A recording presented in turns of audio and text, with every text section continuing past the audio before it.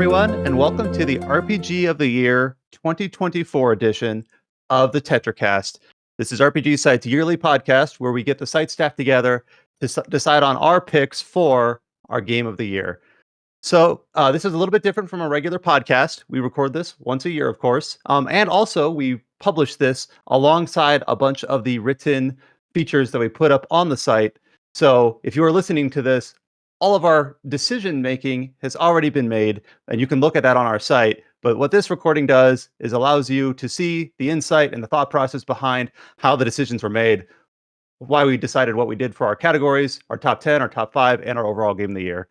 My name is Brian Vitale. I will be hosting. We have a little bit of a larger cast here today. Joining me for this yearly podcast, we have Josh Torres. Salutation. We have Adam Vitale. Hello. James Galizio. Hey, folks. Josh Tolentino. Hello. And we have Mikhail Manani. Hello. So welcome, Mikhail. I think this is your first time doing the Game of the Year podcast. Josh, too. I believe this is your second. We do have Alex Donaldson also on the call. However, he is currently in Vegas, so he is not in his normal setup. And we will allow him to, of course, enter and show up when he gets time to. He is just coming off we're recording this not long after the Game Awards. So, of course, we had a few people, including James, on site over in Southern California. So we have not talked about that on our regular podcast, but we'll catch the big highlights, of course, as we go into 2025.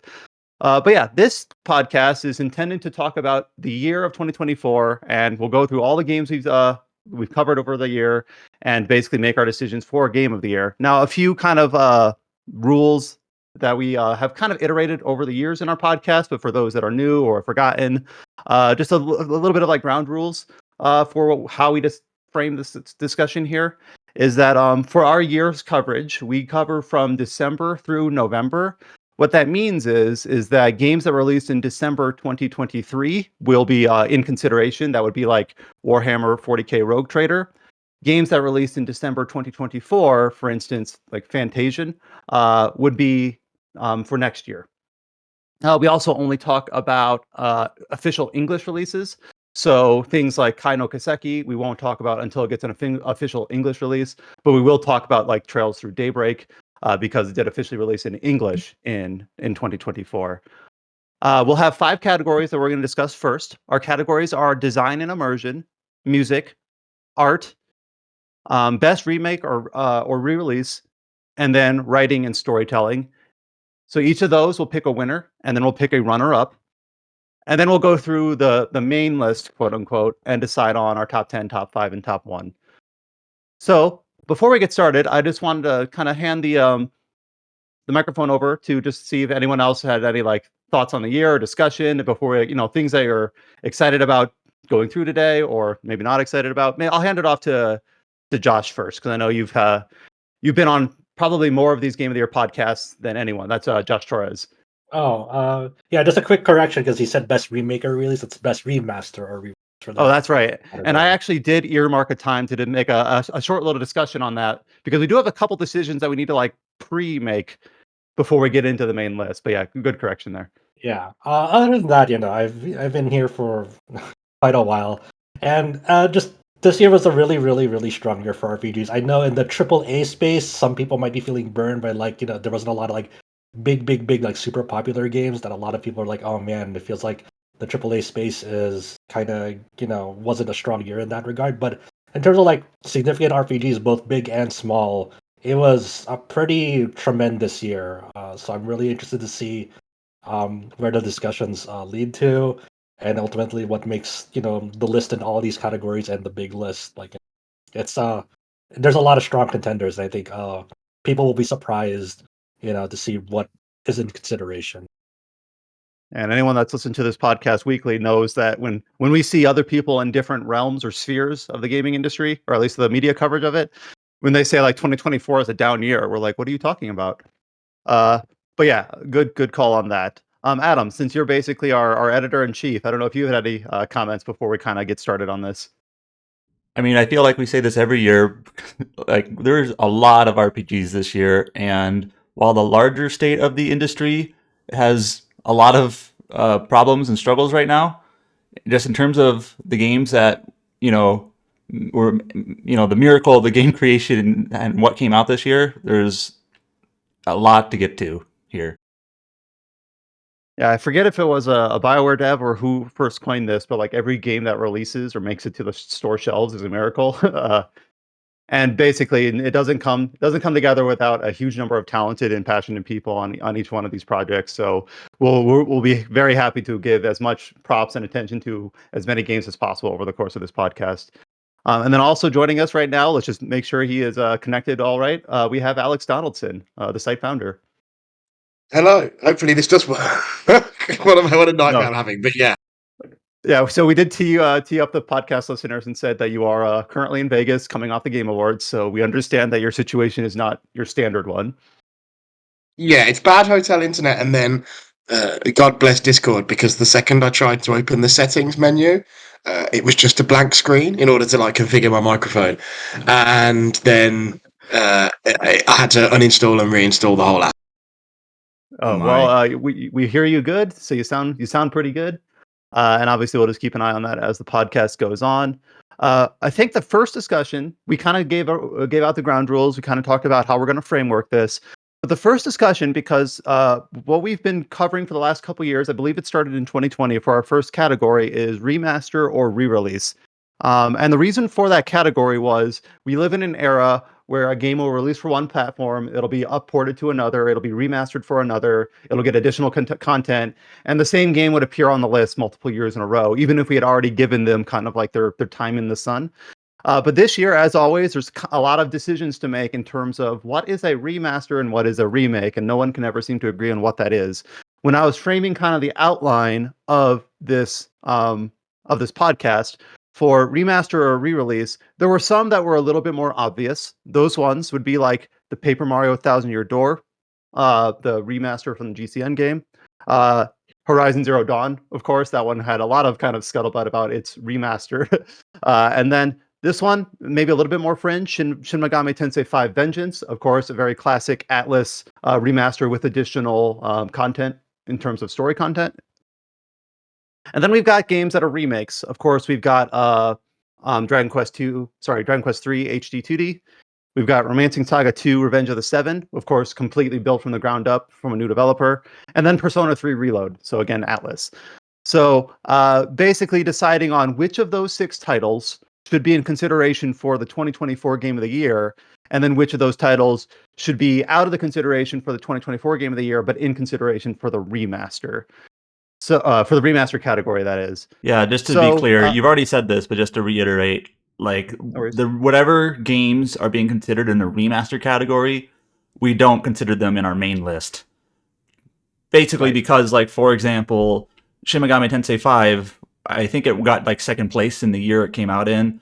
And yes, the re-release Vengeance version is very good, and basically it's just a better version of the game. But do we want to include it once again in our main list, or do we just allow it to basically compete among the remasters and basically allow something else to shine in the main list? That's my argument for.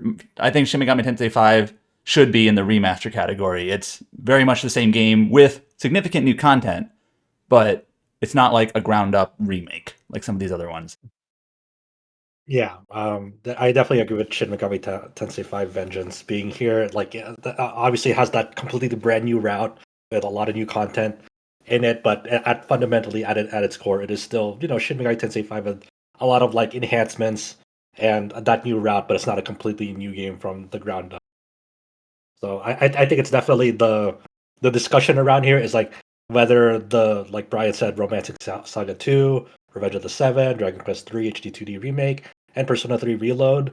Like, just personally, in my opinion, like, I think at the very least, I think Dragon Quest 3 HD 2D and Persona 3 Reload personally should be on this list instead of the main list. And for Dragon Quest 3, it's definitely more of like a new coat of paint in terms of like it's still the fundamentally at its core when you're playing the game from beginning to end. It is still Dragon Quest 3. It does have a new class, has a new visuals. It has a lot of new enhancements like turbo mode, and obviously the new visual art style. But at its core, it is still Dragon Quest III. It is not fundamentally changing what that game is, in my opinion. Yeah, I kind of agreed with you in terms of like out of the 3 games, Romancing Saga 2, Revenge of the Seven, Dragon Quest 3 HD 2D Remake, and Persona 3 Reload, I feel like Romancing Saga 2, Revenge of the Seven, out of those 3, has the most um, built from the ground up, a completely new reinterpretation of the game, belonging in the main list energy, where the other 2 are a little bit more fringe. Yeah, so like Persona 3 Reload is it looks like, it appears as if it is built from the ground up, but it's so faithful to the original in many ways, in terms of its structure and like what the actual content is, that even if it is a ground up remake, it almost feels like it should be in the remaster category here and not on the main list. Anyone for having those two be on the main list instead of the remaster or re-release list? Okay, I think it's fair Yeah. fair to put them on there. And then for Romancing Saga 2, what do you guys think? Because like I'm trying to think of like what exactly. Obviously, what's new about it is like it's that full 3D remake thing, and as for new content significant, you have the seven heroes backstory as like the main new story component in it. But a lot of that game is still fundamentally Romantic Saga 2, the way that you play it, the structure of it, the progression of it. It's more approachable in the sense that like it gives you all those toggleable options to like highlight where you can go, and all the quality of life, like what skills are sparkable now or glimmered, potentially. But at its core, to me, that's still Romancing Saga 2, just with the obviously built from the ground up. And I don't know if you guys want to consider that for the game list, or main game list, or in this category. I'm actually kind of 50-50 either way, because there's so much different about it presentation wise, but fundamentally it is still that same Romancing Saga 2 experience. I think it should go on the main list, and even just small things like there are so many environments in that game, so many Mhm. art assets, character Yeah, models, true. and everything that are all brand new. Mhm. Like they couldn't just, like last year, our winner for this category was the Star Ocean 2 remaster, Star Ocean 2 R, whatever it was called. But it was very clearly just like built on top of like the PSP version with a lot of new souped up content. But this Romancing Saga 2 remake is like, in terms of like the actual game itself, it's not built on top of anything else. It's obviously got the same structure as the original game. It's a remake of it, but like everything had to be created new. That's true. Even the battle system and the way it flows is very different from the original release. Okay, yeah, I agree with you there. All right. So, I know we had a few people that haven't had a chance to speak up yet. So, for people like Josh, James, and Mikhail, how do we feel about our nominees for Best Remaster or Re-release being the 3 that I initially mentioned: Horizon Zero Dawn Remastered, Paper Mario: The Thousand Year Door, Shin Megami Tensei 5 Vengeance, and then adding Dragon Quest 3 HD 2D Remake and Persona 3 Reload as our Best Remaster or Re-release nominees? I'll hand it off to Eeny, Meeny, Miny, Mo, James. Yeah, I mean that makes sense. It definitely feels like this year in particular, like every year, there's a bunch of like remasters and remakes. That's just how it is these days. But it feels like for RPGs, I mean, these are really all the big hits, so makes sense. Okay. Josh, too, or Mikhail, any opinions? Or are we good to start making some deliberation, some choices? That's what we're here for. In a thinner year, I think I might argue for Persona 3 to be kept on the same basis as what's it called? Romancing Saga. But like it's not a thin year at all, so we are not going to be struggling to be filling out the main list. So Mhm. yeah, I'm okay with having that siloed off. I'm good with this as well. Persona 3 Reload is probably the only one I was thinking about, but I mainly wanted Romancing Saga 2 in the main list, so I'm good with this. Okay. Okay. Nice.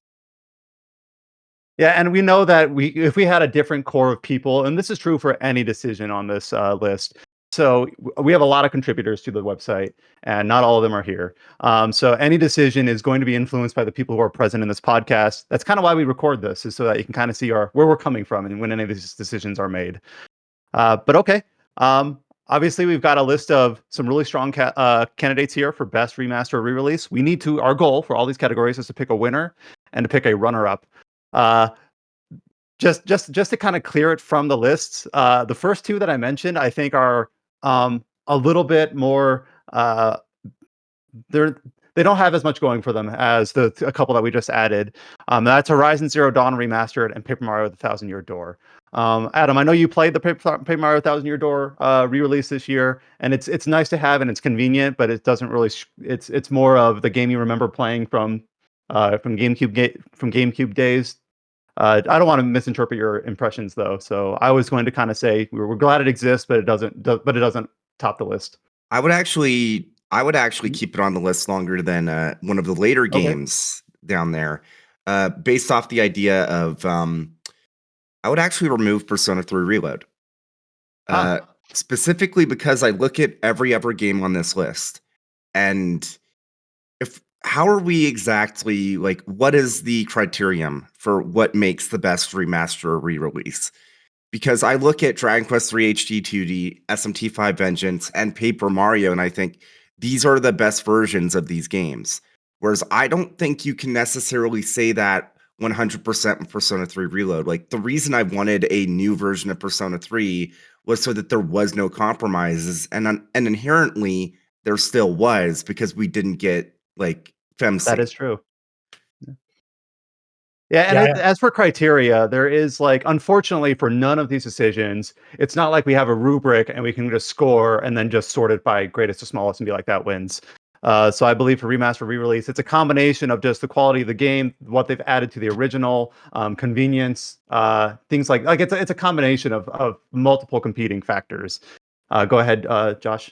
Yeah, I agree with James. Definitely on that aspect of having no female protagonist route in the Persona 3 Reload remake. And there's just other factors to it that are like they've definitely made stylistic decisions to that game that are sort of like an antithesis of what the original release had. Like, for example, a lot of the cutscenes in that game kind of stray away from that almost horror vibe that the original release had, even as early as the beginning opening anime cutscene, where that tense situation of Yukari pointing the seize gun to her head, the way that's framed, the way that scene composition flows out, there's definitely a lightening it up in the Persona 3 Reload remake in a way that really loses that really super tense, because you're for the first time you're playing that game, like, oh my god, someone's about to kill themselves, what the hell am I playing, and that is sort of removed. They kind of stray away from that in the Reload, which I really, there's a lot of parts throughout that game I really disagreed with their stylistic decisions, and which, it's a cool version of that game, but I don't know if that's my favorite version of that game. I don't think it is, and that's kind of unlike the other, some of the other games on this list. It's once again, Persona 3 Reload is there's some things good with it, and there's some other things bad with it, and so it's still in that pool of is this the best version? Debatably, but not definitively. I guess that's one thing. Like, if the remaster can't even be agreed to being the best version of that game, it doesn't necessarily preclude it outright, but it. Oop, someone pressed the button. You have to edit that out.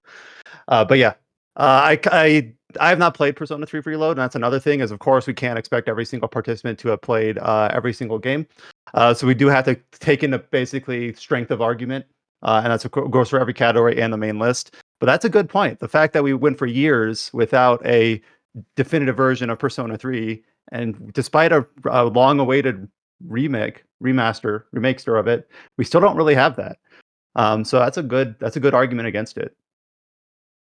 I definitely agree with James, because as much as I love Persona 3 Reload, it's definitely not, it's not objectively the best version of it. And going back to what Josh said about the vibe and stuff, even the menus and the UI, I like what they did with them, but it's kind of jarring to think about that when you're thinking of Persona 3. So they definitely took some stylistic choices which not everyone would have liked, and It's my favorite version of Persona 3, but yeah, I think it's not the best version of it.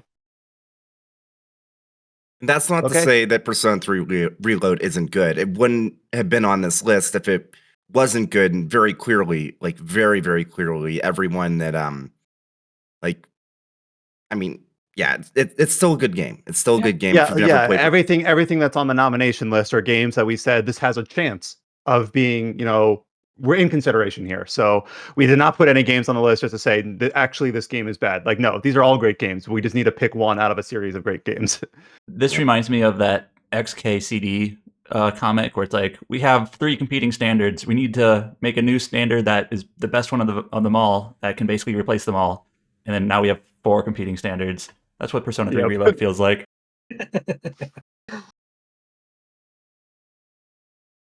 Okay. Let's see. Okay, back to Paper Mario.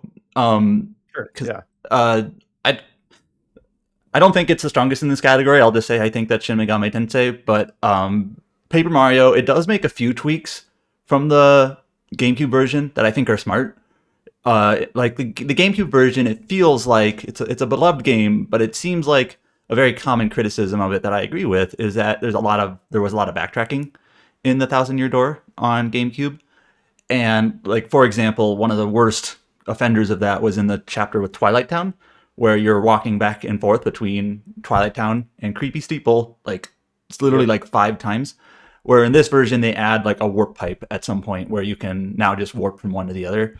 It's like a very small change in the grand scheme of things, but it's like it shows that they had some like understanding, like, oh, okay, this is some place we can make the game a little bit better. We can improve upon it. Yep. And that's not actually the only change. There's a few others. Like there's one on the island. There's one in the Hookdale Castle. That's like basically trying to improve some of the backtracking and stuff. And so I do think it's an improvement and probably the best version of that game, unlike maybe Persona. Like there's no reason I think that you might prefer the original. I'm sure there's some reason, but nothing that comes to mind for now. The one thing that people did talk about when the remake, well, yeah, it's a remake because it was like ground up, like new assets and whatnot, came out, was the fact that it's 30 FPS instead of 60 like the original. Yes. Which I don't think it really matters that much, but I definitely understand why that would matter to some people. So. Mm-hmm. But yeah, it's a good game, but I don't think it's strong enough to win this category. So I don't mind, cutting it. I'm gonna side with I agree with Adam here. I think SMT5 Vengeance I think wins this category to me. But touching on like Horizon Zero Dawn Remastered, obviously it's definitely one of the more contentious ones of like when it was announced. Sony has this habit of like remastering games that aren't even 5 years old yet. But it is interesting, like when you think of like the comparisons of like what they did in remastered for Horizon Zero Dawn, basically kind of putting it up to par to Forbidden West's visual fidelity. You see a lot of that, like kind of getting it more in line with the visual style and fidelity, and sort of like to make sure that it doesn't look so technologically or visually inferior to Forbidden West. It's cool that they went back and did that and recaptured like all that facial motion capture, enhancing like the water visuals in that game. Like it's a really cool graphical remake or remaster, but it's just like it feels way too recent, and also at the same time, didn't they yassify like Aloy too? Which I remember a lot of people making a big deal about that. Yeah, like Aloy more looks like her Forbidden West counterpart in it, and I don't know if that's whether like a good or bad decision, but just from an outsider's perspective, like that's really cool that they went back and did that. On that end, I would say that I think the one really really big knock against it, and I think there's more of a policy knock, is that unlike the original, Horizon Zero Dawn Remastered requires you to have a Sony PSN account to play it on PC.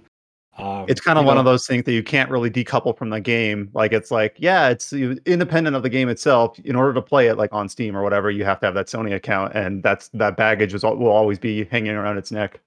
Yeah, and and SMT5 Vengeance, like yes, it is a remaster of a very recent release, but it's more so that like they added so much new content around that. Also, the natural thing is like it also came to other platforms besides Switch as well. It came out to everywhere, and a really cool thing about that is they continue to update that game post release with SMT5 Vengeance with new demons, new demon navigators, a new quest for that new demon. And we'll get to this later to see whether it's in the running or not. But like they added a fuck ton of new music tracks in that game as well, which was, and a lot of it was really really really good. So, well, and not to say that like Dragon Quest 3 HD2D remake is no slouch. It is definitely a game that's been in development for a long time. It definitely went through the ringer during development, and I think it's a fantastic like revitalization of that game in terms of like just getting it exposure, and also you know kind of making new modernized visions of the earliest Dragon Quest games.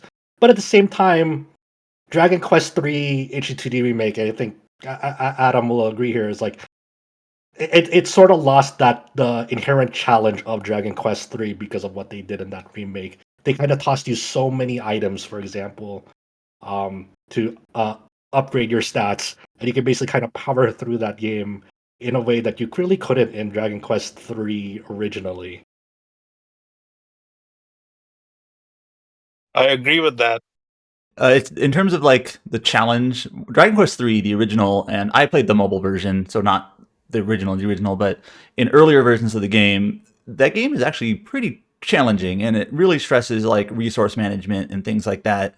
Whereas this remake, not only are like a lot of the stats made a lot of like boosted, you get more HP, you have higher stats and whatnot. But the game just throws so much money at you. It throws so many of those like stat up like seeds at you. Like everything that you find in those secret spots is basically new in terms of equipment. I think Brian mentioned like someone commenting like, what do you mean you can have like 2 boomerangs and a whip by this point in the game, which makes the game a lot easier. And Persona 3 Reload had a similar thing where it's just a lot easier than other versions, but I do like how Dragon Quest 3 HD2D looks quite a lot. I don't want everything to be HD2D, but here I think it worked out well. As long as you turn depth of field off. True. Yes. That's true too. Yeah, and one other thing. So I played Dragon Quest 3 HD2D. I played Shin Megami Tensei 5 the base, but not Vengeance. For HD2D, the Monster Wrangler was a decent addition. It wasn't the worst, but the monster like tournaments were like a footnote of a footnote. They barely mattered, and all it was more free money and stuff for very little effort. Like it ended up not being as impactful as I thought it would be. So one of those things where it's a nice addition, but it didn't blow your mind. I do appreciate though that like they even went the extra step of like giving you like all new like visuals of like the your personality choice at the beginning of the game, like how those scenarios can play out. They actually like kind of re-envisioned that and the way they rebuilt that as well. That's really really cool. Yeah, I just think these two are very very high quality. But I think SMT5 Vengeance does edge it out in my. So we kind of spent more time, like before we close the book on this category. I know Adam played a ton of SMT5 Vengeance. You played through the game combining both versions of the game. How many times did you reach credits in probably this like game? 15. So, I'm not joking. So like, yeah, that's more than me as well. Yeah, so I know obviously many people played Vengeance, and we'll allow people to voice their opinion, but we haven't really talked about, like we said, it added a new story route, new demons, new music. Adam, maybe just like one final push for. It seems like we're in a consensus, or as close to a consensus as we can reasonably be, that Vengeance is the winner here. But you more than most can speak to what Vengeance added over the base game. Yeah, so I mean, Shin Megami Tensei 5 in general is clearly kind of a very different take on the series than what came before. Less dungeon crawler, more open world.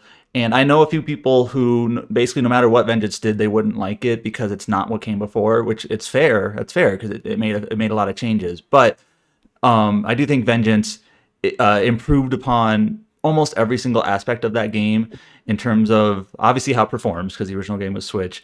In terms of like, that's not nothing. Yeah, it's not nothing. and in terms of like all the content, the stories, like the different characters that are there, the different subsystems in the game. The one subsystem in the game that I was not a fan of that other people are was the demon hunts. I didn't really care about the demon hunts at all, but really in terms of like this, I actually kind of respect Shin Megami Tensei 5 a lot because it's a type of game that Atlas hadn't really made before then. Because Atlas, they made a lot of the Persona games, Etrian Odyssey, things like that. A lot of turn-based RPGs, dungeon crawler type games. Whereas this game kind of goes for that like explorable zone, open world sort of. I know it's not quite open world, but like explorable zone turn-based RPG, and I think it actually did a respectable job at that. And the new routes, the new characters, I think they do, it's a more interesting route than the original in terms of like character writing and things like that.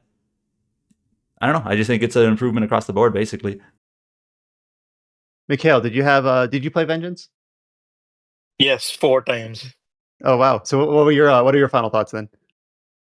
I adore the game. In fact, when I was just thinking about my own personal top 10 overall, I kept flip-flopping on whether I should have Vengeance in there because it's a re-release in the end.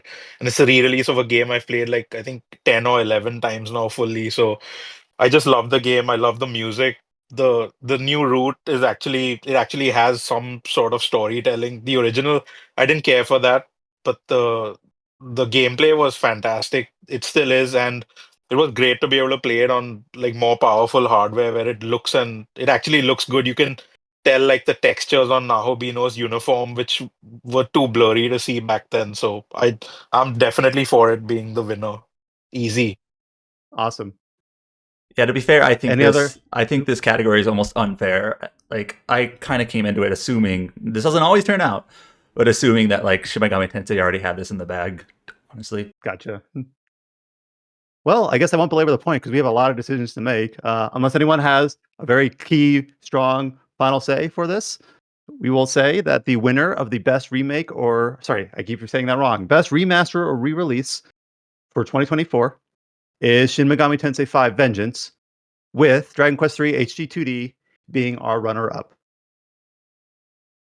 Feel good? All right. And just to reiterate, these games will not be consideration on our main list. Yeah, not only those two, but any that was in that category, which was all the games we discussed, with the exception of Romancing Saga 2, we argued will be in that main category once we get there. All right, next category. This is always a long one. So best writing or storytelling. So this one's very straightforward, regardless of the other aspects of the game. And of course, you can't always decouple writing and gameplay. Obviously, Yoko Taro Games and several other developers really mesh those two things together in a very unique way that only video games can do. But these are games that have great characters, great plots, great narratives, themes, leitmotifs, anything like that. Anything that we feel strongly about in terms of best writing or storytelling in that aspect. So we have a pretty long list here. Some of these are probably going to get more discussion than others, but basically a lot of games this year have very strong narrative focus. So a lot of these will be repeated on the main list, and that is Metaphor ReFantazio, Warhammer 40k Rogue Trader, Final Fantasy VII Rebirth, Like a Dragon Infinite Wealth, Dragon Age The Veilguard, Rise of the Ronin, Megaton Musashi W Wired, Legend of Heroes Trails Through Daybreak, and The Thaumaturge. So these are, what is that, nine options, and we have to, again, pick a winner and pick a runner-up. And just like you said, Adam, sometimes I look at this, I'm like, clearly this one's going to be in the top and this one's not going to make it. But that's why we have the discussion, because we always find that we have surprises, or we have ones that we didn't realize, oh yeah, that one does that thing that's really neat in terms of its storytelling. So let me just go to someone who hasn't had a big chance to speak yet. Josh Tolentino. I don't know if you're looking at this list, if there's one that clearly sings to you as one that you were hoping would be here. I really want to make an argument for winner or runner up. Well, honestly, like if I were just going to vote, I would just throw it in for Rebirth. But I felt obliged to I'll do a bit to fight it out a bit with the Veilguard because like both of those games do something similar for me, personally.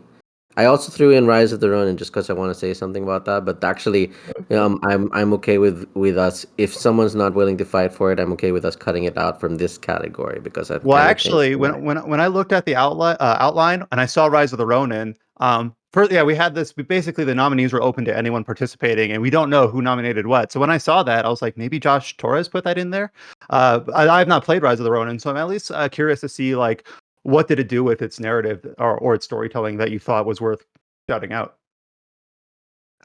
Well, I was actually. I think I realized I was. I might have. I'm okay with cutting it from here because it's not so much in the writing of it that interesting, but it's in actually one of the more a different category that I nominated it for. So if no one wants to speak up for it in this category, I'll speak up for it there.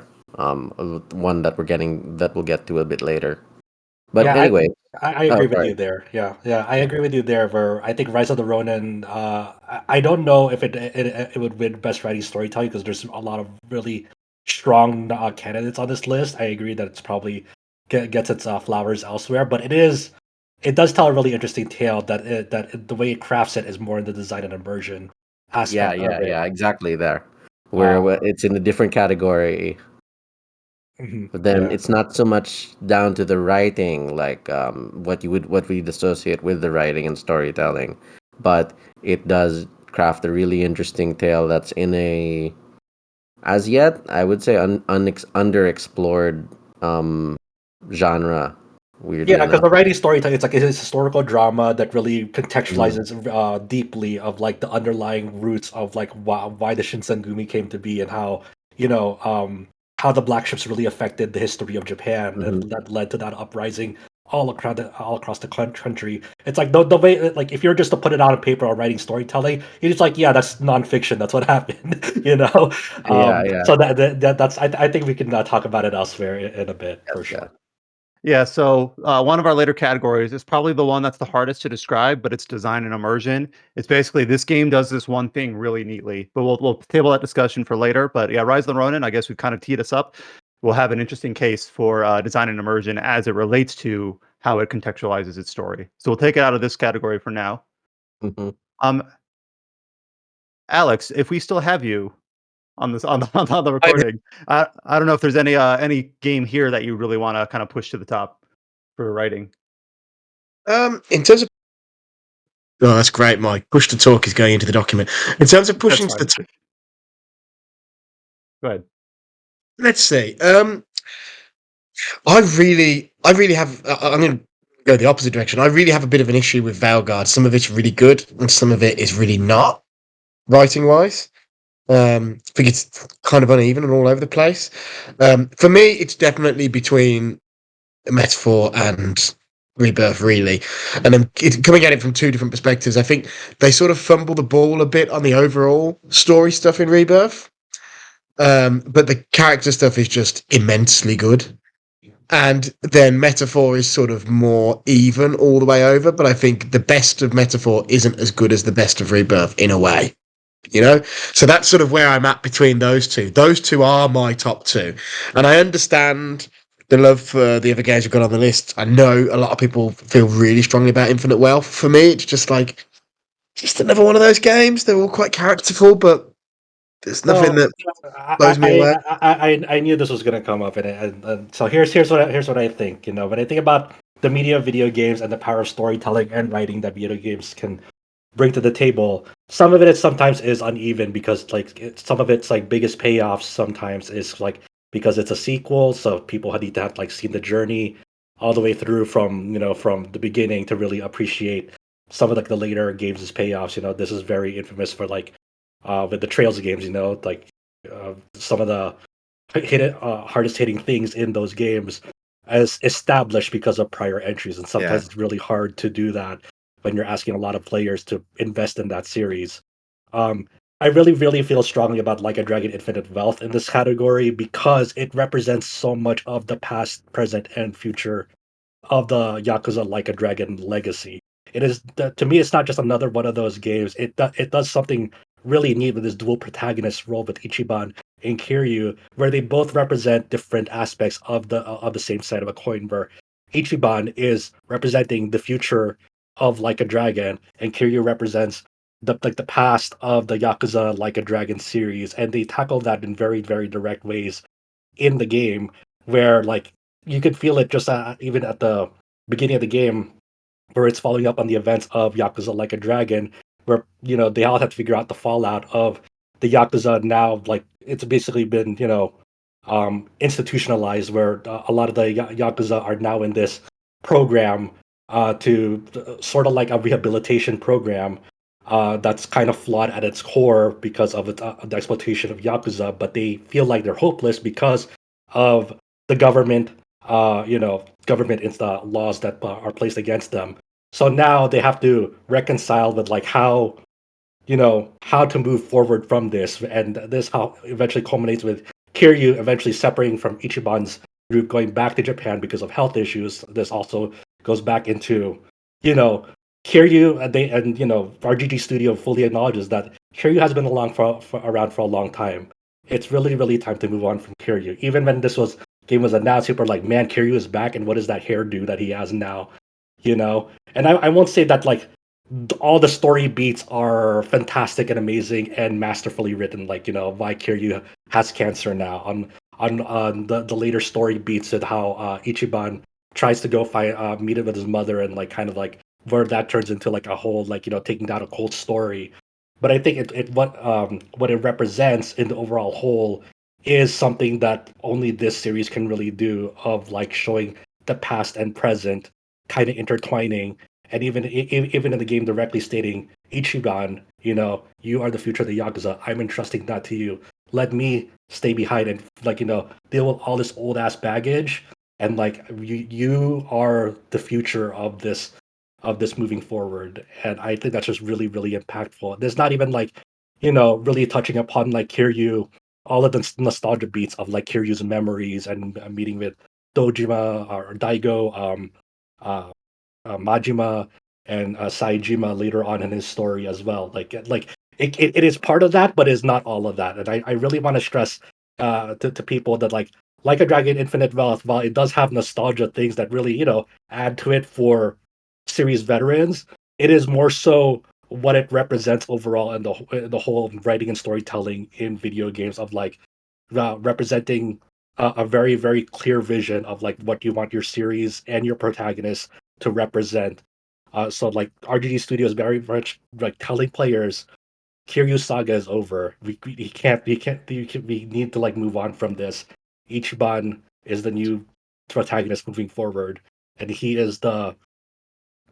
represents something greater than the sum of its parts. Like I know a lot of people really didn't like Ichiban's ending of like almost like extending a hand to Eiji, but I think that's a really impactful thing, because Ichiban, not only has such a big heart, but it represents so much of like, hey, we should like try our best to give people who are low in life, did some rather bad shit during the story, a second chance at trying to like make things right in their life, and Kasuga represents the best of humanity in that, of like, you know, we've gone through so much, you put us through the ringer, but I still want to give you another chance, because I think there's something here that, that you're not irredeemable. There's something, you know, about this that like we can make this work. You just have to extend your hand out.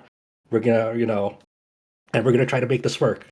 And I think that's just it's a to me, when I got to the end of that game, I teared up. Like it wasn't I didn't have me crying at the end like Yakuza Like a Dragon, but it got close to that, because I think that's really something beautiful about this game, of like, and it really represents um Kasuga as a character and the new face of this series. Did For me, anyone I play don't. Infinite Wealth other than me and you? I'm just curious. I did. All right, Yeah, Mikhail I did. did. Awesome. Oh, okay. So I definitely was gonna bring up. So when I looked at this category, I knew that Infinite Wealth was going to be in contention because I feel pretty strongly about it too. The only thing is when I played. First of all, I was curious. I was trying to look it up. Where did Yakuza 7, Like a Dragon, whatever you call it, the first Ichiban game, like land, or if it got in this category at all? Because that game had such a powerful ending. Like Ichiban being destined to come to blows with Masato, the fallout after that, all the lead up to it, like that ending was just so tightly packed, and the only contrivance there was that Mr. Mirror like sub story or whatever. And then here, like I loved all the characterization, especially like the larger cast, a lot of returning characters, a lot of new characters like Chitose. Um, up until like the 90% mark, and then the only thing that I thought that Infinite Wealth like didn't stick the landing was just that the story about Ichiban going to the dump site of the reactor waste to fight the cult leader. Like there was just no like emotional stake there. Like to me, I'm like, I don't really care about this. Like to me, that just like that one, and that's to say, I loved everything going up to that. I just it just didn't stick the landing, which is of course the most recent thing in my mind is like, oh yeah, that's how that game ended. But I do agree, just like you talked about him forgiving Ichiban's, trying to always see the good in people. Chitose as well, her story, and Ichiban saying like, "You're one of us. Like, I forgive you for what you did." And just a really excellent protagonist. So I say that if Infinite Wealth ends up being in the top like runner up here, it's on the strength of its characters. That's its strong point in this category. Man, I really need to get like proper into the Like a Dragon series. I haven't played nearly enough. So yeah, I can't really speak to Infinite Wealth myself. How about you, Mikhail? You played it. I did. In fact, I remember DMing Josh when both of us were reviewing it, and I think I finished it a few days after he did, and I was thinking about it for a long time since. Like it, I still feel like it's my own game of the year as well overall because I feel like everything it did was so perfect. In which, if someone's been with the series from the start, they are rewarded for it with like Kiryu's memories. It was like it's a thing which unlocks towards the end of the game or like towards the last third, I'd say. And if someone's played everything, they get rewarded. And it's not just nostalgia baiting because you kind of need to do that to also become stronger as Kiryu. So I feel like they handle that very well. Where if someone's new to the game, if someone's new to the series, they get to see these characters, and given the lead up to that moment, they'd likely want to go back and see what led to this situation. So, and also one more thing I wanted to bring up is when I played like Yakuza 6 felt like, oh, this is going to be his last game. But then when they brought him back when they brought Kiryu back in 7, I thought the passing of the torch moment wasn't handled too well over there, even though they did a good job. With this, they absolutely nailed that. So now you can tell Ichiban's the face of the franchise. And they handled Kiryu well, and they basically did everything I wanted to with the character. So I'm good with the series going forward, and I think with they've announced so much more coming, so like it's quite an insane studio. But yeah, Infinite Wealth, it just hit everything out of the park, and I think we didn't even bring up the combat improvements and stuff. But yeah, that's for another category. So yeah, I just adored the game from start to finish, and I still have it installed on every device, and I keep booting it up to just like jump in and watch some of the cutscenes again and stuff. Just a fantastic game. So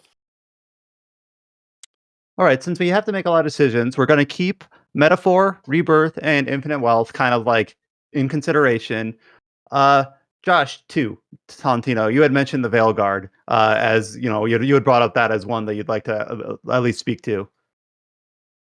Yeah, I think yes. I'm willing to let the Veil Guard go, but since I'm put it in there so I could have my piece, I think Alex is right in that there were some pretty low lows in some of that writing. It's definitely an uneven thing, but what it managed to do was like it kind of the thing. I mean, we kind of asked when I appeared on the podcast last to discuss the review I wrote for it.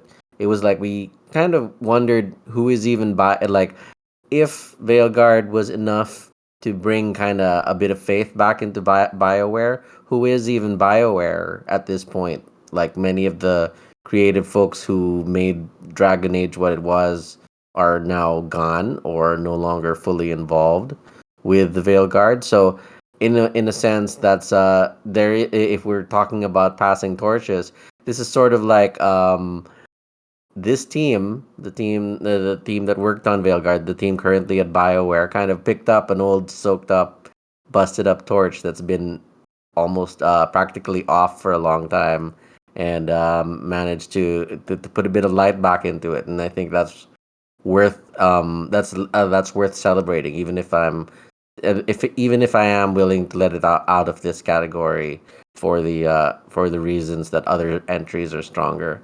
So I felt like it's still worth saying my piece on that. No, that makes sense. Like they took something that was created by another group of developers, maybe with a very small amount of overlap, and created something that was competent. It didn't like very uneven. And when you talked about it on the podcast where we discussed the review, you can see like the vestiges of it, them looking at, multiplayer or battle royale or other sorts of like ideas for how they could frame the gameplay before they pivoted back to try to make something that was more in line with their history.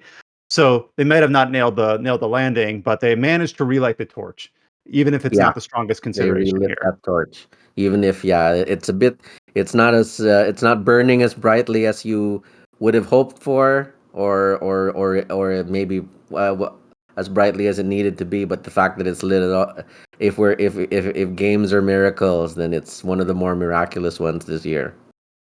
Yeah, and there is some strong points. I think that Solus's interpretation was pretty consistent. I know that I'm not the first, second, or 10th person to say this, but I know a lot of people had issues with the companions. There's not enough friction. It feels very too like happy-go-lucky in the wake of world-ending threats. Not a lot of edge to it in compared to like Sarah from Inquisition or multiple characters from Dragon Age 1 or 2. Uh, Sten, I guess, in Dragon Age 1. But I do agree that it was nice to kind of at least call it out here on that sense. Yeah. One that I'll kind of call out because I think I'm the only person that played this is Warhammer 40K Rogue Trader. Basically, this was the December release from Owlcat Games. I'm basically putting it on here mainly because it was my introduction to a completely new but long established IP that I knew nothing about. And yet it was framed and positioned in a way that I felt that I really enjoyed it. I didn't feel like an outsider. I didn't feel like, oh, I don't know Warhammer, so this is nothing. This is not for me. It has the opposite of Veilguard, which is why I rushed right into it. And where it has a lot of characters that you can choose or not choose, just feel like you should hate this person, or this person does not agree with your beliefs. This person hates everyone else in your party. There's actually like achievements for like having your inquisitors basically just murder your party because they don't align with your dogma. So this is just a fun game to talk about, like how can we push the boundary of telling a story where not everything is on the up and up, not everything is for the best of all people. There's a lot of hard decisions to make, and when you try to be a good person, uh, they call you a heretic for it, and that's usually like it comes with a huge set of drawbacks. And in addition, in Rogue Trader, there's a portion in the middle. This is more of a gameplay design thing, but there's a middle chapter where the game is separated into chapters. I'll try to be quick here, and you're given access to a ship and your resources and a huge cast of characters. And then in the middle, that's taken away from you and saying you have only these three now. Find the rest. You are very limited. You don't have access to your cargo. Figure it out. And yes, that's a gameplay front thing, but the fact that how they integrated it with the story was also really neat. So this was a game I'm glad I played, but I don't think it wins over like the top three that we had kind of identified in Metaphor, Rebirth, or Infinite Wealth, but it did kind of I do appreciate having that strong, very deep, very nuanced sense of character writing and narrative that's not always kind of easy to read. It involves a lot of bad actors, a lot of people that are self-centered, and it was just kind of good to it was fun in a way to have that sort of storytelling against some of these other ones that are a little bit more like deliberately positive and hopeful. Though I think Metaphor does kind of lean into that as well, in some subtle ways. You know what game this reminds? I watched you play a lot of Rogue Trader. You know what? And the way you talk about it, you know what it reminds me of? reminds me of Wasteland 3 in terms of some of the some of the decisions in character writing, where it's kind of like no hard or no easy, obvious answers. Like there's no golden path. Yeah. There's no, if you select all these options, you save everyone and everyone's happy. Like, I almost don't like when they say, what's the true ending? Because, like, oh, the true ending is just going to be like where all the chips fall face up and everyone gets the best ending. It's like to me, sometimes that can be good in some cases, but a lot of times it feels manufactured. With Rogue Trader, you kind of have to feel like, well, I made a decision and I got to live with it, regardless of the outcome. I'll just say we can cut Megaton Musashi W Wired. I think it is still like a really really entertaining story to go through, but there's a lot of it rides on shock factor in that game, where you're just like things unfold in a way you don't expect. Like the very first things you learn about in that game is like the city that you're in is like kind of like everyone in it is like brainwashed into kind of keeping their sanity because like 90+% of humanity has been wiped out of aliens outside of the dome city that they live in. And then later on, you see a relationship develop from one of the characters where they're actually like in a lovey-dovey relationship with like an older woman that the older woman is like used to be part of like the alien invading forces that groomed him into liking her. It's a fucking wild story.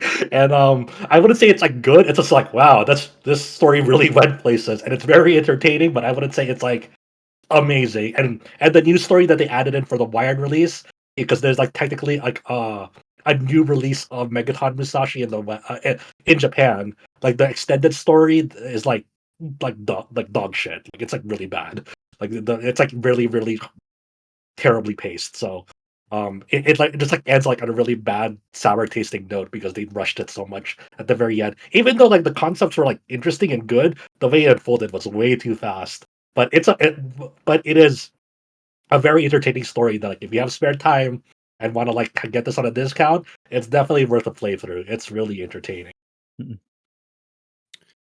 Sometimes having games that are like shock factor, sometimes it's hard to like have that be something that you really come back to think on as like something that was really like subtle or nuanced or had like a slow ramp. But sometimes those sorts of games like just where it just kind of gives you the frosting all at once in terms of just trying to surprise you and make you have no idea what's coming around the corner can be a fun compared to like I said, Metaphor or Warhammer, where it's a lot more like a slower burn.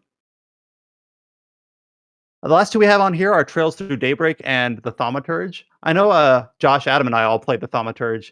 I think this one's just really, really interesting because it's historical fiction set in the, I hope I get the century right, 1800s Poland.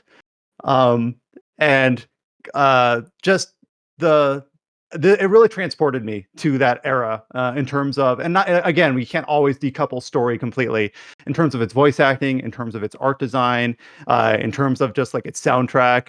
And it really kind of puts you into something that it is a fantasy game because it deals with like the salutors and basically like demon entities that the thaumaturge of character, not Victor,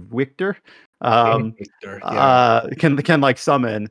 But it's a fantasy game that doesn't feel like a fantasy game because it so well integrates like the era and the fantasy elements together. At least that's when I think back on Thaumaturge, which has been a few months since I played it. Yeah, it's in 1905 Warsaw, and I don't think like okay.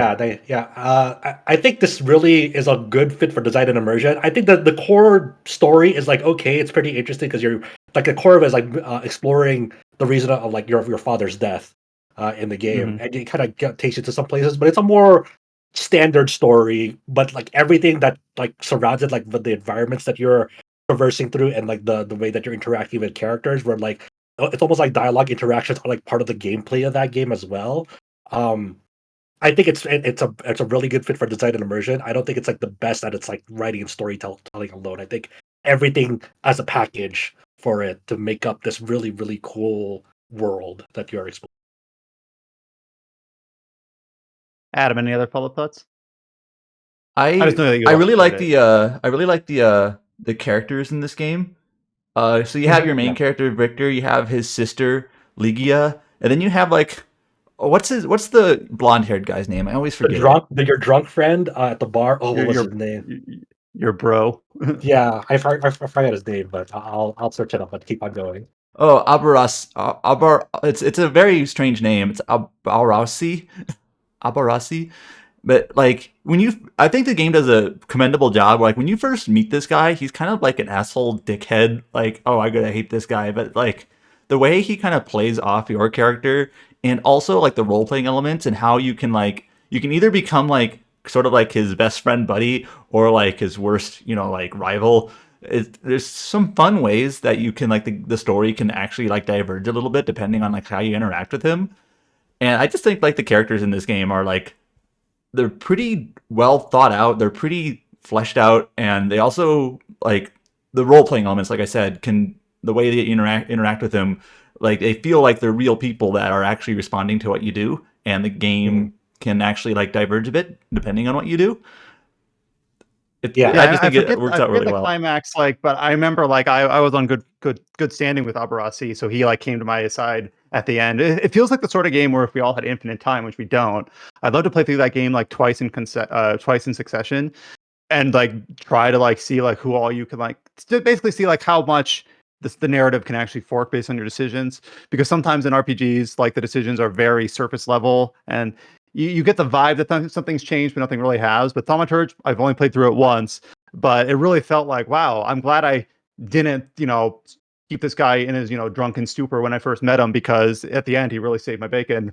And so seeing like what else what the other like permutations of the way the story can unfold are.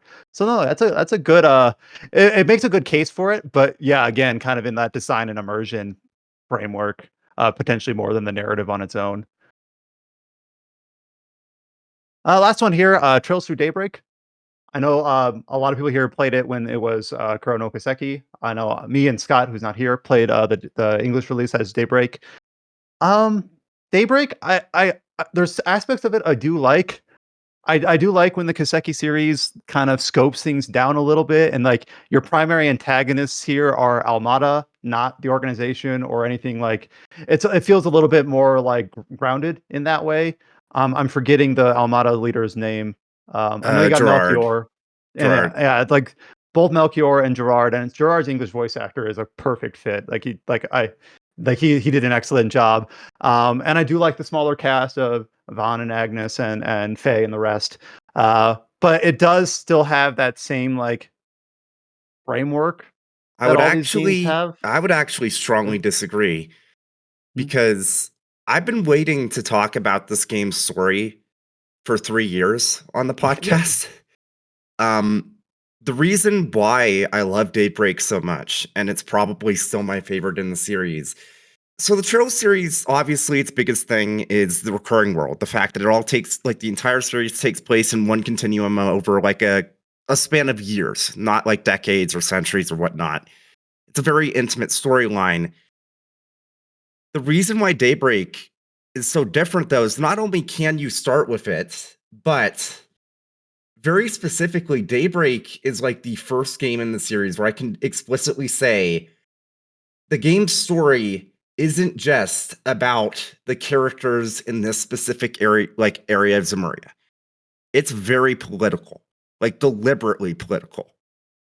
Like, yeah, Almada is the like ostensibly the villains of the game, but the entire point of Daybreak is the xenophobia, the racism that Almada's using to their advantage to sow terrorism. And I can't really it's already clear enough in Daybreak, and it's a very, very like explicit theme.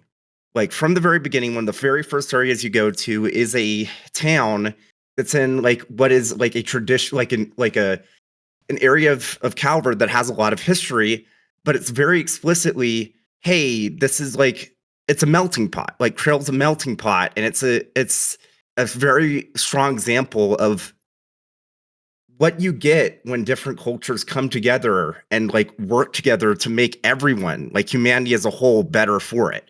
Like one of the side quests there is literally taking like everyone's different cultures to make something that was truly unique for Trail. And throughout the story, you get to the point where it's like you keep seeing that in different things. You see it in the influence that the that the Easterners had in Longport. You see it in Basel, where the in universe the mathematics from the Middle East were applied to basically make this massive technological and educational hub in Basel, and how it's influenced the entirety of Calvert and the entirety of Zemuria.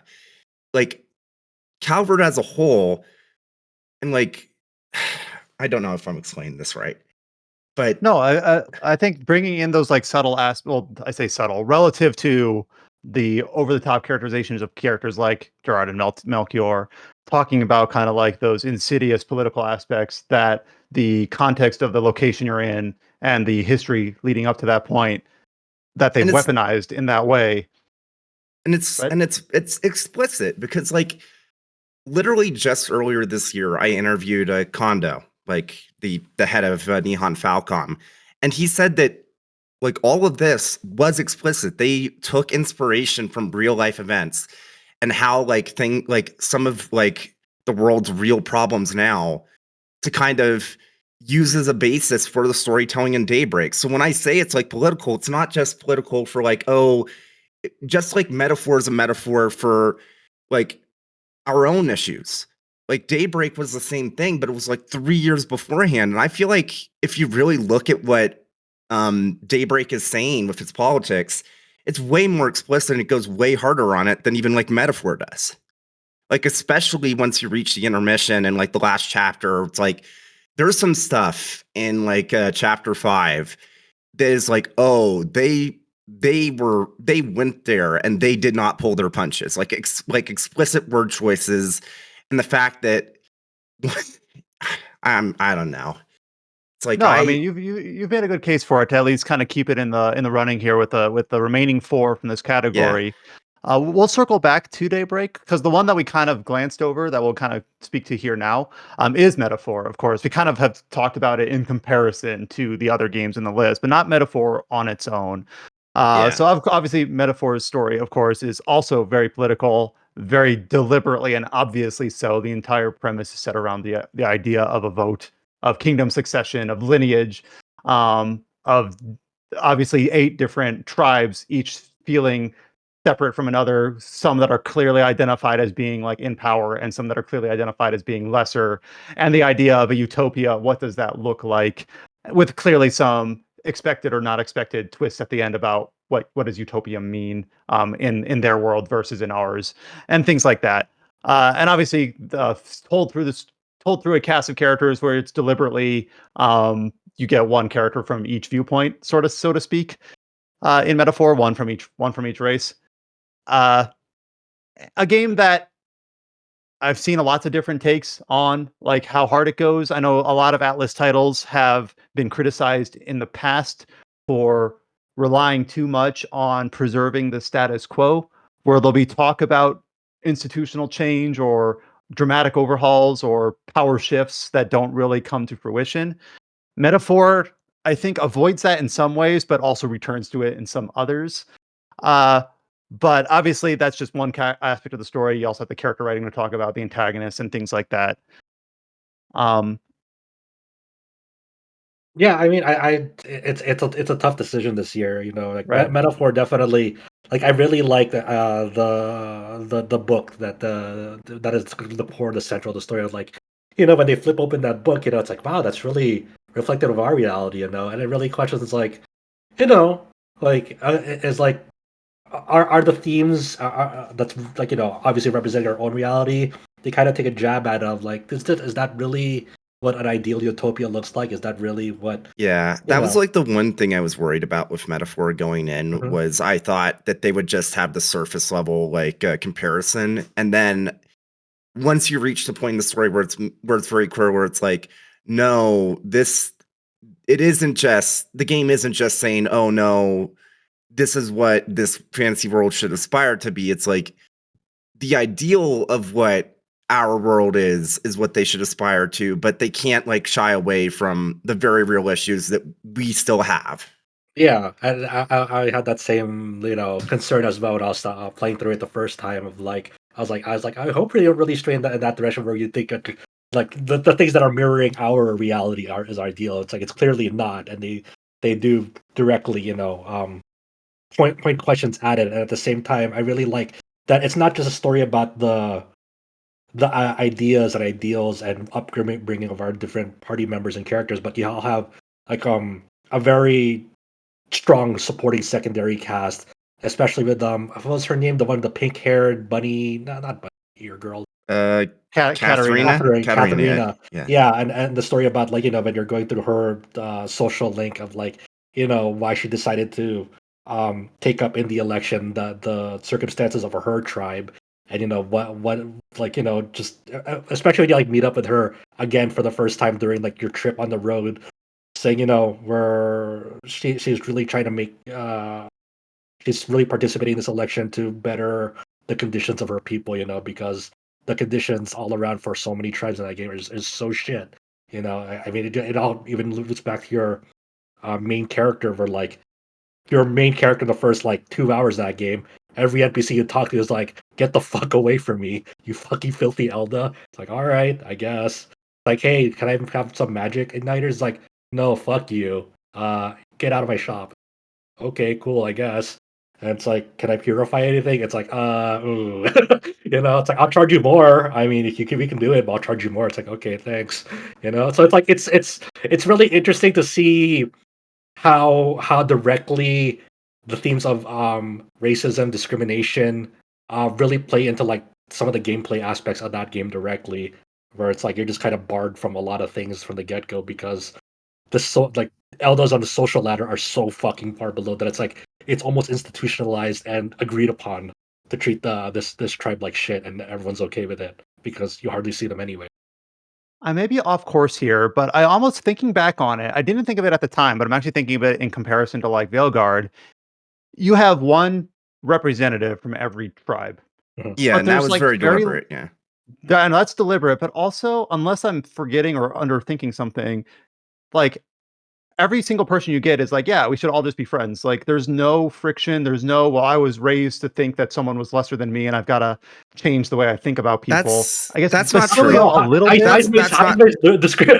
Yeah, no, yeah. are shit. Yeah, Heismay outright says, I fucking hate these guys. I'll deal with it, but I fucking hate them. Right, Yeah, maybe it was just a little quick for me. Like Yeah. it I just mean, felt like everyone got on board to be very fair quickly. to Heismay, he deliberately says it's like, no, I understand that this is like a bias of mine. I'm gonna try and get around it. But he even fucking shows it's like, unfortunately, because of what happened with his like son, it's like scars run deep. Right. yeah, Yeah. that's the whole social link of Heismay is like, how, what are you gonna do with his son's ashes, and you really learn about the circumstances of like, why that intrinsic, like why that event is so intrinsic to his discrimination against certain tribes, because of And that story link, and and Fidelio it's not, shows a lot of that too. yeah, With Fidelio, yeah. Fidelio trying to reckon with what he had grown to learn and why he originally allied with Luis. And this is Um, that kind of the yeah. brilliance of metaphor is like it kind of solves that late party member problem in this game because Fidelio and Basilio kind of join you early on your trip before you even get to before you even meet Yufa for the first time. Yeah, it's really a shame though that like you say that, but there is still kind of like a Haru in the cast with Yufa. Because Yufa, I don't think she has that late party member problem. For me personally, I think I don't Yufa's a know. really Yeah. I think she's a pretty well realized character by the end of that game. But you really need to have that investment of like going through her bond I storyline did, but for that. I feel like I don't know. She definitely stands out to me. She very explicitly reminds me of Haru in a lot of ways. I never got Haru from. Okay. So yeah, All right. So we have 4 titles here: Metaphor, Rebirth, Infinite Wealth, and Trails Through Daybreak. We have to pick a winner, and we have to pick a runner-up. Alex was the only one to speak about Rebirth. I guess I'll take another swing at it. Like the more I look at it, the more I'm wondering. I know Alex has put in his vote for Rebirth here. I think Rebirth does a lot of things well, especially with the characters.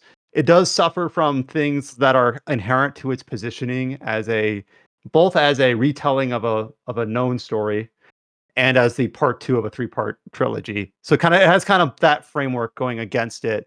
Rebirth, the more I think about it, I think about, going into that game, how are they gonna do the ending? How are they gonna do the Temple of the Ancient scene? How are they gonna handle Aerith? And the more I think about it, the less I'm, like, satisfied with what they did. They did kind of a, and I'm not gonna say anything explicitly here, but they did kind of a will they, won't they? We know that you're curious. We're gonna, like, drag this out.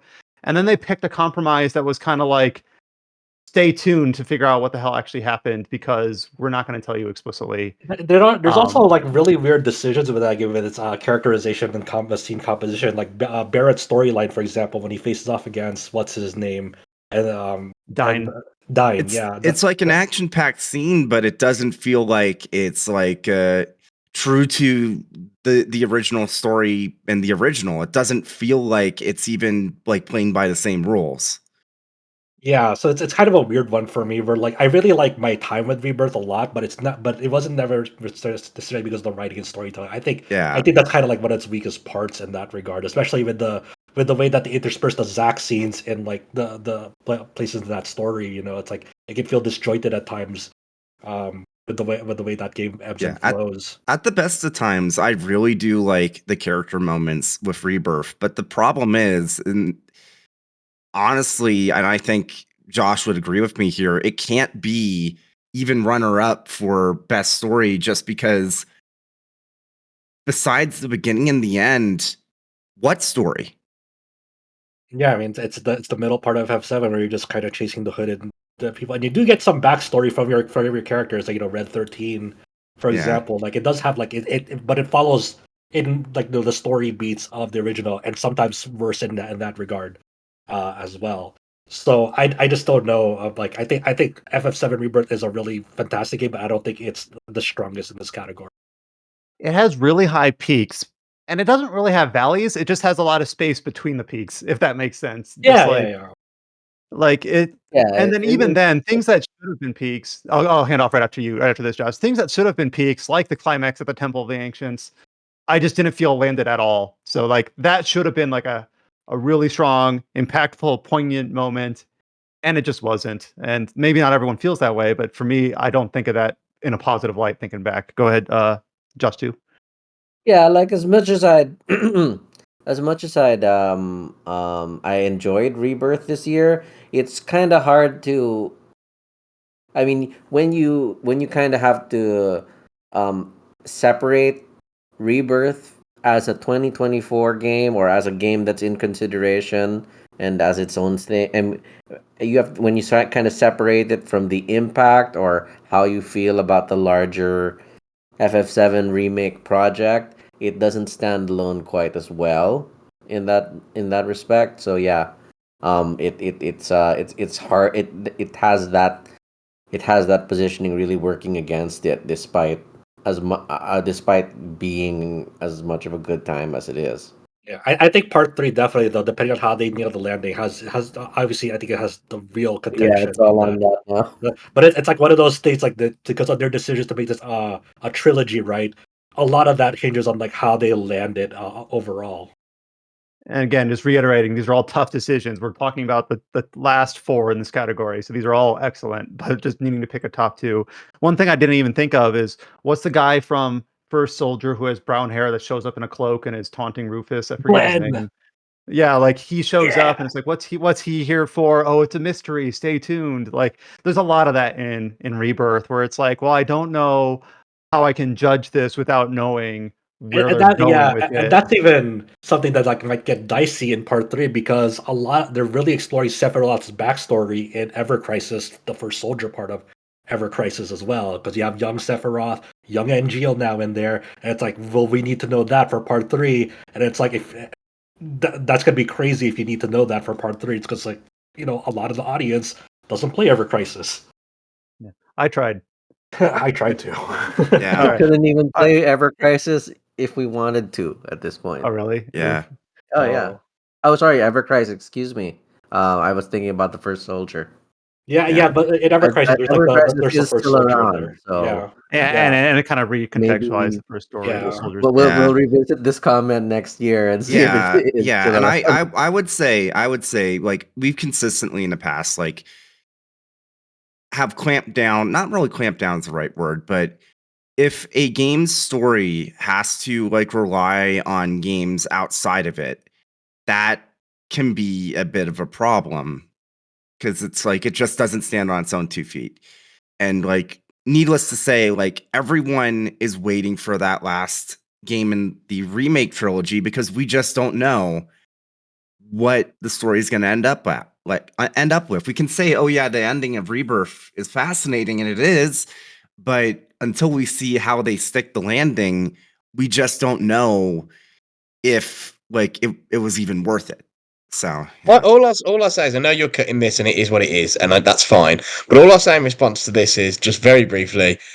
The thing about it is we can say all that, but I think it is a perfectly coherent individual start to finish story in a way that and that's a good middle part of a trilogy. It is yes, it raises a lot of questions and shit for the third part, and yes, there's questions about how all the other stuff from external games is going to integrate and stuff like that in the future.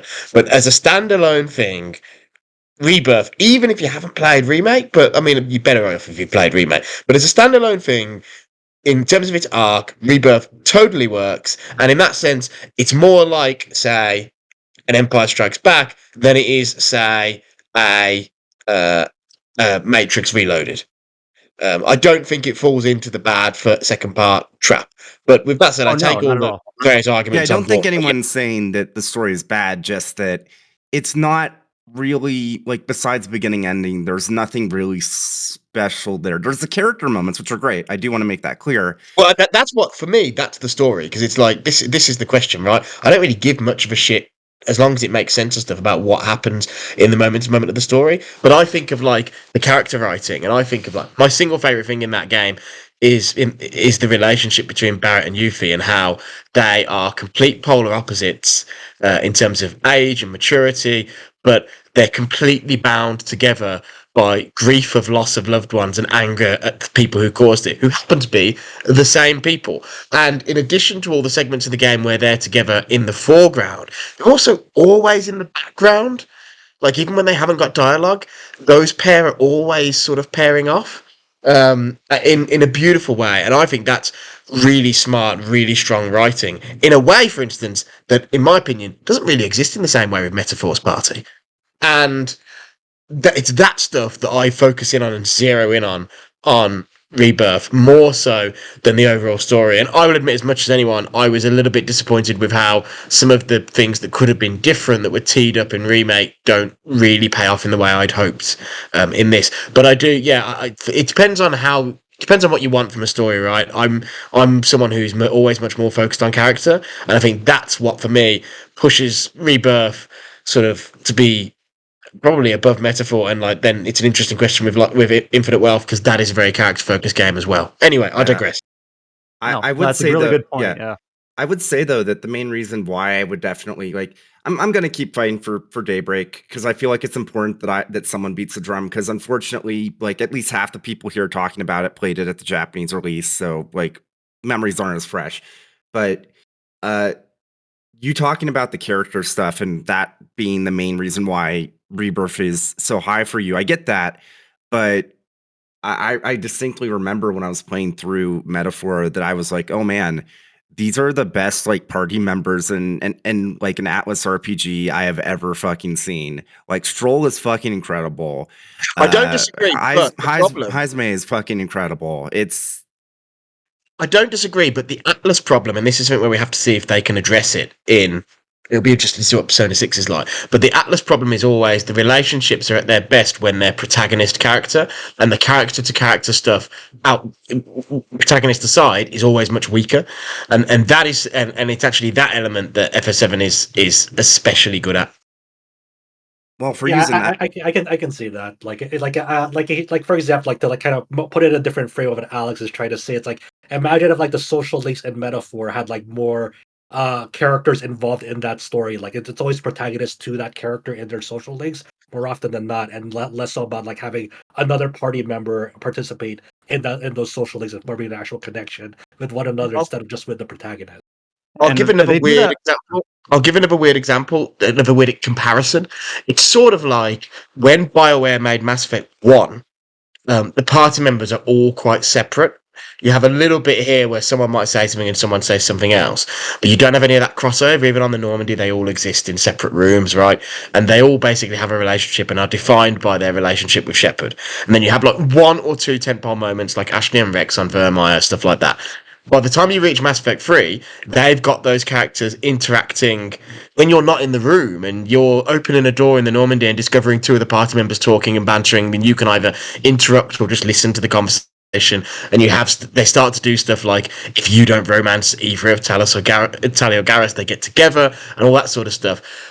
And I guess what I'm saying is that the P Studio approach to making to these characters is still very much in that Mass Effect 1 zone for the most part, and I want to see them move towards this thing where these characters exist holistically, and the party is not just about a bunch of people who interact with you, the protagonist, but also a bunch of people who interact amongst themselves.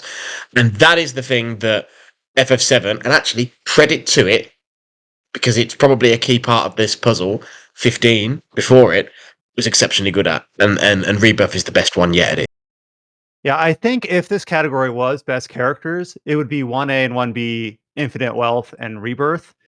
But because we kind of have it agglomerated in all of the facets, I think we could say Rebirth is contention for having maybe some of the best characters. If it had nailed the ending to the story or had better dialed and framed the Glenn stuff, like maybe if that wasn't a non-factor, it would potentially contribute more here. Where Metaphor Fantasio, someone used the phrase complete package earlier. Maybe it doesn't have the high highs, but it has great characters and a cohesive story and like a good subcast and great themes. It just seems like because of the way we framed this category, that might be how things shake out. At least that's the way that I've seen the summary for these last 4. Yeah, definitely a tough one because yes, like when it comes to like character interactions, Rebirth is very very good at. But it's just like I said, it's definitely bigger picture here. Yeah. All right, so Rebirth, a very strong game, has kind of the curse of the middle trilogy part, but like Alex said, more of an Empire Strikes Back than a Terminator 2 or 3. I shouldn't say 2. Oops, my bad. Sorry. Matrix 2 is what I meant to say. All right, so we still have Daybreak, which James put together a strong argument for. Infinite Wealth, which Josh put together an argument for. And then Metaphor, which no one's really... Alex kind of framed a little bit of an argument against in terms of a shortcoming.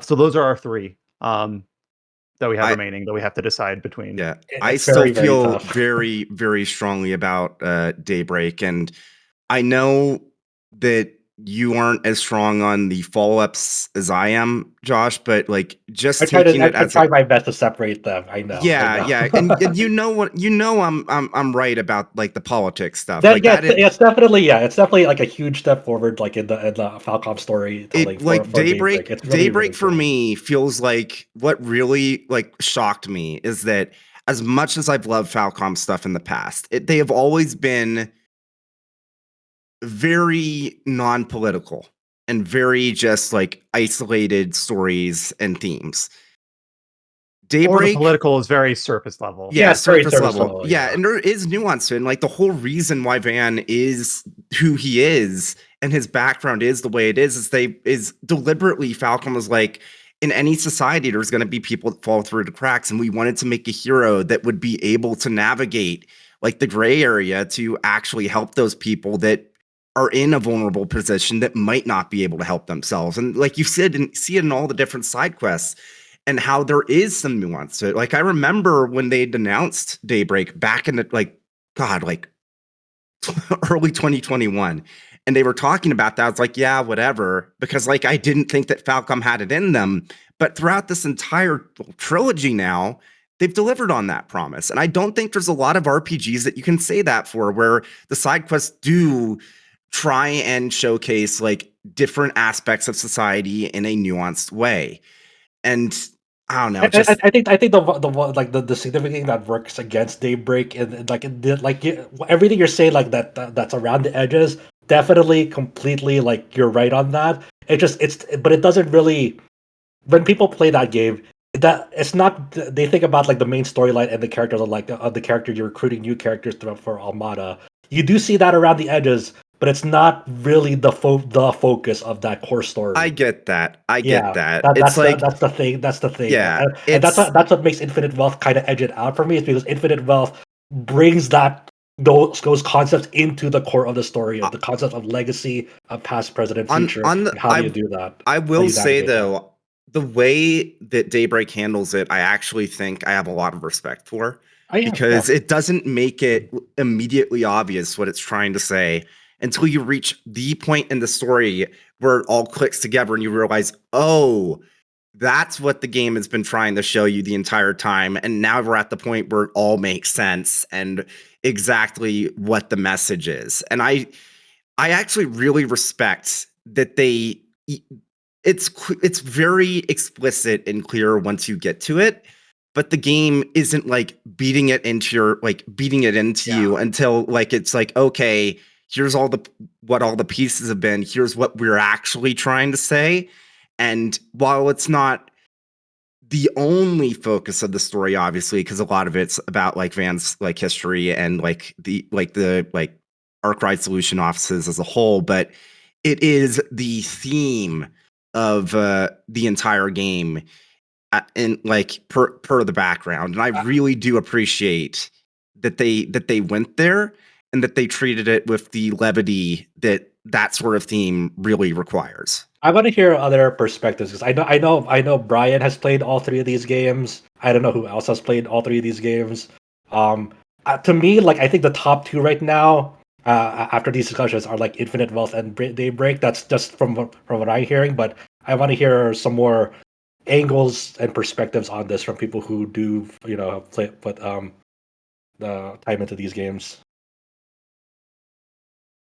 I think I've played all of them except Rebirth. I'm still about 12 hours into Rebirth, and I paused it to play it on the PlayStation Portal, which I bought. But I think I just might play it on PC now. But okay, so yeah, between outside of Rebirth, I think Rebirth we've kind of gone over that. But out of these like last three, what do you think, Mikhail? So personally, like a Dragon, Infinite Wealth is still my favorite. So I would probably go with that as the winner, and then Metaphor. I actually just Trails Through Daybreak. When James described it to me when he played it, like when he played the Japanese version, and I was talking to him about it, and then I read his article on it. When I got to play it, I could finally see that, and it is my favorite Trails game alongside Azure. So I see all of that, but Metaphor is also super strong on that front. But I think I'm going to agree with Like a Dragon, Infinite Wealth is my top, and then the runner-up I'd say is Daybreak as well. Let's see. If I had to vote, this is difficult. It really is. Like, it's one of those things where it's like, well, let's just create multiple runner-ups so that way everyone's happy. Like, Infinite Wealth.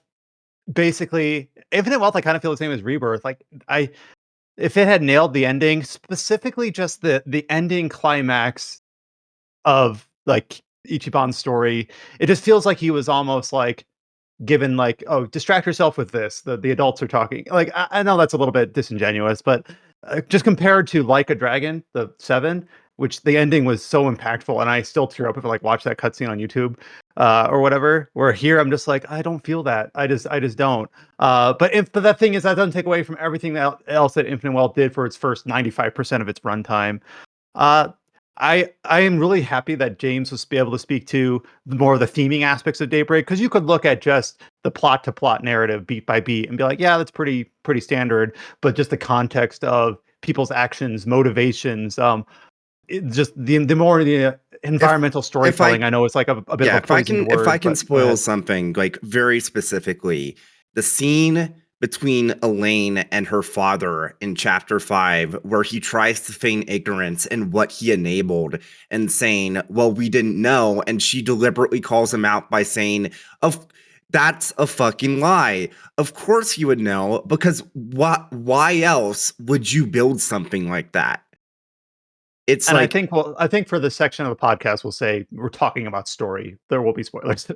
Yeah, but it's like, and I'll be honest, as much as I love Metaphor's story, it feels like most of the time it's still playing with kitty gloves. But with Daybreak, it gets to the point where it goes hard on those themes and it doesn't hold back. And that Elaine scene is what I always keep thinking about, because you've been to like Krail. You saw all of the good that it brought to the world and how much people loved it and how much it just made made Calvert a better place. And how people just ignored that. And like you see it even in chapter 5 with the side quests, where it's like the game does not let it up. That it's like, no, xenophobia, racism, that being used as a tool of fear, and how that like tears people apart instead of bringing them together.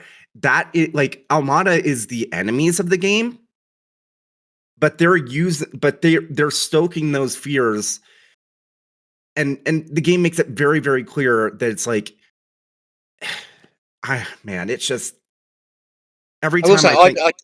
I think you saying that, I think that you saying metaphor is sort of kiddie gloves is really uncharitable. I think that game's got loads interesting to say. Okay, to be fair, Especially by the standards of a big budget Japanese game, like not a tiny one.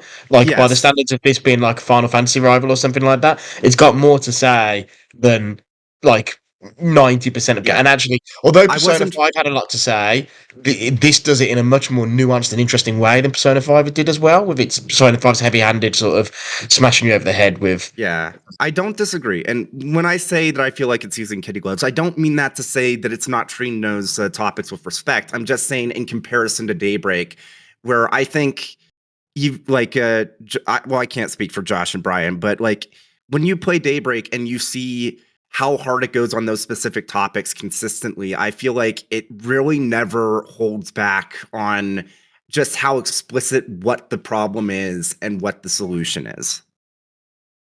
And I don't know. I remember like the very beginning of chapter 5, you can find some of the survivors of Krail, and they're like these little kids, and you talk with them and you see how much the tragedy has impacted them. And it really just, I remember when I first discovered that, because the story doesn't force you to see that. You just can, if you're walking around like the main, like Edith, you can find them and it's like, oh, thank God you're fine. But then it's like so heartbreaking because they show like it's very, very realistic. It's like this kid has lost his entire family, his entire village. And it's like, oh my God, how is he going? Like, there's nothing you specifically can do, but it's, I don't know. I don't know. It does feel like the sort of game, I know Adam talks about this, where a lot of games, none of these games, but a lot of games will frame themselves where it's like the story only moves if the protagonist is present. The world does outside of that is stationary and stays still. Where Kiseki games in general do very good about saying just because you weren't there to witness it, it had a huge impact. It can be any event. So I think what you're describing is very much like you talked about the continuing story of years, not decades. These events happened. You get to see the different perspectives here, and Daybreak, compared to all the other perspectives in the series, just doesn't shy away from touching on these topics. And unlike, say, Rebirth, where there is like that baggage, like Daybreak, yes, there's all of these different characters, and some of the best story element like moments not related to the themes are following up on previous like plot threads from previous games, but it's one of the few games in the series where Daybreak itself, maybe not the follow-ups, but it is a game in the series where I can tell someone, if you've not played a Trails game before or a Falcom game before, you can play this and you won't be lost at all, and you won't really be losing much at all. Yeah. So, unlike previous games in the series, whereas in years past where that's had to have been a consideration, I don't really think it's something to be worried about with Daybreak specifically as well. So this is one of the things we are constrained by the format of our podcast. I know people roll their eyes whenever this happens, but it's why we do the recording. I think this might come down to a vote. It might come down to everyone listing their number one and number two. So potentially we could just sound off and say everyone lists who they would have win and who they would have runner up, and we see if a consensus comes from that. I know that's always a bit arbitrary. It always comes down to, well, who happened to be present, but otherwise I just don't know how a decision is going to be made. Are we all okay with going that route? Yeah, All right. So I'll just go down in the list in our chat room here. Alex, out of the remaining three, Metaphor Refantasio, Infinite Wealth, and Daybreak, do you have a preference for what you would list as winner and what you would list as runner up? I don't have the. I'm doing it again in the document. I apologize. I don't have the affinity for the Trails games, to be honest. So for me, it's probably Metaphor top and then Infinite Wealth second. Okay, that's valid. I mean, and then Josh. I think Infinite Wealth as winner. I'll do Daybreak as runner. Yeah, James made a really strong argument. Yeah, I really liked that game when I played it years ago. So I mean, Josh too. On the just on the strength of, I mean, I have not played the most of these games, and actually have not yet finished. You can choose to Metaphor. abstain if you'd Oh, like. oh no, I'm okay with not abstaining. I love voting, but that's a weird thing to say. Anyway, but I'm going on the strength of the argument so far. I'm going for Infinite Wealth on top with Metaphor as a runner-up. Unfortunately, I have not played enough of Trails to really say one way or to agree one way or the other. All right, I am going to do Metaphor. I'm writing this down if you're wondering. And I gotta make a choice here. I'll say Daybreak. Based on the argument there. And then Adam, or sorry, Mikhail. I'll go with Like a Dragon winner and Trails runner up. And then Adam. I've only played Metaphor, so it's number 1 by default with no number 2. All right. And then James. Yeah, for as much as I was arguing it, I knew that Daybreak wasn't going to come out on top. But for me, it's still definitely Daybreak number 1, Metaphor number 2. All right. So I just wrote it down in the chat. Infinite. Damn, both Metaphor and Infinite got 3 first place votes. Damn it. Metaphor has 2 second place votes. So basically, Metaphor got more total votes. If that makes sense. Yeah, so that's a dual winner, one runner up. That's it. All right. So based on this, it looks like Metaphor, if like a first place vote is 2 points and a second place vote is 1 point, Metaphor would win based on the number it placed second more often, and then Infinite would be second. Well, a lot of folks did Daybreak for second. So no, yeah, but I'm saying like if there was a point value, yeah, if first place is 2 points, yeah. So I think it's totally fine if we do like either 2 winners or 2 runner ups because it's so splitly even. We can't have 2 winners. We have to have 1 winner. Yeah.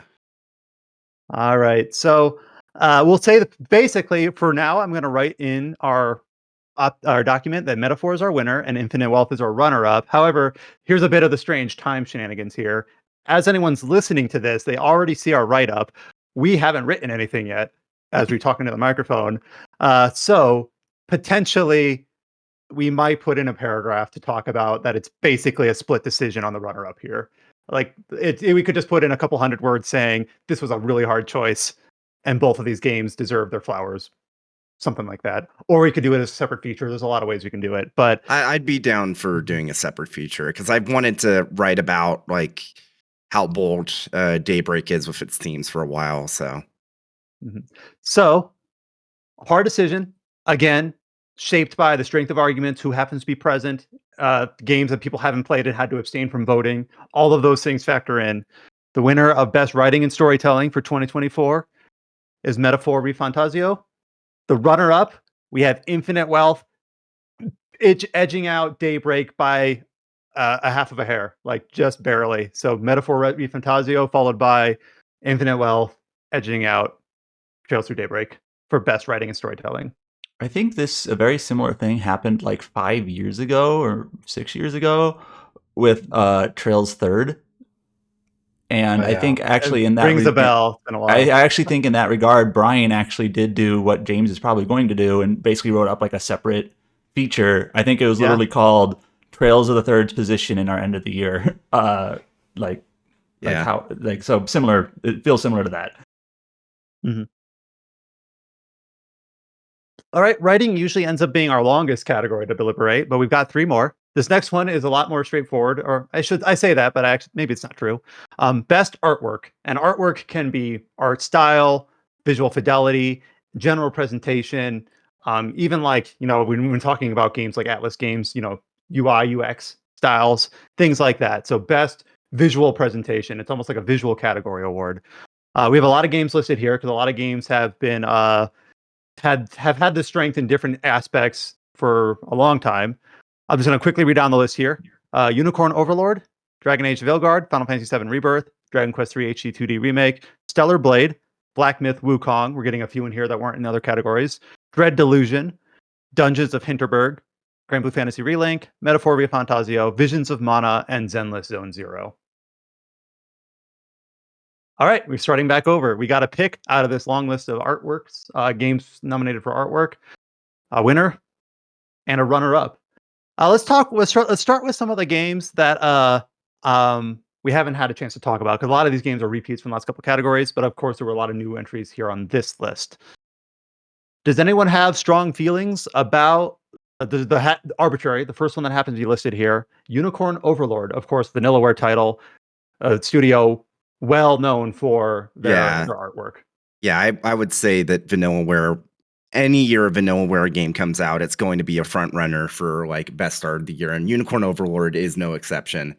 Looks beautiful. It's probably my choice for best of the year, even though that feels a bit boring considering it's all like again Vanillaware. Yeah, what I really like about this is like every single unit type has a very distinct appearance to them. Like no two unit types from different categories appear the same.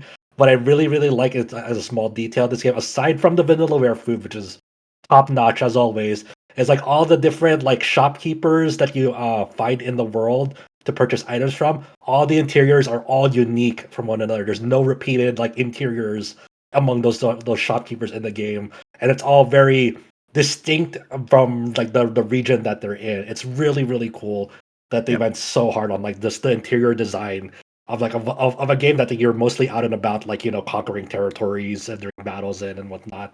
It's lovely. Obviously, for this category, as we're talking about it, I'm like pulling up artwork and screenshots and just like reminding myself, like, damn, how good this game looked. Especially when I think about this, I think of the animated artworks during the side by side battle scenes. Like that's the strength of the game right there. Of course, like the top down view of the units and of the shopkeepers and of the food artwork when you're going to the taverns, like that all factors in. But just the artistry at work for the backgrounds and the units. And as much as we can say that it might be a little bit boring to like keep giving like Vanillaware their flowers, at the same point, it's like there's a reason why consistently everyone says that they're like top of the industry when it comes to like the 2D art, because they have been consistently for decades at this It's all point. handcrafted, It's like that's why it takes so long for new Vanillaware games to come out, because they have a process that they stick to. Yeah, and goddamn, they'll get it done no matter what. Yeah. And I also want to say that this is what. Sorry, go ahead.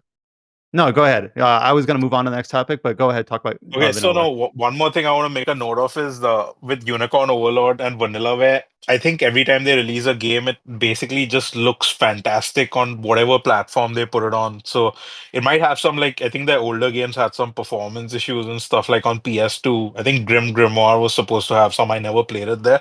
But Unicorn Overlord was just so fantastic to play, like when I was playing it on my Switch OLED or when I was playing it on like the PS5 version on my monitor. It was just incredible looking from start to finish, like the idle animations, every little detail, just superb. So yeah, that's definitely a highlight. One thing I want to actually point out, because it's really standing out to me looking at this last screenshot that Brian shared in the Game of the Year channel, the fact that there's even like lighting reflected on the hand-drawn fucking like portraits for these characters is insane. Like I don't, it's like one of those things where it's like I didn't realize, and then I'm looking, it's like, wait a second, what the hell? They did that? How? It's like, Yeah, it's It'd be really easy to like find do some shortcuts, visual shortcuts, and not a lot of people would like notice at all. But there's a really close attention to detail in every one of their sprites in this game. It's phenomenal. It feels really kind of bad to just like be like the first game we're talking about for Arden being like, I don't see how anything else can like overcome this, but that's how I feel, like genuinely. Well, so clearly Unicorn Overlord is going to be in consideration. So yeah, we have a lot of other names on the list. Let's talk about some other games that we haven't had a chance to speak to previously. We have in no particular order. We have Stellar Blade, of course, the PS5 exclusives coming out on PC next year. Black Myth Wukong, of course, from Game Science, their debut title from back in August. I'm not Stellar sure who Blade is really nominated these. interesting. Yeah, go ahead. It's also going to be hard because I think out of I don't know if anyone here played Stellar Blade aside from Chow. I mean, I've seen a good. Did you? Yeah, I reviewed it. Yeah, Oh, yeah, that's He right. did all the That's right. guides. Sorry, like we talked to Chow so much about Stellar Blade. That's right. But it has a really nice aesthetic, and I think it's a really, really impressive like first showing from Shift Up when it comes to a console release. Going away from like their mobile lineage, and stuff. I think the aesthetics are really, really nice and just generally very slick and clean. But in terms of like visual presentation and like it's just one of those things. Like it looks very nice. Don't get me wrong. It's just one of those things. It's hard to separate it like visually identically because it's very, very, very much inspired by Nier Automata. In terms I'm of gonna like, say, yeah, I yeah. think the character, It's I like think the character designs suck. I really think the character designs suck. They're very technically accomplished. Yes. Like they're really, really impressive to look at technically, but I think they are mostly kind of bad. If I'm being honest. I think it's one of those. It's very stylistic, right? Like look. it's very like it is a Korean studio, so they definitely have their own like design philosophies of like what they I think is like a good character design over there, and I'm not gonna pin that against. It's actually a specific look, and it's like I'd say it's one of the most technically accomplished versions of that look. But I totally get where folks are coming from and say these character designs don't do it for me. And then definitely, yeah, It's a this very much lady a looks taste like a thing. It's doll very subjective. in a very accomplished way, but she also looks like a weird little kind of a weird mannequin person. Hmm. Yeah. So, but I don't know. Do you think this sticks around, Josh, too, for the final like 3 or 4?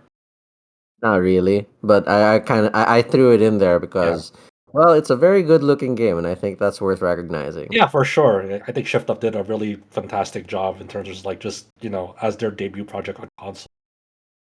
Yeah. All right, what about Black Myth Wukong? Black Myth Wukong, I put it on here. It is a very, very beautifully like design game, especially in its visuals and animation. There's a lot of very like Wukong's design alone and the way that uh, his hair animates, the way that it sways as you're going throughout combat, the way that like just there's so many like interesting like little details in their environment, despite the invisible walls problem for sure. But it is definitely one of those games. I hope it kind of sticks around a little bit in this category because I think there's so much liveliness and so much variety in the way it depicts its visuals. I think it's one of the two categories where I think Wukong excels. I don't think I don't know if Wukong is going to make our final game of the year list, but I think there are definitely some elements of Black Myth Wukong that are worth mentioning. It is just a stunning game to see in stills and in motion. It's just like wow, this is incredible what they've done. Well, it was one of the first.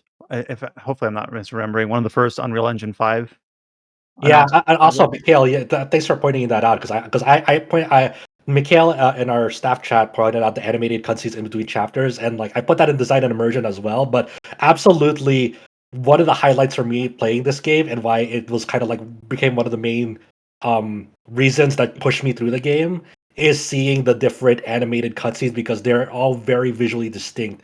Like the very first one that you get is like a stop motion claymation story bit, and then the next one is like some a more of like a slick like anime handcrafted painted style.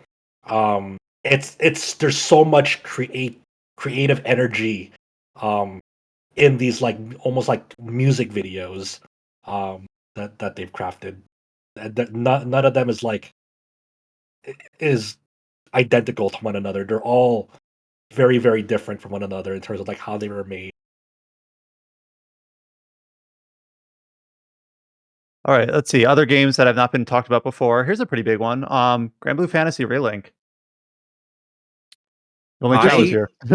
I'll actually say that I think that from an animation standpoint and for some cutscenes specifically, there are moments where the game looks really, really impressive, especially like the penultimate, like the final fight, final story fight. Anyways, it goes insane with the visuals and the effects on screen.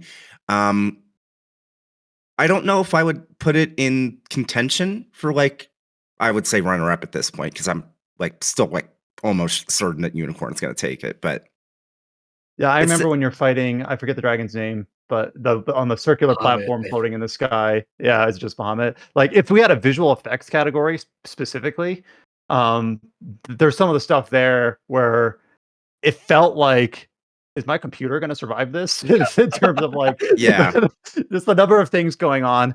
But then I think of just like outside of those moments, like very high peaks, but outside of those moments, it's good, even great, but not like something we haven't seen before. Yeah, like, I will say that the main hub areas look really, really good. I love the aesthetic too, like almost like the edges of it being like a painterly. I do like how that looks. I will say I'm excited to talk about Relink later on for the full award because I definitely think for me it's probably my top 5 of the year. But as far as art goes, it's good. I'm not sure if it's a runner-up material, but they definitely like you said, visual effects. If visual effects was a separate category, it would probably be in my top. So yeah. How about maybe Adam, since you haven't had a chance to speak to these yet? Visions of Mana. Sorry that I'm just kind of going eeny meeny, just picking them. Visions of Mana has really, really, really good environment art, and like I honestly think that's like almost the strength of the game. Some of those areas, especially later in the game, like around the mana tree, like almost don't look real. I mean, I know they're not real, but it's incredible, like how some of those colors come into play and the fidelity and all that. And they put their all into this. It's really, really technically impressive and has a good like art style and color palette to match. So I don't know if that alone, like I don't really like some of the character designs in this game in terms of art and things like that, but in terms of the like the environments, I think it's worth a shout out at least, I guess.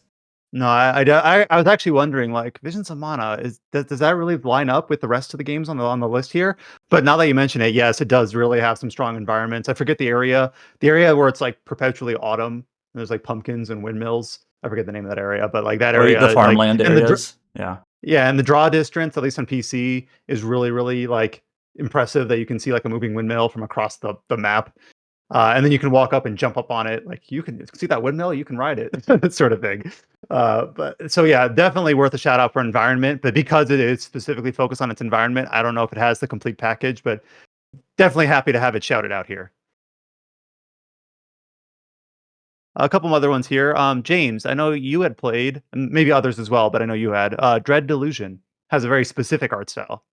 Yeah, I do like the aesthetic of Dread Delusion and the fact that like I would say that Dread Delusion, its art style is unique in the sense it's definitely going for a more like what you remember of the PlayStation 1 generation, even though it's obviously a lot more detailed than it was possible on that hardware.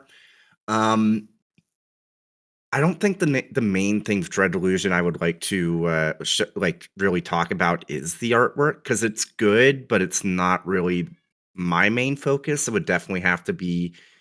I should have put it down for design immersion. It's probably not too late for me to mention it, but Don't just throw it in there and no one notice. yeah. I'm glad that I'm definitely glad that I played it, and that I'm able to talk to it this year because, like, oh my god, there's definitely some other games I wanted to get to this year that just I wasn't able to. Like, I wanted to get through Asgard's Wrath 2 because it's like I am the only person on staff that regularly plays a like in VR, and that's like the main VR RPG that, by all accounts, it probably should have been in contention for or top 10, but I didn't get around to finishing it, so I can't really talk about it. But yeah, Dread Delusion looks really good. It's a different type of art style than pretty much everything else on the list. But yeah, you posted the same thing twice. Oh, oops! I thought I control pasted. But yeah, it's got kind of like that retro PS1 art style, but with obviously a high resolution. So everything's like the textures are still pretty crisp despite the polygons being low. I don't have the vocabulary to speak to it. But yeah, it does look very like nostalgic in that way. Yep. One that we do have listed on here that we have spoke to before is Metaphor. Like Metaphor obviously has a lot of the traditional Atlas like highlights in terms of like the UI. I'm thinking about like how between it going player phase and enemy phase in battle, how the whole UI like shifts and changes color palette. But outside of that, to me, it doesn't really stand up to some of the rest here. Like I saw a lot of people comparing it to like base Persona 5, which doesn't look bad. It just looks like not something we haven't seen before. Look, man, Metaphor? my biggest criticism of that game was like graphical fidelity outside of like the UI and presentation, which are all fantastic. But like, hey, man, when you get out onto the Gauntlet Runner as you're traveling, you get out on the deck. Tell me that looks like a good game in 2024. Yeah, no, yeah, the one thing I was gonna say is that there's aspects of Metaphor's art design that's incredible, but also that game, like unironically at points, and not even like rarely, like fairly often, looks like a PS3 game. It does not look good. Yeah, and it runs pretty bad as well. Yeah, on console at least, but yeah. Yeah, I don't know how much they've ironed that out, but it just in terms of like it can't be one of the top tier. It does a lot of really great things. Visual fidelity isn't one of them. Yep. But I think it was on here primarily for the UI UX. For sure. Yeah, it's incredible. And the character designs. Yes. That's a good point. Yeah, if we're talking about general presentation, just the art theme is really good. Just technically not there. Zenless Yeah, I think Zone some of the Zero. environments. Oh, sorry. Oh no, go ahead. Let's continue on So Metaphor. some of the environments in Metaphor, like the hubs and the different cities you visit, they all very strong art direction, but just lacking technically. Like there'll be a lot of shimmering and there'll be like no anti-aliasing. Like at least when I played it, it was pretty messy and stuff like that. So it is inconsistent, something which we don't really expect from modern Atlas. Yeah, like that's the other thing is that like from a technical perspective, like every version of this game, unless you're playing it on a high-end PC where you can like super sample it, which to their credit, you can do that. It's a shimmery mess. Like it just is very jaggy, even if the resolution itself is high. And I know like we could definitely talk about some other games that unless you pay for an $800 console, it'll look very blurry. But on console, which is a significant part of the market, there is like no version of Metaphor that doesn't have that aliasing issue. So, all right, I kind of spoiled it, but Zenless Zone Zero is on the list. I know Chow's played it and then stopped playing it. I'm not sure who else. Josh too. I don't know if Chow ever picked it up. I definitely played it for like 2 to 3 months. I think Josh too. You still play it, right? I do. Okay. I think I'm pretty sure I didn't put it there, but I did because I definitely wanted the context. In the absence of Chow, I will go to bat for it. Yeah, I think Zelda Zone Zero is definitely like I keep on iterating about this game, but this is definitely the Hoyoverse game that like hit the most for me. Beyond Genshin Impact and Honkai Star Rail, I really like the urban theming of it, and it's almost Looney Tunes tier animation when it comes to some of the cutscenes, especially the way that their characters move and express themselves in body language alone. It's very, very, very animated. It's very slick animation, and the way that they have over exaggerated body language in the same way Looney Tunes has. When you're exploring the town hub of like New Eridu and some of the districts around it, there's a lot of very distinct, like unique, like graffiti artwork, general like props all over the environment, all very unique. Like there's like an immense amount of like artistic like assets that went into this project, and you can feel that in just exploring the hub alone. And that's just the hub alone. It's not going into like other aspects of the game. I just think it was like I don't think it's gonna win this category. Just in terms of like graphical style, it's still very much that Hoyoverse cell shading, and like and there's nothing that really makes it stand out in terms of like what it did like in Honkai Star Rail, for example, in terms of like fidelity in that regard. But I really, really appreciate that, like the way that they made this so lively. Like the animation team alone just did such a fantastic job in terms of like the way that characters move in this game. It's very slick. It's very clean. It's full of personality in the way that like Genshin and Honkai Star Rail didn't hit for. It's I definitely the agree with oh, that. sorry. It Go has ahead, it has Vito. one of the strongest art direction we've seen from them, and Hoyo games are amazing visually, but Zenless is like just consistently amazing throughout with its like even the small things you talk about, like the UI it has in game, the animation work, the transitions between the different modes you play, and obviously the character models. I think this is like they peaked over here, so we'll see what happens next, but they've never been this consistently good. Yeah, go for it, Josh too. Yeah, it's the best. Like Hoyoverse games, MiHoYo games have always. I mean, especially since Honkai Third came out, Hoyo games have always looked pretty good. Have always had great animation and stuff. But this is the best game they've made, best looking game, and most consistently like artistic, I guess. I mean, the most consistently good looking game they've made by virtue of actually having what feels like a coherent art style.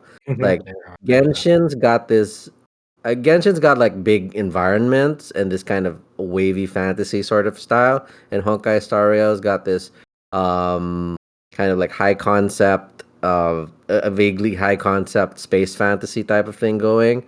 But those three games, I mean, Honkai Third, Star Rail, and Genshin, they look almost interchangeable. And in fact, they feel like they were kind of. I mean, if you want to accuse a game of being put out on an assembly line, kind of feels that way. Doesn't feel that way for Zenless. It actually has what feels like an art style, a character design, aesthetic, and then it's a distinct style just by being very urban based, kind of ground level. But it's also like in these spots, like you said, like graffiti, the design of the urban spaces.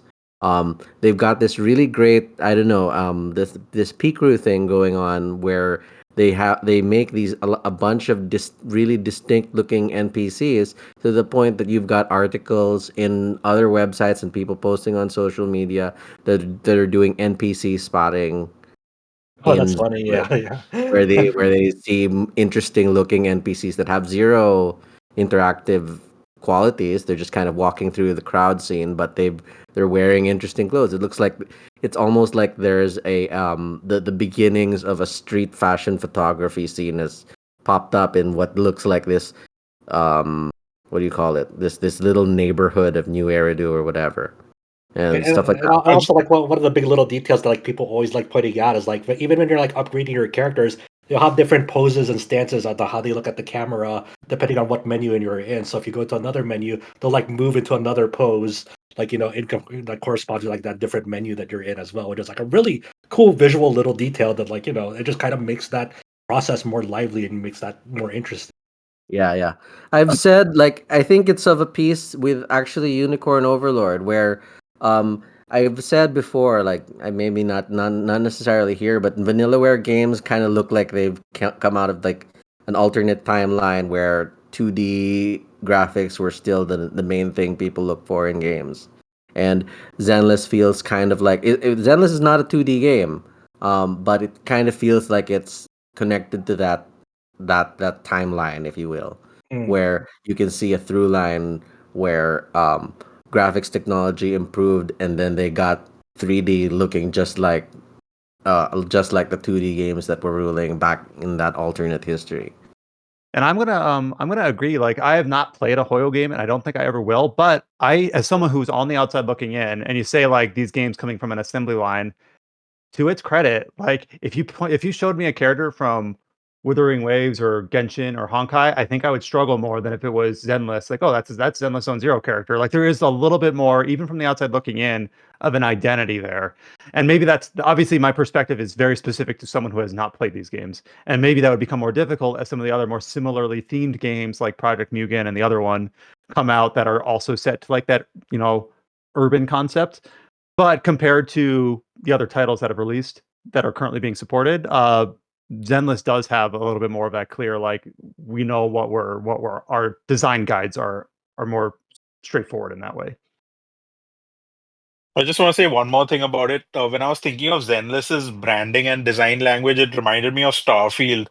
And I like Starfield a lot. And you Okay. can instantly recognize when something like, merchandise is from Starfield. At least I can instantly tell. We haven't really seen that with a lot of games, except for, at least for me, with Zenless. I can immediately tell if someone sends me a picture of some merchandise, whether it's from Zenless or whether it's from just one of these other random gacha games, which there are like tons of. So I think they absolutely like nailed everything about their art style and their direction and consistency. That's very important over here. So yeah, I'm very, very pleased with what they've been doing with Zenless. All right, the last one here we haven't spoken to yet that was on the list is Dungeons of Hinterberg. Yeah, I think we can take this. I just wanted to call attention. Like, it's a very like slick, cel shaded game with a lot of variety in its environments, and some of like the best dungeon design like this year for a game. But obviously, you really needed to nail that down because that's the focus of the game, where you're just exploring different dungeons every single day in that game if you so choose, and they're all very different, like mechanically, and all have a cohesive theme depending on what sort of map that you're on, what abilities that allows you to do.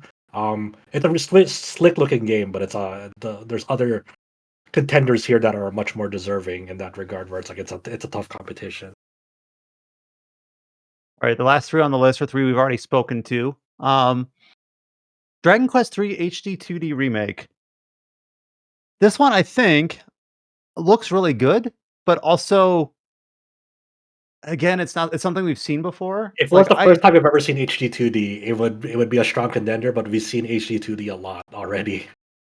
And the thing is that that almost feels like unfair in a way, but that's also kind of how we perceive art. Like, is this something someone's done before? Is this something someone's iterated on or taken a concept and improved or changed or switched it?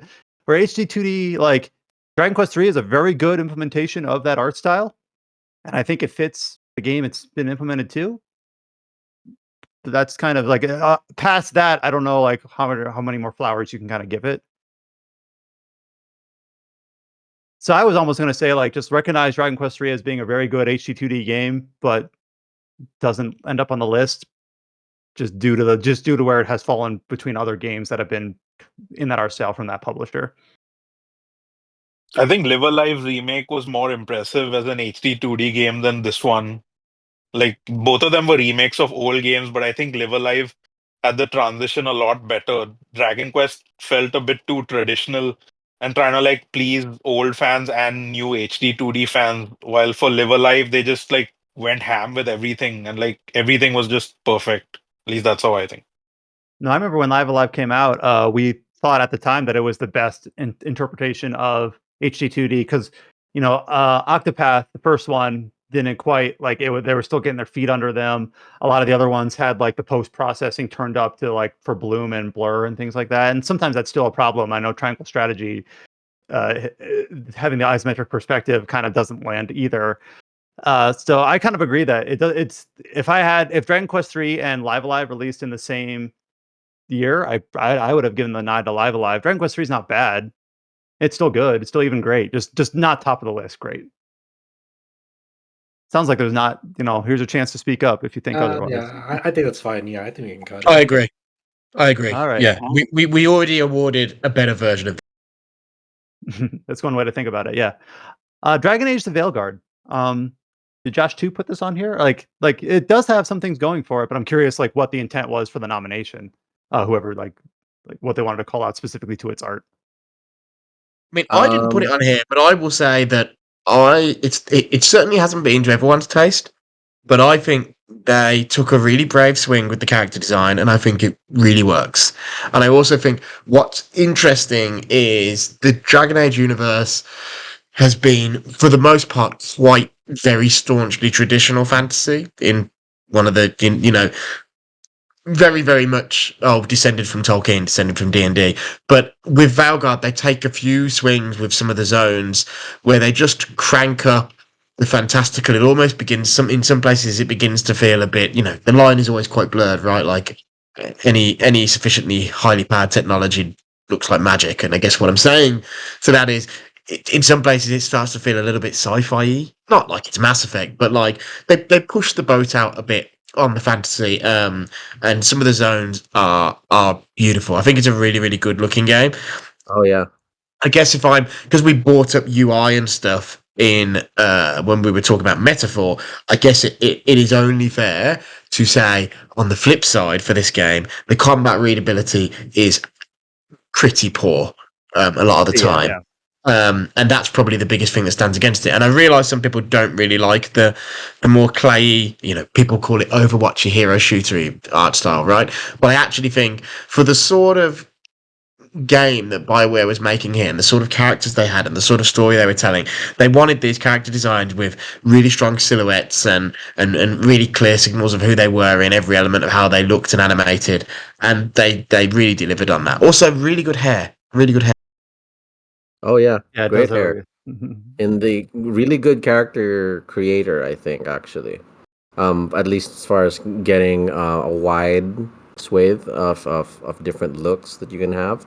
Also, yeah, with the character design, yeah, it's not to everyone's taste, but and it's an interesting thing. It's like Dragon Age has been pretty. It's to me, it's as big a swing they did in terms of art style as Dragon Age 2 was, but in the opposite direction. Like Dragon Age 1 was kind of this sort of weird proto what's the word? Proto like this weird kind of traditional fantasy style that they were doing. And then Dragon Age 2 changed the look a lot to make it look edgier and more visually interesting and more spiky, kind of like hard edged hardcore type of look.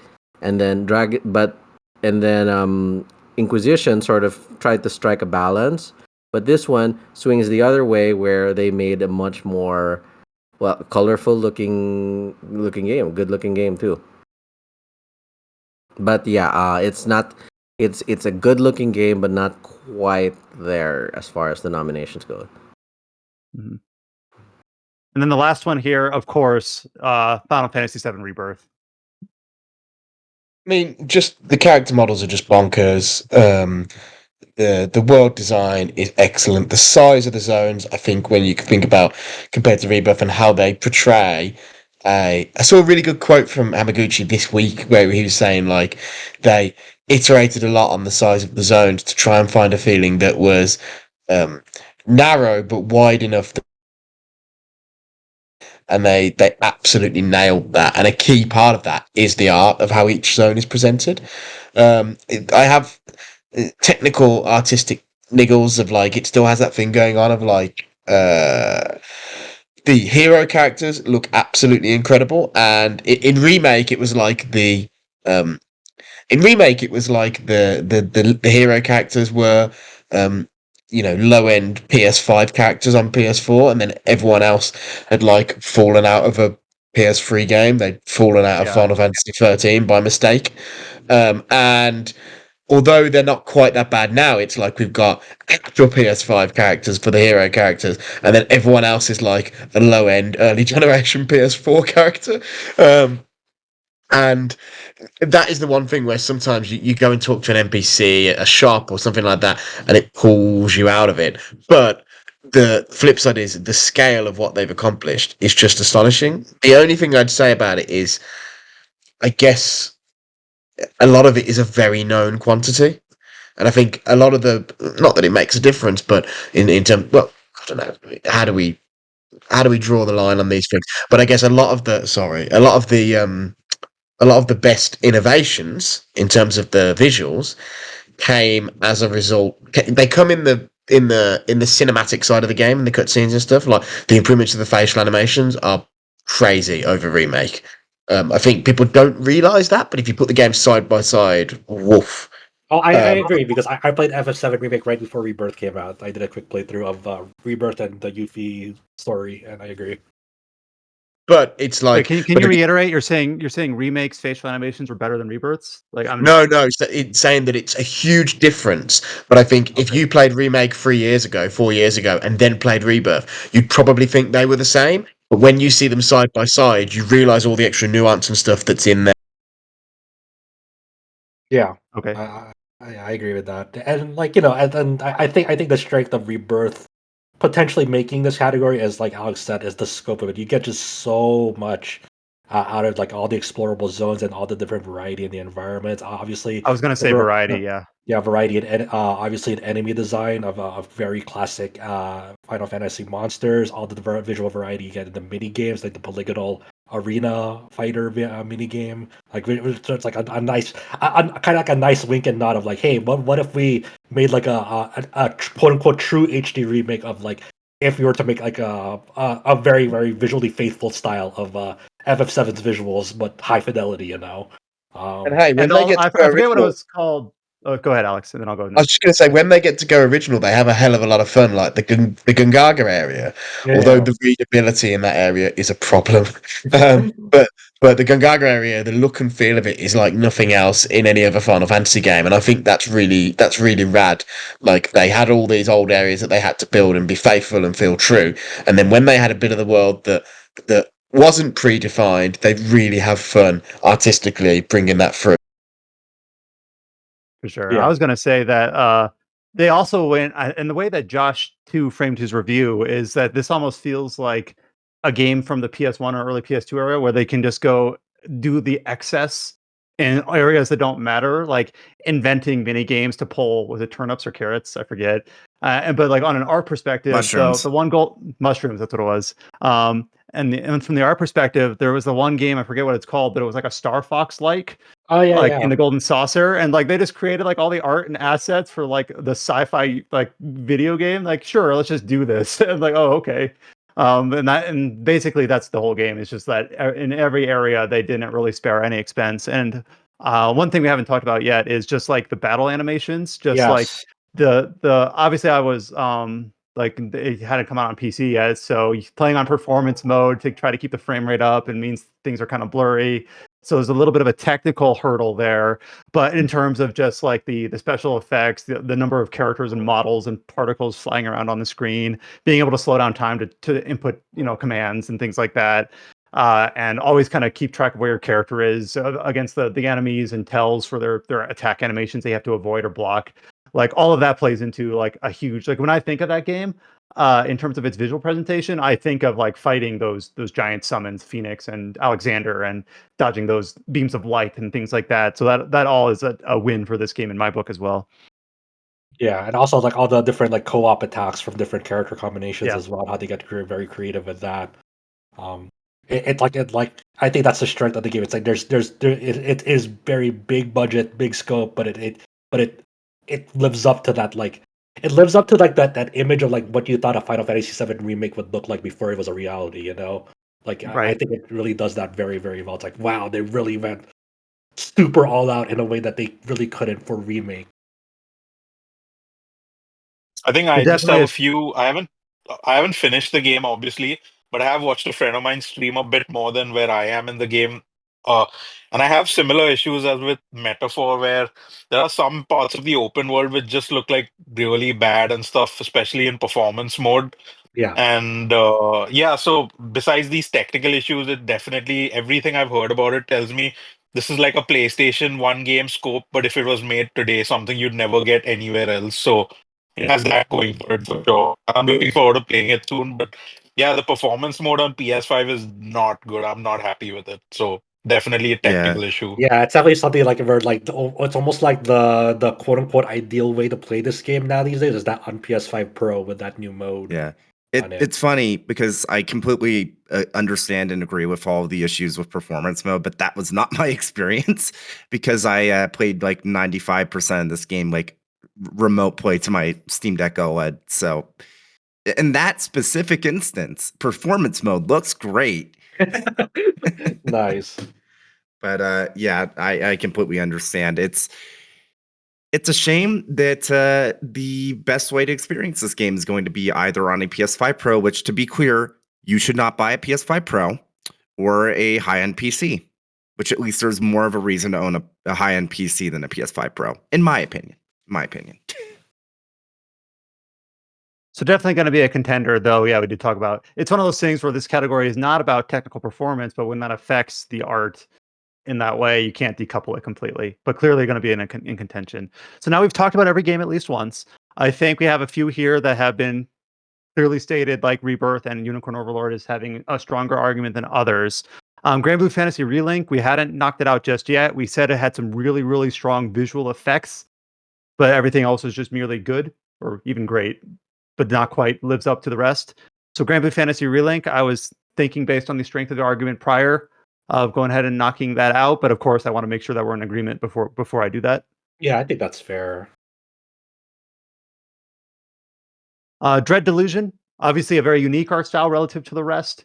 But that's kind of where its strength of argument is that it's going for a very specific style, a very specific niche that it does land on, but only in that one context. Yeah, I think we can knock. Stellar Blade and Black Myth Wukong, we kind of talked about these almost as companions in a way, very technically proficient. And then the main difference is that Stellar Blade, we said, had an art style that was an acquired taste, especially when it comes to character art. Black Myth Wukong, the focus was put onto these animated cutscenes between, was it chapters? Yeah, but But it's also not just that too. Like I also mentioned that like in just the general environment and character designs. Like I feel like I okay, really want to see Black Myth Wukong kind of go far in this category because it does so many things graphically stunning. Like when it comes to like just the opening scene when you're doing the tutorial fight in the clouds and all the cloud wisps flowing through each battle animation. I'm like that's something that like no other fucking game has done this year, especially to that degree and that smoothly. When you're going through snow environments, you're making like tracks along the way that I don't know how long those tracks stay for, but they stay for a damn good time, if not permanent. Like I think I really want to see Black Myth Wukong kind of go head to toe and like go far in this category because it is that graphically amazing. I'm and you know me, I'm not a graphics guy. I'm not like I don't like go into games going like, oh man, I really like this game because it's visuals, unless it really does something different. And for me, Black Myth Wukong, well, I may have issues with the way that it's structured in terms of like invisible walls, narrow level design, and like generally like there are some issues about that game that I'm not a fan of. But graphics is definitely, especially for counting the animated cutscenes within these like in this graphical presentation along with like everything else it does well, along with its animations and get an environmental variety in the way that you interact with the environments and how that's presented to you as the player. I think that's just like super impressive in a way that like I'm trying to think of like other games in this list that it does, and like for me Black Myth Wukong stands out in that regard where it is able to show that fidelity in a way that like no other game that we have currently listed can. okay, so definitely a strong argument for Black Myth Wukong. Made sure to put some notes here about environment design and strong focus on animation work. Stellar Blade sounds like out of the remaining handful, technically proficient, but not much past that. So I was going to go ahead and compare it to Rebirth, Black Myth, Unicorn, and Zenless. Remove it from the list. It depends on how do you feel about that, Josh. Too. I'm okay with letting go Stellar Blade. I'm As a okay game. with kicking it off. Okay. All right, and then so we're down to our four, like we kind of were in the last category. Unicorn Overlord, we spoke to at the very start. Final Fantasy Rebirth, had long discussion there. Wukong, Josh just spoke to, and then Zenless, Josh and Josh both spoke to.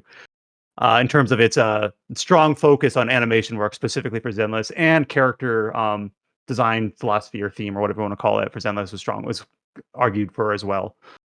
So out of these four, we need to pick a winner and runner up. Go ahead, Josh. All right, I think Or was James, that sorry, Josh? James. Yeah, so I just said the wrong name. I James. keep looking at those images for Unicorn Overlord and the fact that the like lavish like character sprites are even like reflecting the lighting in these scenes and like a fully hand-drawn 2D animated game. And it's like I don't know how I could justify giving it to anything but Unicorn for number one. That's a tough choice. I mean, I could, I really like. As much as I love Unicorn Overlord, I think that there's a cinematography in Black Myth Wukong that like I've not seen in any other game in terms of like sheer just like creativeness and like sheer uniqueness to most games that came out this year. Like I love Vanillaware to death. I'll champion Vanillaware to death.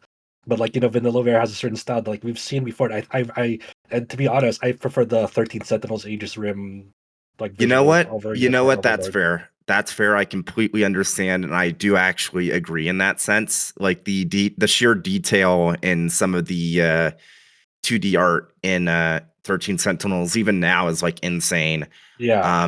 And considering how much I know you and I see eye to eye on Vanillaware stuff, if you're willing to forego it to go for Black Myth, even if I haven't played it yet, I'll acquiesce to what you're saying here then. All right. Out of these four, again, I don't want to paint with too broad a brush, but Zenless seems like it's doesn't have quite as much championing for it. Though obviously we've talked about it in context with other Hoyoverse games and specific to its art style. Is anyone going to like out of the remaining four, any of the cast or Game of the Year participants look at this and seeing Zenless in the top 1 or 2 position? I can see it as a I do runner for up. sure. I see it as a runner Yeah, up. same here. Same here. How about you? How Damn. about you, Josh, too? Well, like if we were gonna take this to a vote, I would be putting Zenless in runner up definitely. We might need to go to a vote. I was wondering if we could go down to 3 before voting. But I'm not sure we will be able to. And again, this might also come down to as unfair or arbitrary as it is, like who's played like Wukong. If we go down to a vote, just fewer people have played it. And I it's one of those things where it's like I don't want to dismiss the argument just based on numbers like that. So I've said my piece. Like I've Yeah. gone as hard as I could for Wukong and Zenless in this regard. Yeah, because after the discussion on Rebirth, when I first was looking, I'm like, Rebirth looks great, but I don't know if it wins this or places here. But just looking at it and the discussion we've had, I'm like, all right, I think I'm all in on Rebirth. I think I'm still in on Rebirth and Unicorn. But I'm also biased because those are the two I've played. So maybe we go down to a vote again. Again, we realize that's why we have this discussion is so that regardless of what falls out, we can say that these 4 games were the ones that we had to choose between.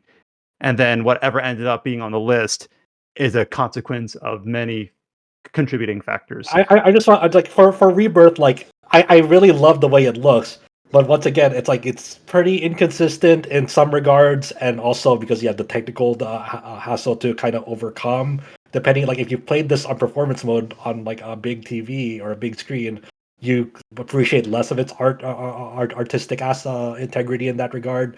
But also, it has like the scope working for it as well. It's just like one of those. It's like it has so much to it that like it kind of overwhelms the obviously relatively limited scope, which I think is personally, in my opinion, a little bit unfair. But I get it. Yeah, and well, if we're using that argument though, if we're like basing Final Fantasy off of the base PS5 version, how many people are going to be playing Black Myth Wukong in the ideal circumstance? Because there's like no good version of Black Myth on PS5. You have a frame gen version, which is going to feel and look terrible because of it being interpolated from 30 FPS. A version that's 45 FPS locked. I don't know how. To be fair, I don't know I the think they state of just Black patched Myth it today. Wukong on. Yeah, I don't know the state of Black Myth Wukong Yeah, on like but if on its consoles. but I just figured it was worth saying that if we're disqualifying Rebirth because of the base PS5 version, which now there is the PS5 Pro, and soon there's going to be, we can't speak to PC, but PS5 Pro, there is a good version of that game now. Are we talking about it based off of the version that most people are going to play or the apex of what it can be? Because if we're talking about the apex of what it can be, then I don't think it's necessarily fair to disqualify Rebirth yet, because there is a version you can play right now that doesn't have those issues. I don't know. It's tough. It's tough such a when hard one version's category. been free since February and when did the Pro version come out? Last month. So like November. So I think we'll have to take that into account, but like Are not in terms of the technical limitations so bad on both that we just cross both of them out and we have 2? Yeah, because it's like because it's like like I believe you with Black Myth, but I was thinking about it, and it's like no, like if we are disqualifying Rebirth because of that base PS5 version, Wukong's even worse on base PS5 from all Wukong has a PC version, so that's kind of like Yeah, and Rebirth doesn't. So now we're kind of going Yeah. for lowest common denominator then of like. yeah. Do you Yeah. go at it Are we from going? Yeah, the apex or the weakest link? Yeah, no, Yeah, so- I'm yeah. not saying we should one way or the other. I'm just saying that Yeah. what do we want to say? What do we Yeah. want to say? Exactly. I think everyone, if we go to a vote, just has to weigh that individually. If you played Wukong on a PC, and they say that's my experience, and I compared this to my other experience with a Unicorn or whatever other game I've played, and that's where I'm basing my vote off of, I think that's totally valid. So I think I'm just going to go to a vote. And you can vote for something you haven't played for. I think I might for my runner-up based on the strength of argument. Oh, so Mikhail's already put in his vote. Mikhail, he just wrote it down in our little chat room here. Has put a winner of Unicorn and Zenless as a follow-up. Alex, if he is present.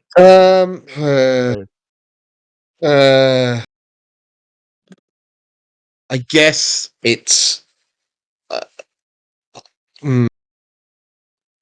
We can come back to I you if you know. want. Well, I know Rebirth would be my runner-up, and I'm sort of torn between Unicorn and Wukong. Is where I'm at. Yeah, it's like I wish I had played Wukong by now, but it's like weirdly, I know that Rebirth is my runner-up. Like, so whichever one of those I don't pick, I'm dumping out. Interesting. Because sort of, I want to acknowledge Rebirth, because I'm so impressed by the things it does, but I don't think it's a winner. I don't know. Yeah. It's hard as it is to explain. Yeah, it's but like I'm as uneven as it is, like the sheer scope and variety and what it does is like notable, and I do feel like it deserves some sort of accolade for that. So I think I understand what you're saying. I think I might be like in the same position where it's like it's either going to be Black Myth or Unicorn for my number one, and because of the situation in which I played Rebirth, not performance not really being an issue, it will probably be my runner Okay, up. so who else played Black Myth besides me? Because I think this will go down to a numbers vote of like how many did actually play Wukong besides me in this. No, I'm sorry, Josh. I have played all 4 of the remaining games. And I guess what I'd say about Unicorn is Vanillaware are extremely proficient, but it is sort of that thing of, to me at least, and it's not a pejorative, but to me at least, I'm like, yeah, that's a Vanillaware game. It's got sort of the tropes that I think of. Whereas Black Myth, I mean, part of this is the cultural context, right? But a lot of Black Myth felt like artistically something quite new. I guess because we don't see that many games out of China of that scale and that ambition. So I guess that's where perhaps if it's coming to a fight between those two, for my first place anyway, that's where I'm like, yeah, maybe Wukong pips it. Yeah, it presents like scenery and vistas in a way that I haven't seen like other games do it, and it's very much tied into that cultural perspective that you're presenting, where that you kind of get this fresh take on it and this fresh composition on it because it's coming from a territory that we don't really see these larger scope games out of, and I think that's a really valuable thing. I think the invisible wall aspect is something which got me to thinking about Horizon Zero Dawn, like back in 2017, where that game was visually stunning and stuff, but it was very focused in how you could move around, except for like the open world stuff and all. I think Wukong is like Unreal Engine 5 and all, but yeah, they just nailed everything about that, and the animation work in between chapters just elevates it quite a bit. So I think Alex's point about Unicorn Overlord just being like, yeah, it's Vanillaware is still amazing, but it's another Vanillaware game. So I think maybe I would actually change my vote to Zenless and Wukong because I have played Wukong, but I've not finished it. I have played it. I'm just not sure in what order I'd put them in. I think I'd go Zenless as the winner because it's just consistent in everything and I just adore it. So I'd probably go Zenless as the winner and Wukong as the runner-up. I'll just edit it in our chat. Okay. I was gonna, based on the strength of the argument, even though I haven't played it, I was going to say I'm okay with Wukong. I'll list that as like my second vote. And I'm gonna put Rebirth as my first vote. Because I think, yeah, Unicorn Overlord, it's not quite as the same story as the HD 2D with Dragon Quest, but it's similar where it's like, yep, this is as good as I expected it to be. It looks really strong, a contender, but also I saw it like this. I saw the same proficiency in Aegis Rim, and I saw the same proficiency in Dragon's Crown. And yes, it's a fantasy setting versus those urban setting and the other setting, but when just looking at the other games in terms of the Yeah. context of the year they were released in and the pedigree of the developer, the Unicorn looks amazing. But in terms of past that, past like the hand drawn art of the studio, looking at what Rebirth and Wukong did as a complete package, I think those two I'm looking at as my 1 and 2. So my vote is Rebirth followed by Wukong. Wukong based on the strength of the argument. I haven't played it. What about Adam? I think I'm going to abstain. Oh, okay. I And James? I'm hearing everything that people are saying about Unicorn, the fact that it's like a quintessential vanillaware game, so it's not as exciting.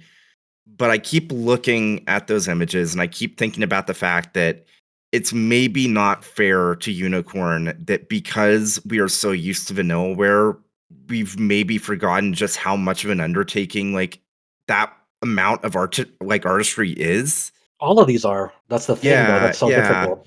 And it's like like HD2D is one thing. And I can understand why the easy comparison to say, well, we've seen a bunch of HD2D games before, so stuff like Dragon Quest 3 HD2D isn't as impressive, but there really isn't anything else in the industry like Vanillaware. So I don't feel like it's fair for me to just be like, oh, it's another Vanillaware game when I was like even just looking at those screens where it's like it's not just 2D artwork. They're taking into account like the lighting of these scenes where it's like that's insane. Like as someone that knows just enough about like 2D art and like how that works in like game engines, it's like how do you get that working? It's like do you like have tone maps on these like lavishly like detailed like 2D portraits? Like how many frames is there for these? It's like But that's the thing. We could go into minutia about how the way they developed art for each and every one of those games to that extent too.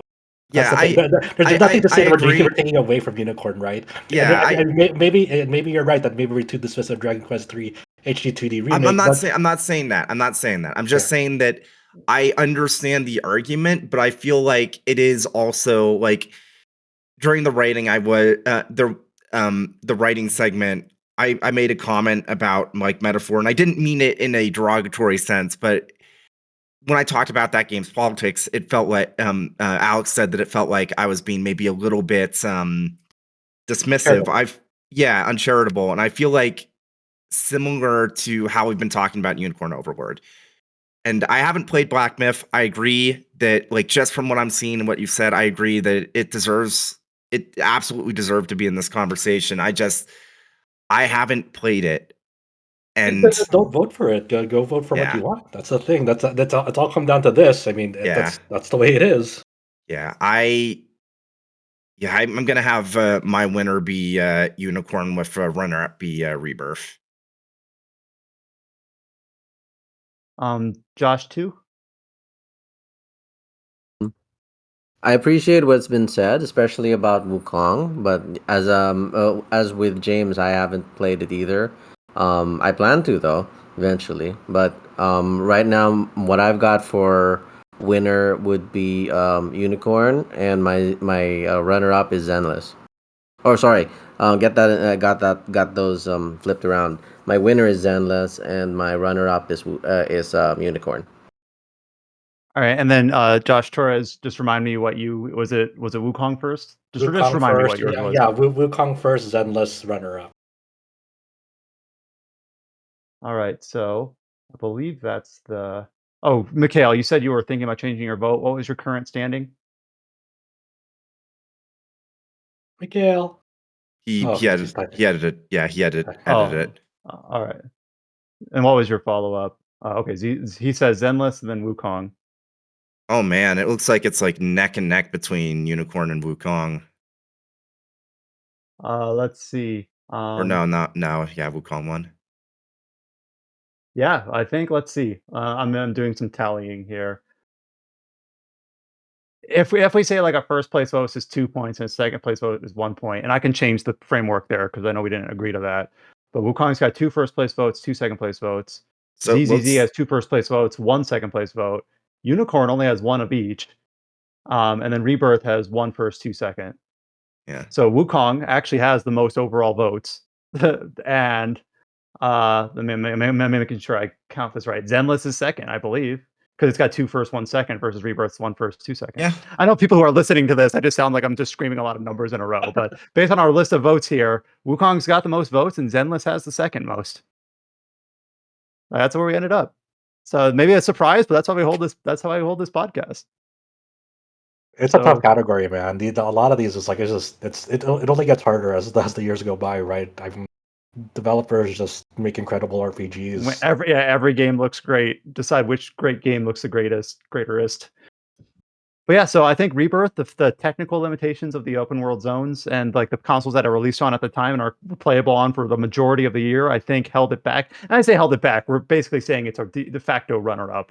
And then Unicorn, James kind of summarized it best in terms of like it's as excellent as we expected it to be. But just there's a lot of competition this year. So it's not what we expected, but we're going to have, based on our vote here, Wukong being the winner of this section, and Zenless Zone Zero being the runner-up. Anyone have like final thoughts on that? Don't kill me. I'm good with that. And I can go. I'm in a place. I haven't played either of these games, but I think the arguments made for these were both very strong. And so the fact that I'm okay with this, despite the other 2 games, the 2 that I had played, I look at this, I'm like, you know what? It's not what I would expect if I were to pull this up on RPGsite.net and say what won. I'd be like, really? But I think if anyone who sees that and has taken the time to listen to this podcast all the way through and see where we're coming from. And of course, as always, if we had different participants on the cast, it could have ended up differently, but they're all just excellent games. So, I put this in the I messed up my title. I put this in the wrong category in the note sheet. Oops. Best art. We have Black Myth Wukong for the winner and Zenless Zone Zero as the runner-up for 2024 best artwork in an RPG. With that, we're 3 categories down, 2 to go. This next one we had kind of teed up with a few of the conversations in the previous category. This is probably the trickiest one to discuss. It's best design and immersion. What this effectively is we've been covering this category a long time, and it's kind of up to interpretation depending on the year, the cast we have at the time, who the contributors to the cast are. But effectively, the way I would describe it is we want to say that this game does this 1 or 2 things that are very, very neat, special, or different. Maybe it's not the complete package. Maybe it's really only one little thing that a game does really special. But we want to kind of give them their props here. So that's kind of what this category is focused on. We say like this game has a very neat combat system, art mechanic, something like that. So let me kind of go into the list here. So we have a list, and then we have a little bit of a small note about why it was nominated. So we have Dragon's Dogma 2, and basically for that one is reactivity of the world, the way the Sphinx riddles work, the Finder's tokens, the fact that if you kill an ox, a griffin will come to eat it and ambush you. Elden Ring, Shadow of the Erd Tree, the expansion to, of course, Elden Ring, the way that I've worked with the new leveling system with the Scatter Tree fragments, Revered Spirit Ash, and of course, just the design of that Shadow, the expansion to the world in that game. Legend of Zelda Echoes of Wisdom, the Echo system, of course, reverse bind and reverse bond. Black Myth Wukong, we talked about the music and video intermissions, the attention to detail, the fact that it's representing a Chinese epic with Journey to the West. Like a Dragon Infinite Wealth, a game that takes place in Hawaii. The fact that if you play that game in Japanese, you hear multiple languages. Romancing Saga 2, Revenge of the Seven. We've talked about Saga games on this podcast a lot, the way that it has that Saga DNA, but represented differently in the way that its game is structured. Some of that which was inherent to the original release of Romancing Saga 2. The UI for the battle system and the Glimmer system. The Thaumaturge, we have listed here everything, but we kind of talked about it in terms of its historical fiction, the fact that it's set in a very specific time and place, but with the fantasy elements. Metaphor Fantasio, the twist that it has on the tried and true like Persona social link system. Only now their bond levels and the Gauntlet Runner and the archetypes. Dread Delusion, we talked about it as kind of like a throwback to a nostalgic era of like PlayStation 1 titles. And Rise of the Ronin, we talk about it, the way it represents, historical, how it's a historical drama based on real life events. And of course, I just flew through those, with a very quick snippet. So we'll go into detail on all of those individual aspects. So again, the games are Dragon's Dogma, Shadow of the Earth Tree, Echoes of Wisdom, Black Myth Wukong, Infinite Wealth, Thaumaturge, Romancing Saga 2, Metaphor, Rise of the Ronin, and Dread Delusion. I know that was a long preamble, but that's kind of like what this section kind of requires, is to say like, what are we talking about? Best design and immersion. Something that one of these games does really neat that we want to give props to. So I've talked enough. Maybe I'll go over to Adam because I know you've played a lot of these games and you didn't have a lot to say on the art aspect of the last category. So Adam, you've played a lot of these. I don't know if there's a one that very specifically you want to make sure gets highlighted for best design. Let's see. Like, I'll just say, starting out, there's not one that I'm like, I already know which one I want to win or like which one I want to be fighting for or whatnot. I just played Romancing Saga 2, so let me just start with that one. So the generation system in this game is its most unique element, and I actually interviewed the director of this game, or the producer of this game, and like, basically what he said was the generation system was in the original game back when it released in 1993 or whenever it was, and like, it's still to this day extremely unique and something that hasn't never really been, emulated or copycat or anything. It's just, this is the only game that has it in this sense, and it kind of brings it back for the remake in terms of how, like, basically Saga games, and we've talked about Saga games a lot, you go out into the world, where's the story? You have to find it. You go in any direction you want, and different scenarios will pop up. Early on in this game, there's a city in North Longit or South Longit having to do with like this Corsair attack or kind of occupation of this area. There's the Cumberland succession that's going on, and depending on like what you do and where you go, how the history of these places will change over time is dependent on like what you do. And it's not just like a front to back story that takes place, in a year or in a couple days or in a month or whatever. It's like a story that takes place over centuries. And they're all little isolated packets of narrative that take place in the world. And it kind of depends on what you do and where you go. And I just think it's really cool. And then, of course, all the other Saga elements in terms of combat, in terms of character building, in terms of, party composition and things like that. So, but the generation system, I think, is kind of the key element here. Now, I don't know if I want this to win. I know I'm making an argument for it, but I'm not like, dead set on it. So Yeah. I just finished my third playthrough of this game. There's a lot to do. The reason why I played through it several times, one, to get achievements, but two, because it does change quite a bit depending on what you're doing. And a different It's a very playthrough malleable can be game. Like when games talk about like play it your way, it's your story. You kind of get it. It's a lot of it is very marketing spiel. But this game, it really feels like, if you're not like obviously looking up guides on where to go and how to unlock certain classes or stuff, like you can go blind into this game and come away from it feeling like it was everything you did, how you shaped the narrative. It feels like a consequence of like the decisions that you made, and it really embodies that. Play it your way, your pace, your style, and it encourages that, and you always feel like you're making new discoveries from it. Really, really cool. Now, Yeah, I've argued before that the main component of Saga games is player discovery. You have to find it. You have to have a sense of wanderlust. It's not given to you. You have to find it. I will say that I also just finished this one, and it's definitely going to be in my top two. Well, I say definitely, but I thought in the last category something was going to be definitely, and then it wasn't. But I went into this thinking that I was going to fight for Saga 2, maybe not to win, but to be in the top two. So I won't repeat what you just said, but if you've listened to the Tetracast at all, it's some of our general opinions on it. But I think it's not only that. I don't want to just say it's Saga, therefore it belongs, but it does things in a way that it makes things it frames them in a way that not a lot of games do, in terms of like you will change out your party here several times throughout a playthrough, and it makes it feel normal and natural and fun and engaging, and like Josh said, malleable. So Man's Saga 2, I think that's a good shout out for it to start out this category. What about Shadow of the Erdtree? We haven't had a chance to talk about that yet. It's an expansion, so some people might say like, well, it's an expansion, so maybe it doesn't belong here. But we talked about specifically what was unique to it as an expansion. I listed here the Scatter Tree Fragments, which is basically the leveling system, how they scaled the new zone to be kind of independent of the existing zone, and then of course we can talk about how it interfaces with um, the base game in terms of when you can access it and things like that. I just think it's an incredibly as uh as expansions go, it's one of the most weirdly one of the most neatly stitched in, considering the sort of ham-fisted way in which you enter it. Sort of feels a bit of a pop out.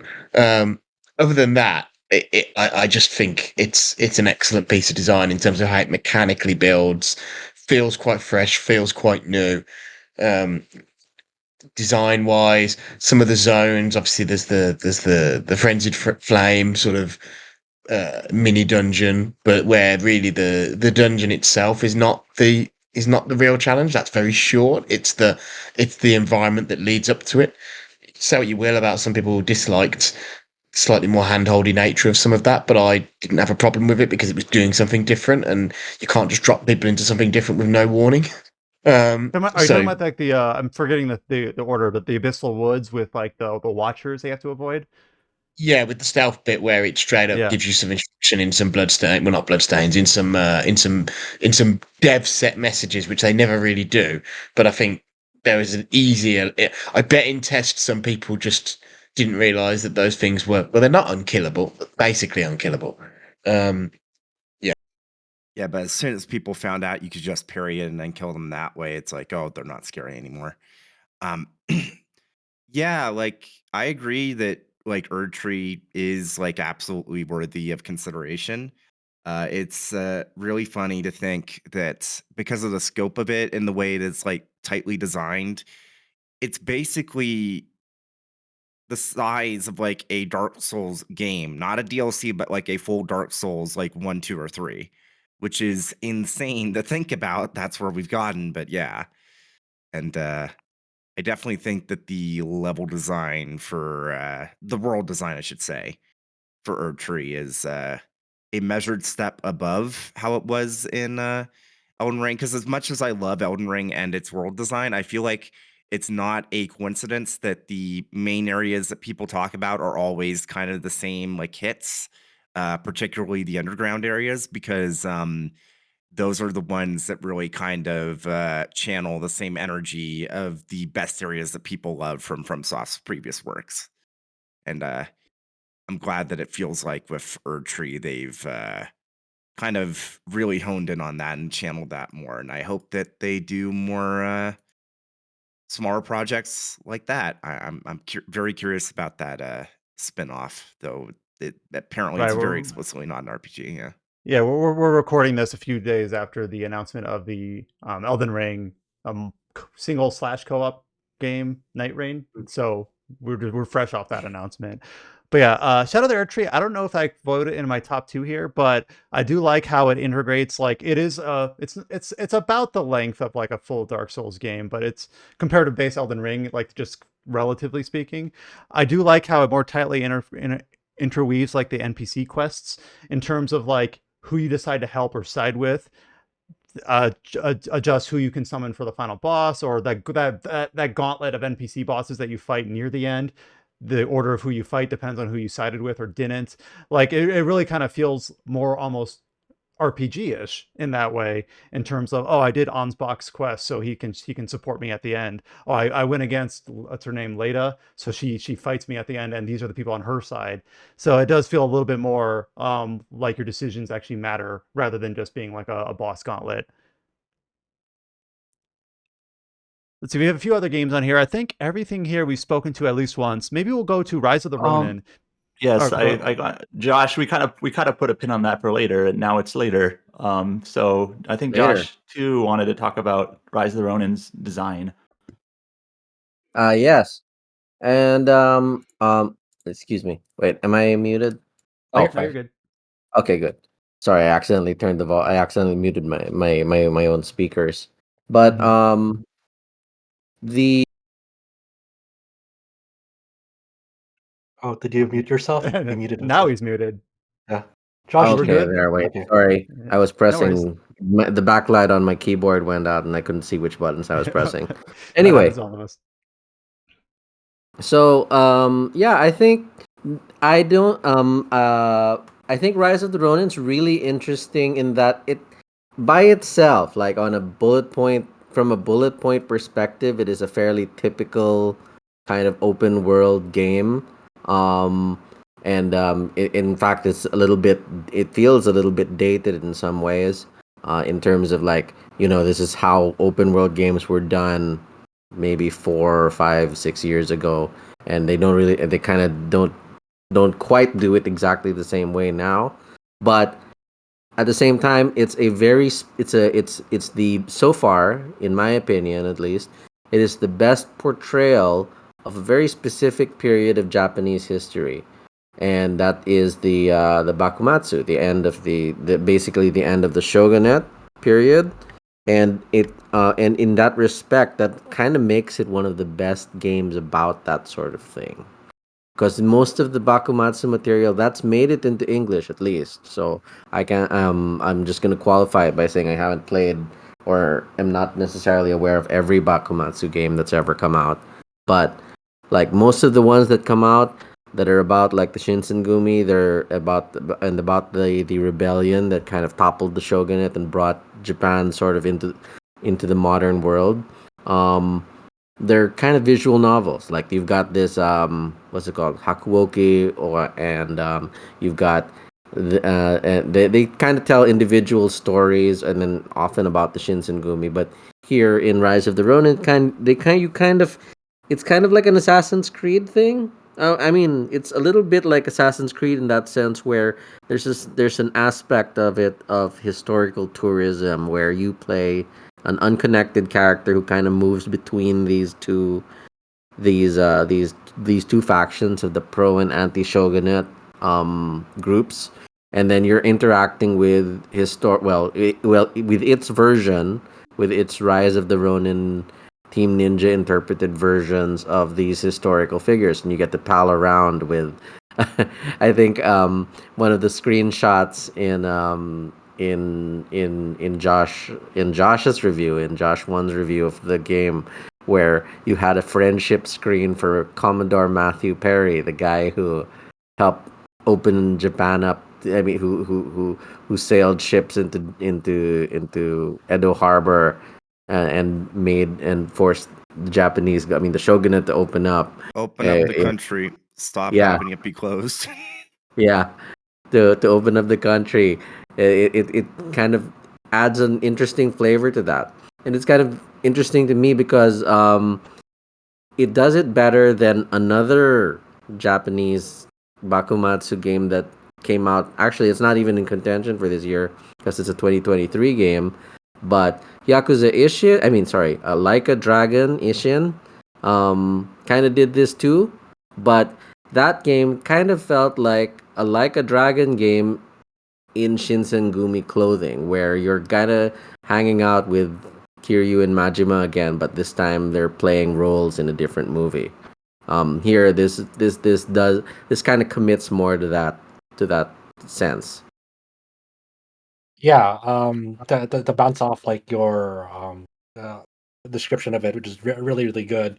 Like a lot of the design and immersion aspects of this game is providing that context of why the Shinsengumi was formed, how why the straining relations of the pro shogunate and anti shogunate factions, and then you have different other neutral parties and Western forces to consider in this game. It all culminates like in the last like third of the game being like this almost all out warfare of like different territories on the map being pro shogunate and anti shogunate, and then you actually have to make a choice of like who you want to side with throughout this conflict. And there are like actually branching paths throughout this whole game where you can like kind of decide who you want to side with and there are actually like decisions like whether you want to kill someone or leave someone alive and seeing what sort of um where this decision where the consequences lie based on that decision.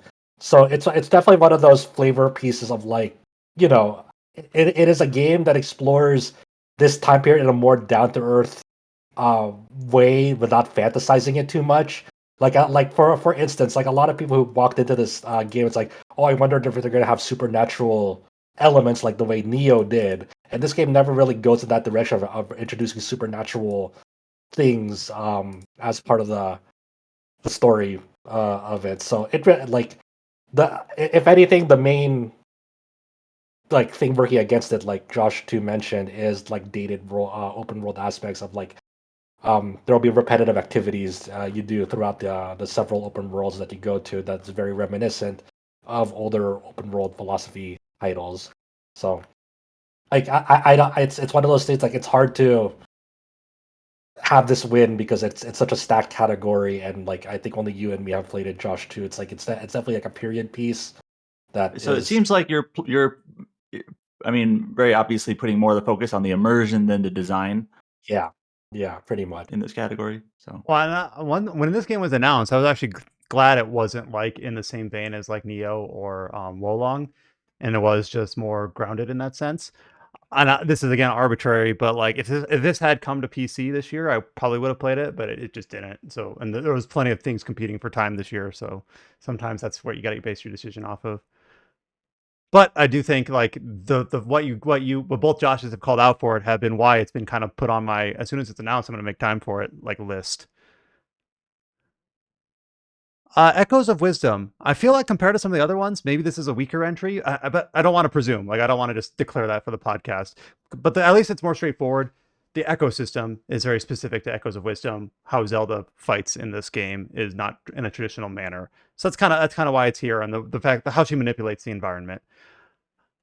I think what kind of kills this one is that Echoes of Wisdom. The further you get in the game, the more often you can delve into the sword fighter like aspect and then not interface with the echo mechanic. It almost seems like that's your reward for like being thorough in Echoes of Wisdom is that you can interface with the ecosystem less and less. So I almost feel like that's at odds with it, which the ecosystem is neat, but I don't think it carries the game. It doesn't even carry the one game it's in all the way through to completion, which is I think what kind of kills it from this list. Yeah, I agree. I mean, it's such a neat thing from the outset, but like it feels like it's bottlenecking you as the game goes on. I do appreciate the art style here. I guess we didn't vote for it for art, but I do like the art, and I do think the system is interesting, but just doesn't live up to the other ones on the list here.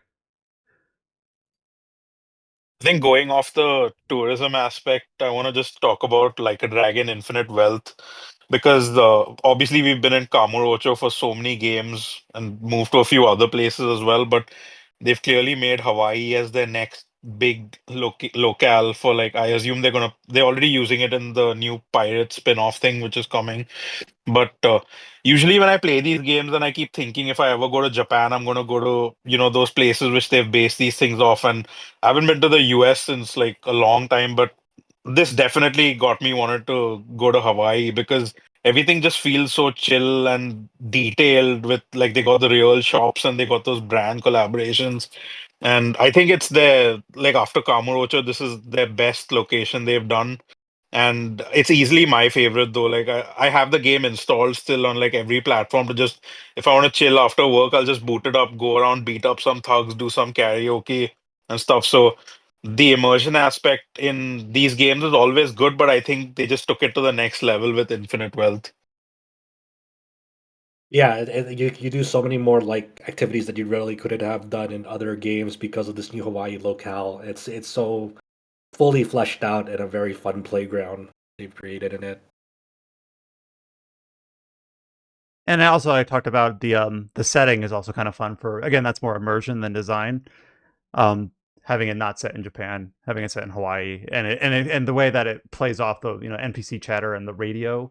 I like the Having fucking you aloha you can do to just random NPCs. It's like oh yeah, yeah, Oh, and aloha. the thug banter is also hilarious. I think they say this ain't a game, dipshit, or something like that. Yeah, It's just yeah, so yeah, funny when you yeah. hear When you're in the it. Japanese audio for that game, you still have like that English banter with the thugs that you Yeah. meet because they're obviously locals that you know.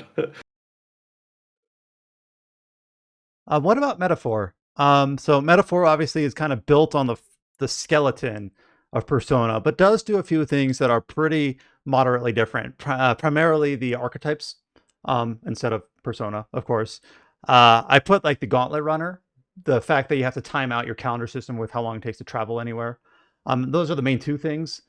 You could also talk about the social links versus bond levels are nuanced difference. But how do we feel about Metaphor in terms of, again, we're not talking about its art, which we already kind of talked about. We're not talking about its story, which we kind of already talked about, but purely like the design of those systems.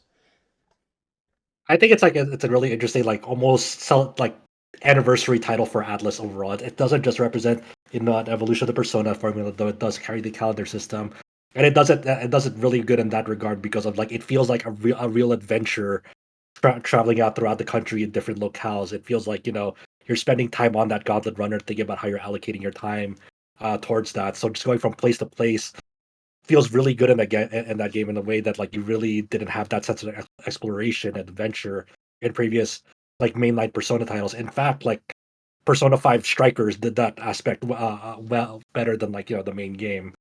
In terms of like having a sense of adventure. And it of course has like the press turn from the Megaten series. It even has like like systems from like Digital Devil Saga and Etrian Odyssey, and having that frontline back row formation, and even like this having a very direct nod to Etrian Odyssey in one of the dungeons of that game, and having Koshiro on the project who composed Etrian like new arrangements of Etrian tracks, which is really really awesome in that regard. I think it's one of those. It's a really like difficult game to like kind of measure on the design emergence scale because it does give you that sense of adventure, but at the same time, you still feel like you're deliberately in the middle of an Atlas celebration title where you have like these amalgamation of Atlas systems coming together in a way that like you're still kind of going through that like day-to-day routine. It doesn't really, for me, I don't feel like I'm immersed like fully in that game. I'm more so like thinking of like what's the most efficient way to map out my day. And I don't know if that's really hitting on that sense of immersion more so than like my brain being like how do I play this game as efficiently as possible.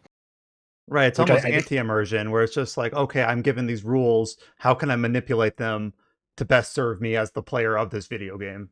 yeah, Maybe I'm misinterpreting what you say, but that's kind of how I no, think of it. Like I get it. Yeah, yeah, I'm yeah. the opposite of immersed because you're telling me, oh crap, I have these rules and these limits.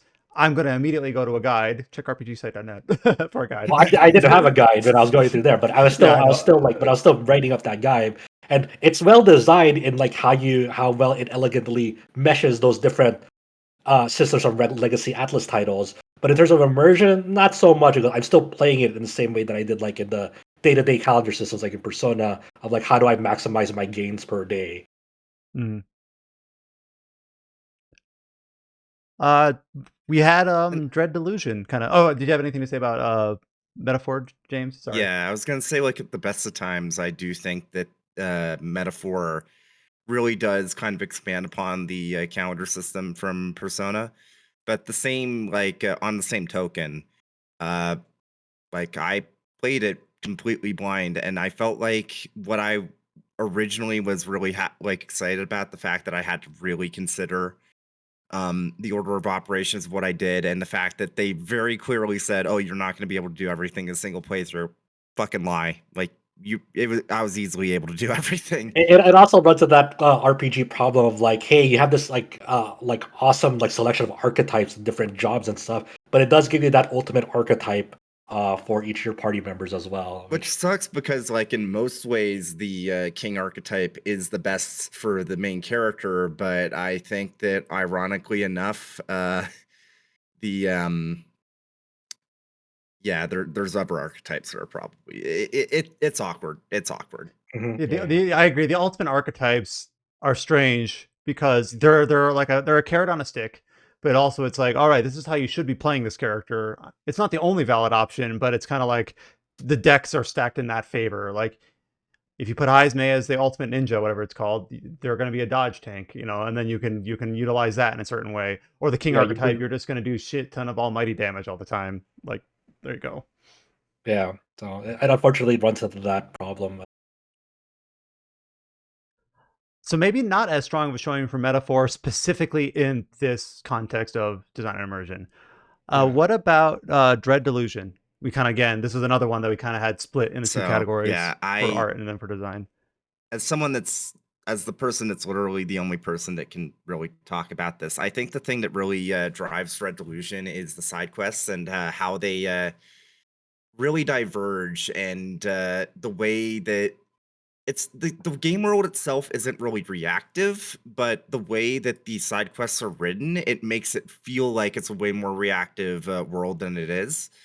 Um, like there's this one side quest in one of the regions of the game, and honestly, the strongest element I'd say of Dread Delusion is the world itself and just how different each of the different regions surrounding it are.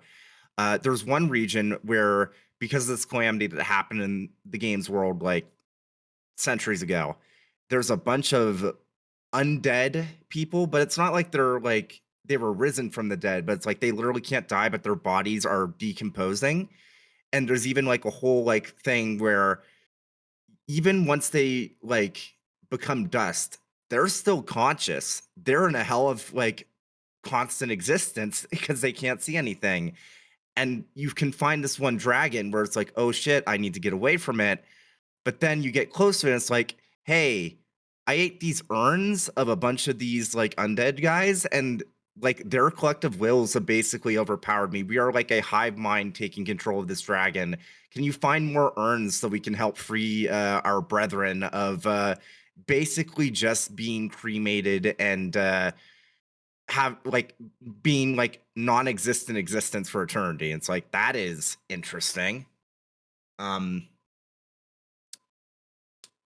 There's also I don't know. It really is just the side quest and how the writing intersects with it, which is why I wanted to talk about it here instead of the writing category. But yeah, there's some really cool stuff. Like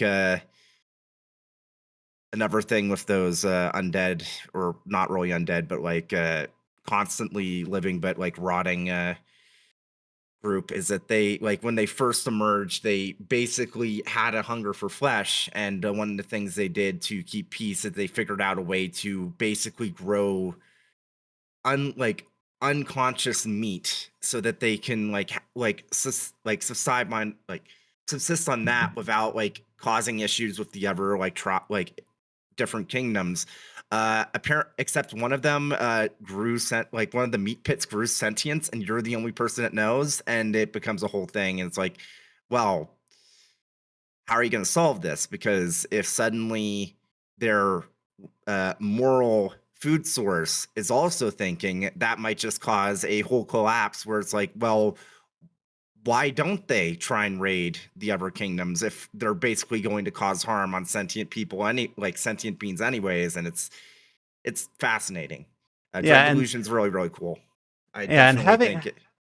Sorry, so having side quests, I was just trying to tee in one of the first things you said when talking about Dread Delusion is having side quests that feel impactful, even if you boil it down and you figure that it doesn't actually change a whole lot. As long as the impression's there, that can be equally strong. And even that one side quest that you gave as an example, these basically cannibals, but I don't know if they use the word cannibal, but they come up with a solution to exist ethically, but that's put into question. As someone who hasn't played Dread Delusion, I like that as kind of using the side quest to enforce the world building as well, and not just be pure writing.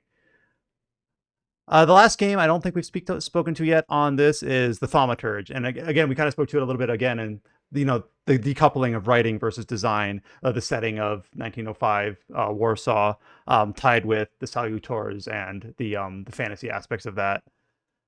I think there's one of the strongest on the list, to be honest, in terms of like just top two. This is a game like unlike any other this year in terms of like just time and place. It is a very like interesting reimagining of a time period that's not really explored in games, and the commentary it is, and the way that it crafts its world. Like you had that whole side quest about like of that secret underground like meeting society of like having more um female voices in writing in that time period, and going and communicating with the people about that, and how the consequences of what you do in it can have different solutions, or not solutions, but um results. Yeah, we And talked about that kind of the divergent story already Yeah, in the other context. and that's the really cool thing about this game. Is like when you, me, and Adam are talking about this game, it's like we don't know exactly what the branching thing is, and like what options it's hiding from me, because maybe Victor hasn't like hasn't I forgot Oh, the system that's called, I like the forgot ego, about that. of But yeah, that ego in the system. dialogue boxes, it says like you do not have the information to select choice 2 here. Yeah, yeah. That slipped my mind. That's really neat. Where it's like there is another route here on this quest, but you have not done it in the order where this is available to you. But it's there, so it's kind of like that. Oh, who should I talk to first? Proud answer, that the proud like system. Yeah, Like I'm not that exactly too. like Yeah. 100% sure how that could branch out still, and I don't know. And but it's like really cool to see that like there's just like options that are deliberately obfuscated from you, and you don't know exactly how to open up that option, because maybe because it could have been like a consequence of like how you solved the problem, like several quests ago, or like maybe you chose too many proud answers, or maybe you didn't choose enough proud answers. Stuff like that, just and the general like way you go about like solving cases in that game, I think is really really cool. And the way that like how different salutors in that game have different specializations, and how the way you can customize like your battle style and different modifiers you can put on them. I think this game is just a front end runner for design and immersion, because it really, that's the one thing it does really well in this game. It like really pulls you into the world, into the characters, into the strife and current climate of that time period. No, definitely. Like, there were some things that were on the fringe of my mind, like, oh yeah, the proud system. That was something where it's like, do I go whole hog on this system and just be a proud bastard, or do I That's try what to I avoid did. it, I did. do you try to thread the needle and try to dip into it only when it's most impactful? So definitely, that's you've reminded me. You've like cleared the cobwebs. Like, oh yeah, Thaumaturge. What a game. All right, so we've gone through every game at least once. Now we have to start making cuts. Again, all these games were nominated in the first place because they've all done something neat. I've already cut Metaphor.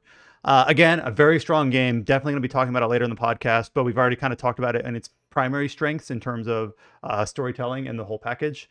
But in terms of design, still very much an Atlas title with some benefits and drawbacks to that.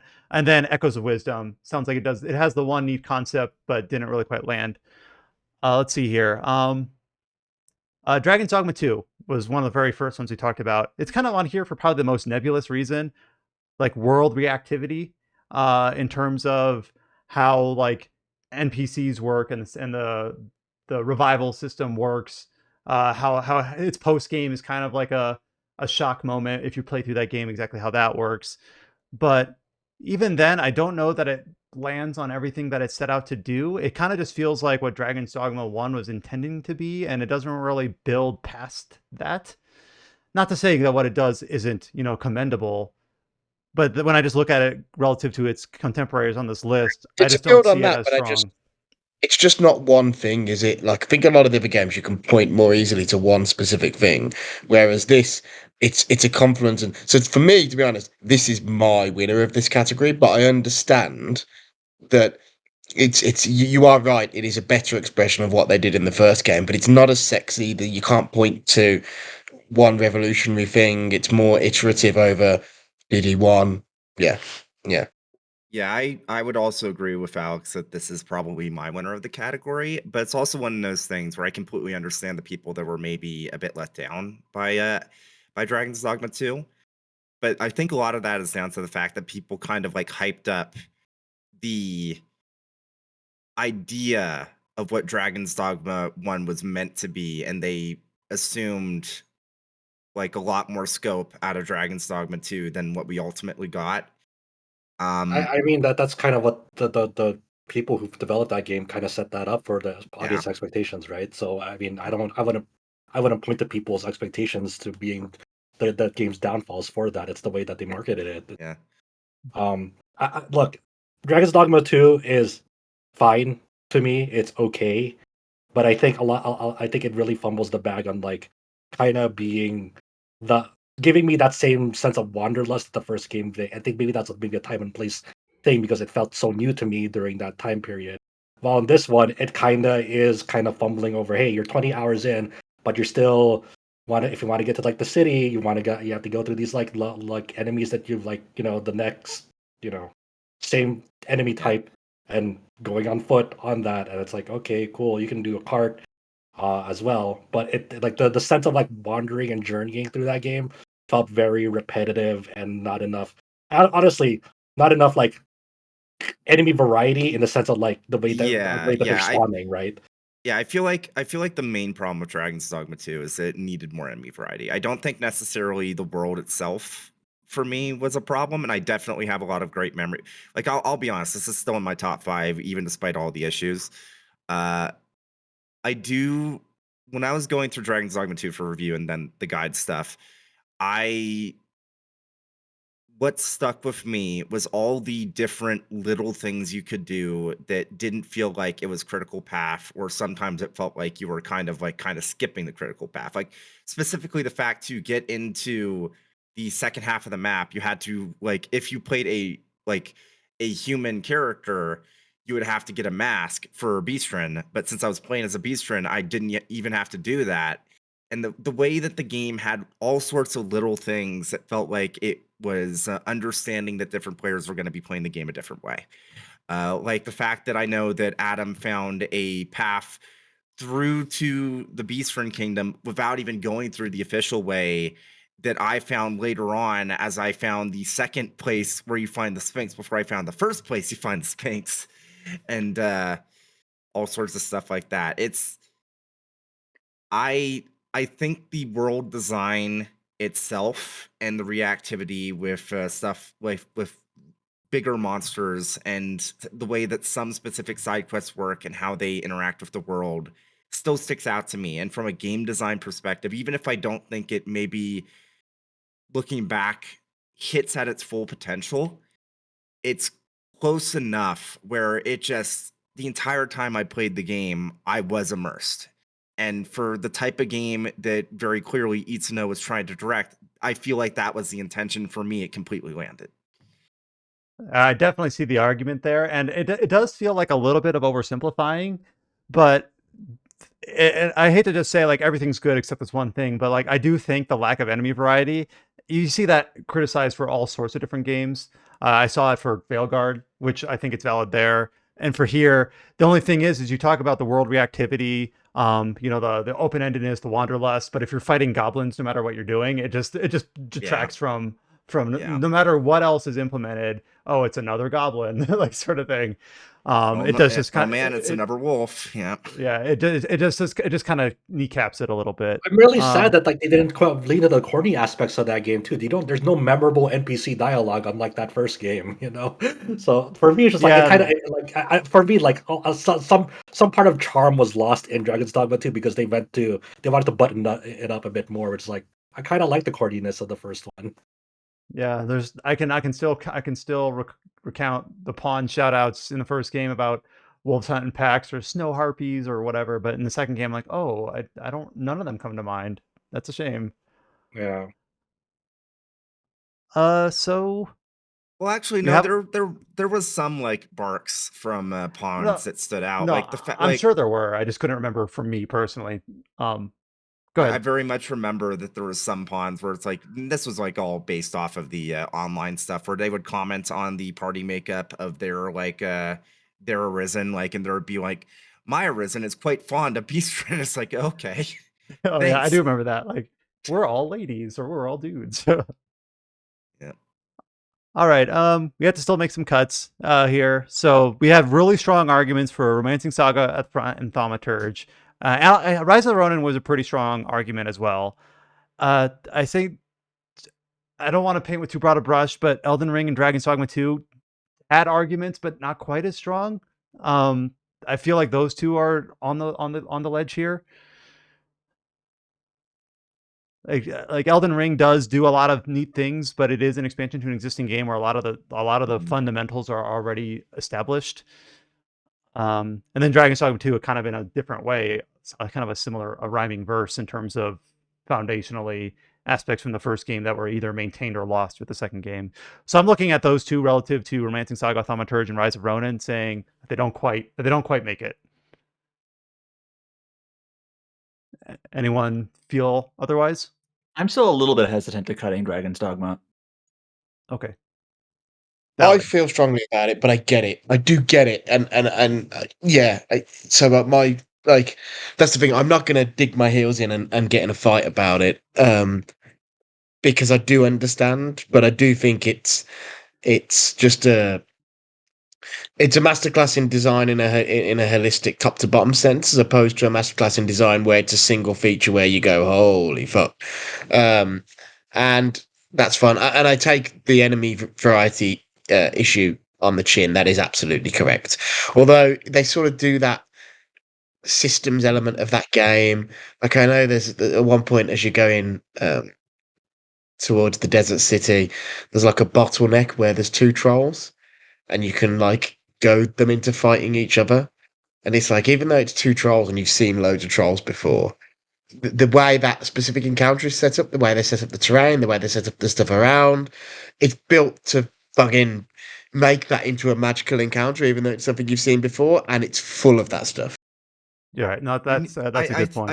I think beyond the fact that it needed probably like at least like 2 or 3 more basic enemy types, there probably needed to be also like 2 or 3 more bosses. There needed to be more unique bosses like the Sphinx and the Medusa.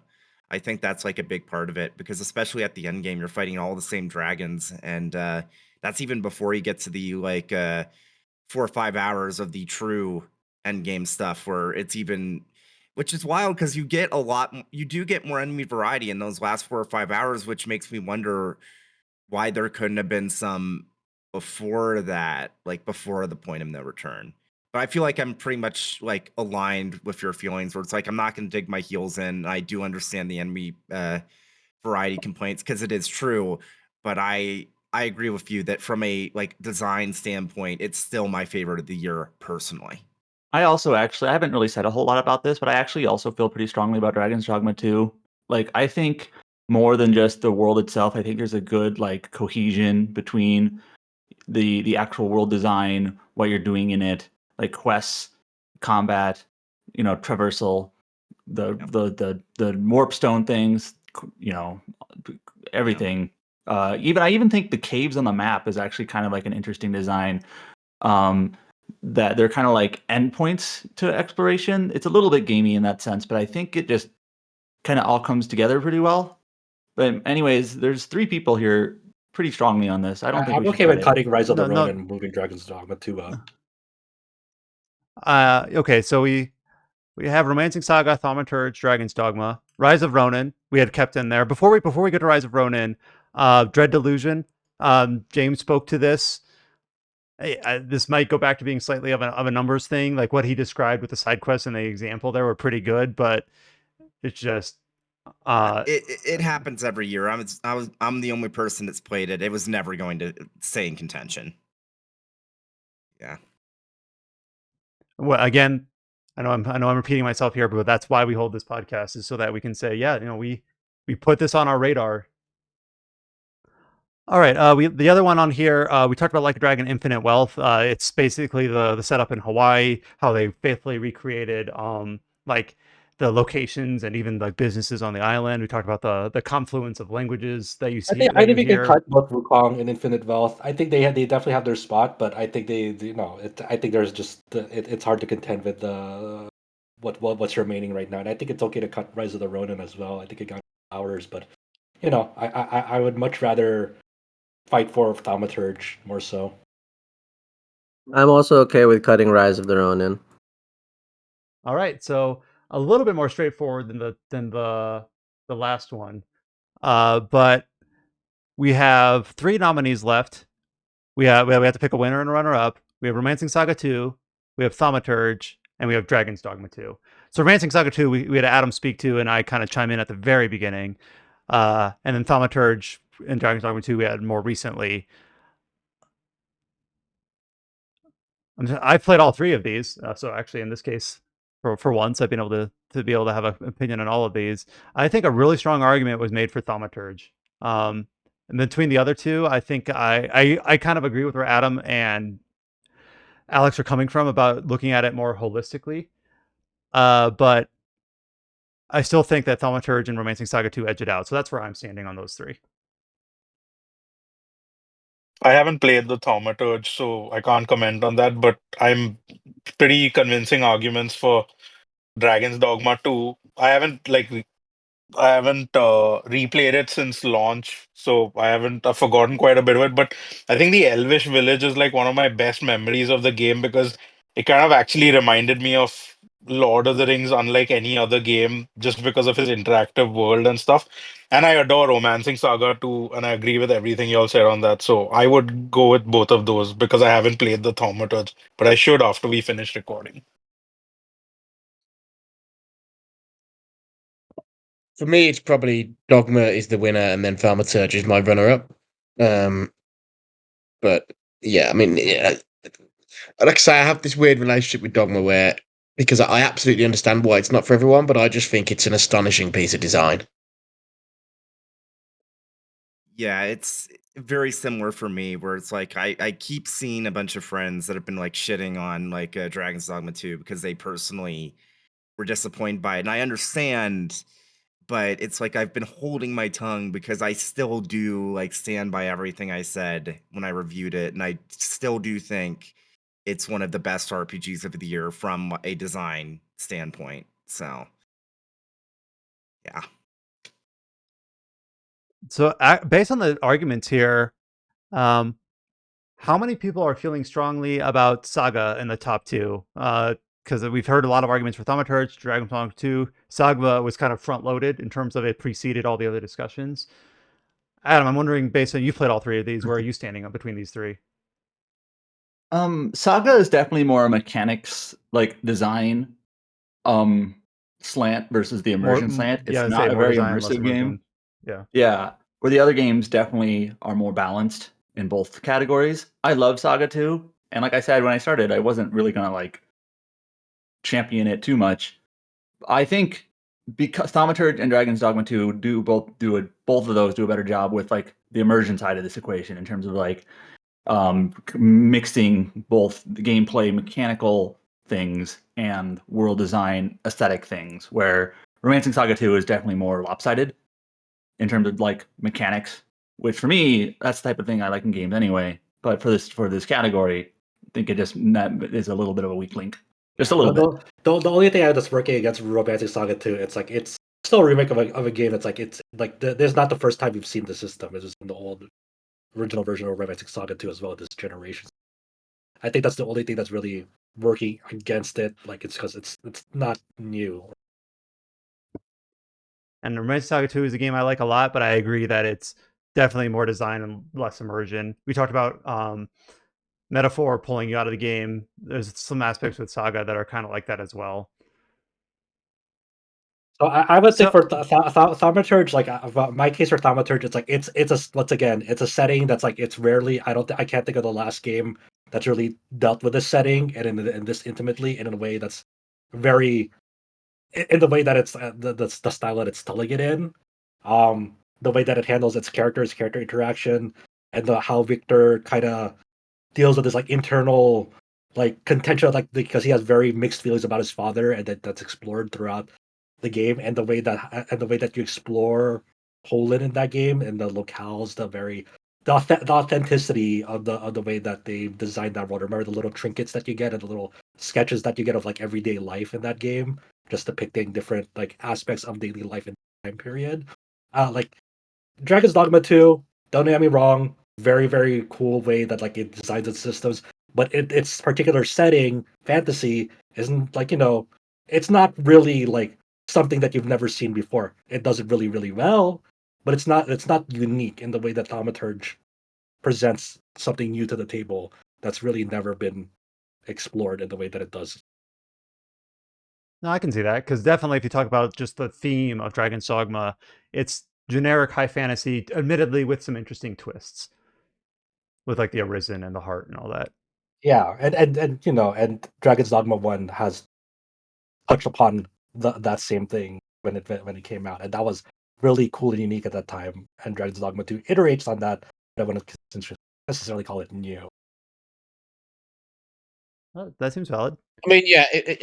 A serious question: it's how much do we value newness in the sense that a lot of stuff in Dragon's Dogma 2. Hey, the Elven Village, right, which was raised earlier, that shit was in the design documents of Dragon's Dogma 1, and then the entire race just ended up getting cut because they were just like, we don't have the ability to do the ideas we want to do. Like the idea of you not being able to speak the language and having to get a pawn that speaks the language and then that being able to spread to other players. The idea of the Dragon's Plague was in the Dragon's Dogma 1 design doc. So a lot of this stuff, yes, it was in Itsuno's mind 15 years ago. Does that fact make it any less impressive now? And how much is our thought process now being coloured by the fact that Capcom was actually brave enough to go to GDC and talk about this stuff? Had they not talked about this stuff 10, 12 years ago, would we all now be going, oh my god, this is such a huge build on Dragon's Dogma 1 because, because of the Dragon's Play, because of the races, because of the languages, all this sort of stuff? Would we be saying that? Would we be saying that with more shock and awe had we just not been told about it? You know what I mean? Because if that's the reason, if the reason I that mean, the we're fantasy less, set. I'm talking about fantasy set. I'm not talking about the design docs of Dragon's Dogma 1 and how much it reflects in Dragon's Dogma 2. I'm talking about just uniqueness of setting. I think Thaumaturge has a very unique time period setting that's not really explored in games.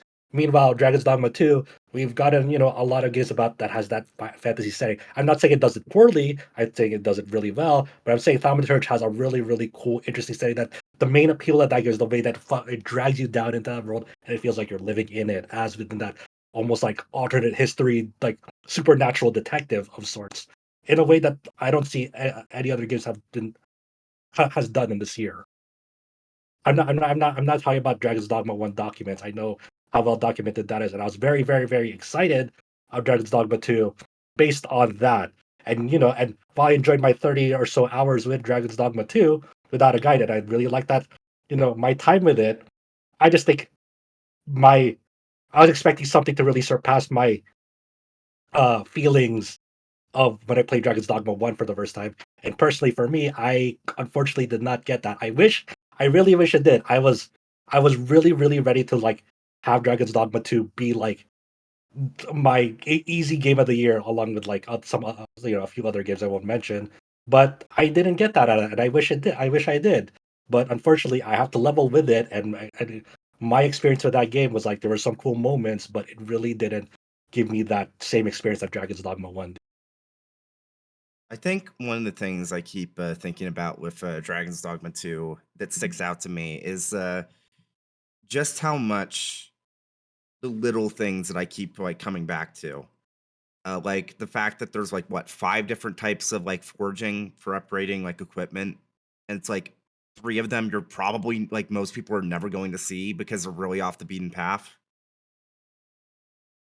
And I don't know, there's just a lot of little things that I just keep thinking about with Dragon's Dogma 2, where it's like it really did make me feel like my playthrough was my own, and it feels like that's the thing that they were going for. And yeah, yeah, I Oh, I mean, I don't know if there's any other perspectives. I know Adam and Brian also played both of these games, so I don't know if I'm alone in this or. No, I think again it's very very close, and I adore the design and immersion on both of these games. I do think I give the edge to Thaumaturge, but like I could wake up in a week and be like, man, I should have gone the other way. But right now in this moment, luckily since we only have 2 left, we can just do a single vote. We don't have to do like first place, second place, just based on the how many of us are there here? 7. That's an odd number. We can each just make a vote. As long as no one abstains, something's got to win. But I'm personally like Dragon's Dogma 2.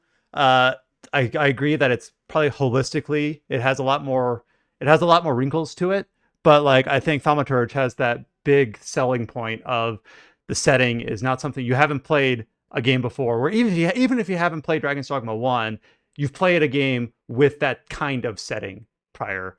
And Alex would say, like, how much are we valuing newness? I do think newness or differentness does factor into immersion in some way. Where, like, with the Thaumaturge, if I'm into that game, it's like there's no other game I'm thinking of that puts me in 1905 Poland, or sorry, Warsaw. Or Dragon's Dogma 2, it's like, well, if I squint, this could be Tolkien, this could be Dragon's Dogma, this could be Elder Scrolls. And maybe that's not 100% fair, but I do think it factors in, at least for me. I think I agree. Just like Thaumaturge, I have never played a game with a setting like that before. And like, will I ever again? It's a very unique setting. Thaumaturge 2. Okay, let's just go. Let's just go through the. We have 7 of us here. Let's just go through the vote between the Thaumaturge and Dragon's Dogma 2 for best design and immersion. Even if you think you already made your case, let's just go ahead and make sure it's for the record. Alex? I am Dragon's Dogma. Yeah. Okay. And I'm happy for Thaumaturge to be the runner-up there. And but you know, the other way around, I'm fine. Josh, 1. Thaumaturge.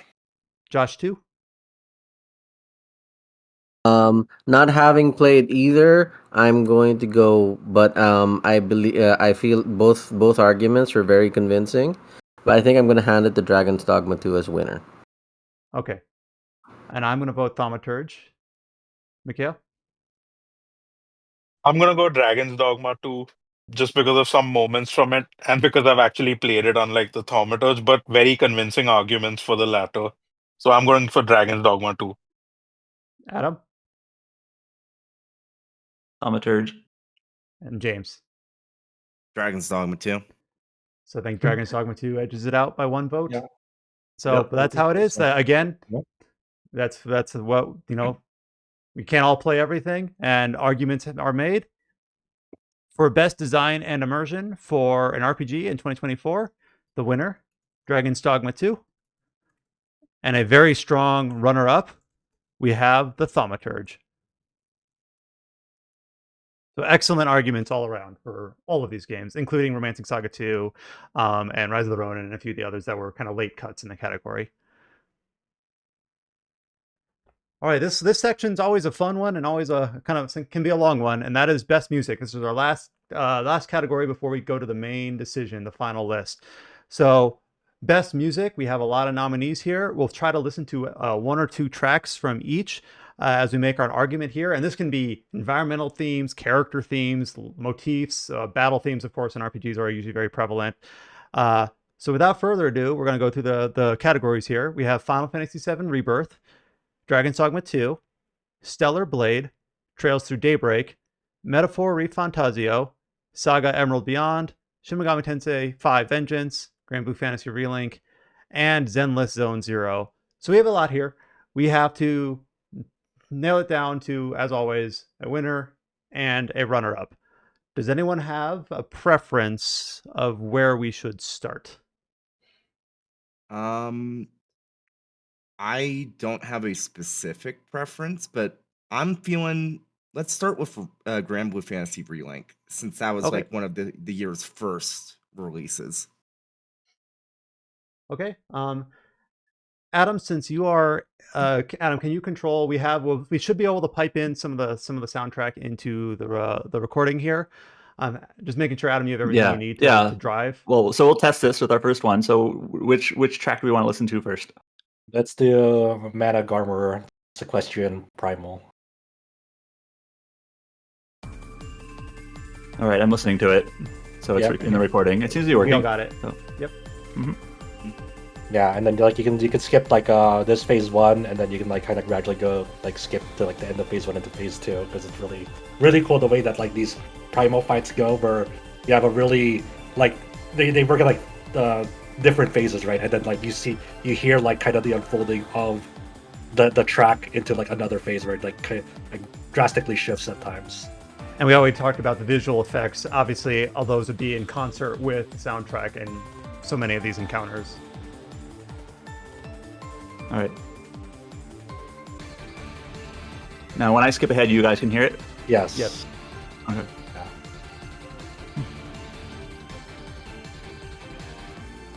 And then it's about. And this plays during the. This is the Ice Wolf boss. Yeah. Right. Yeah. You kind of just tell it's an ice theme with the like, chimey type sounds. Let's skip ahead to phase 2. Yeah. So now you see here the next part of the orchestra, like almost in the backlight, about to slowly creep up into like the front and center. And the composer here, I don't know about this specific track, but the composer credit for Grand Blue Fantasy Relink is Tsutomu Narita. All right, and obviously we have, just for the record, we have several tracks listed for each game, but we don't have the bandwidth. Yeah, we can do one more. But let's pick one more. Yeah. Yeah. This is the final boss. And Ragnarok, yeah. Amazing.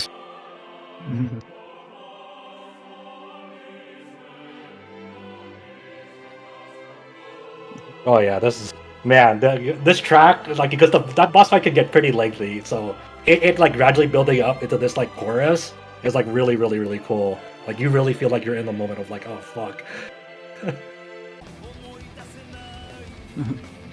Oh god, it's so good. I think I remember my favorite part of this theme. Let me see if I can get to it. I think is it? Yeah. It's a little bit grungy. Oh god, the solo's so good in it. Well, yeah, I mean, I'm voting this stays for at least a little while because this Relink's OST is so good. Yep, sure thing. Well, this is actually my favorite part right here. And how this plays in the actual battle itself, this is the part of the battle where id breaks free from the dragon. Yeah. And it shows the dragon like clawing, trying to get back to him, and id right at this point, he basically punches the claw away, if I remember correctly, and then it gives you control back to your character after the cutscene right now. Yes. So it's such a good musical transition into that. It's like one last hurrah. Mm-hmm. If there was any one specific song from an RPG that's my favorite of this year, it would be this one.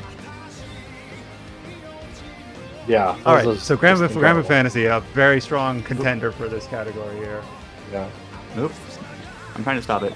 Stop. Yeah, okay, one second. Technical difficulty. Yeah. Here. Perfect. Okay. I'm gonna go to a game that I don't think. Well, James might feel otherwise. A game that I don't think will stay around very long, but might have my single most favorite track out of everything I played this year. Can we go to Adam? I hope we have it on the list. Saga Emerald Beyond Auld Lang Syne. It is on the track 34. Number 34? Okay. Yeah. So this is the final boss theme when you're playing as Diva songstress number, what number is she, 5 or 9? Diva the songstress robot. So she sings during the fight. And there's a Japanese version of the song, and then there's I hope I get this right. Scottish version. Scottish. For the localized version. And this is significant because like her entire appearance, like she lost her voice. So it's like it's thematically like really cool how this comes together. We're about a couple measures away from her starting to sing.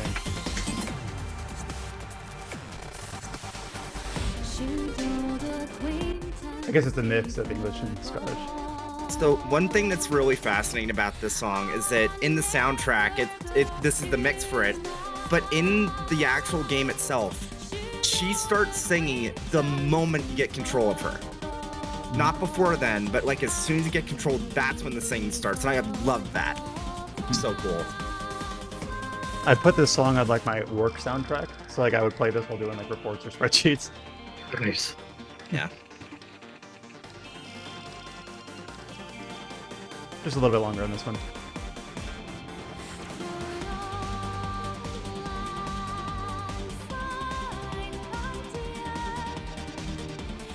But yeah, this is probably my single favorite song this year. So we have a couple others listed for Emerald Beyond. I wasn't sure which of these two you wanted to go to next. Let's do Fluttering Spirits, or like, as I like to call it, a very obvious follow-up to Passionate Rhythm from Romancing Saga Minstrel Song. Which one is that? 35? It looks like it's on our list. Yeah, it's the next. It's in. Yeah, it's definitely.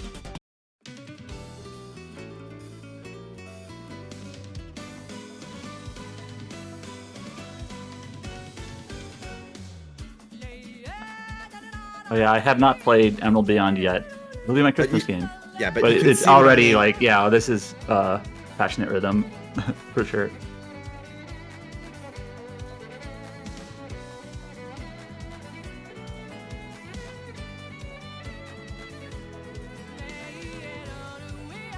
So when does this play in the game? Certain boss fights? Certain boss fights, yeah.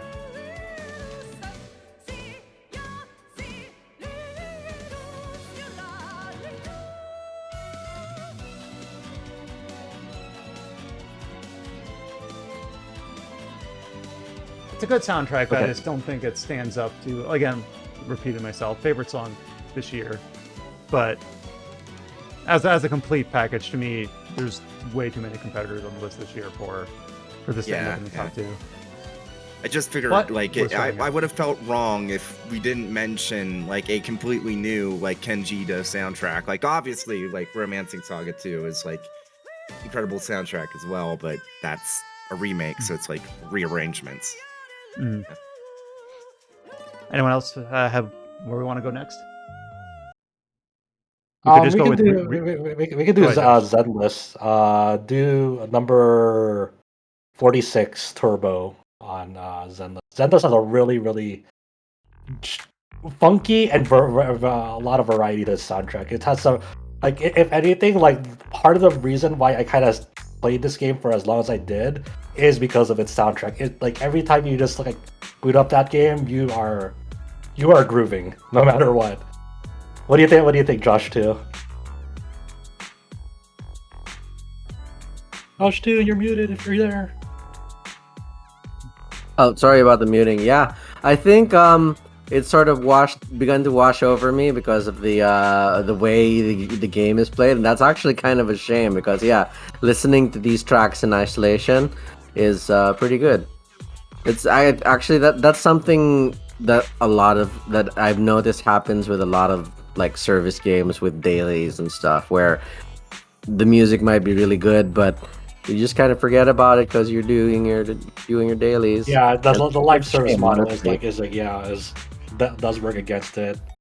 I'm gonna go to the you next can- one. Okay. Yeah, there's the home shop music. You can. There's just a really like there's like kind of like your home base, and I guess like it's like a VHS rental shop, and there's the tune that goes in it. So there's like when you're done with like a certain activities of the day, there's kind of like your home base theme, which is very chill, very just a very nice kind of relaxing theme. I'll do this one, which is Dance of Death, which is the chapter 3 end boss theme, just showing off like more of like it's very stuff. It's not just like like low energy beats. It's more there's also just a lot of very expressive themes throughout some of the bosses in that game. Like this one's like a very ballerina inspired boss battle. It's like the gimmick of it is like twin ballerinas that you have to like, kill like within the same time, or else they regenerate the other twin or of the boss. So it's like and then the whole motif of the track obviously is like very ballerina dance inspired. So I just think it's really cool with like just the amount of variety and the amount of like urban inspired themes there are in that game. The instrumentation is unique. Yeah. Oh, it's so good.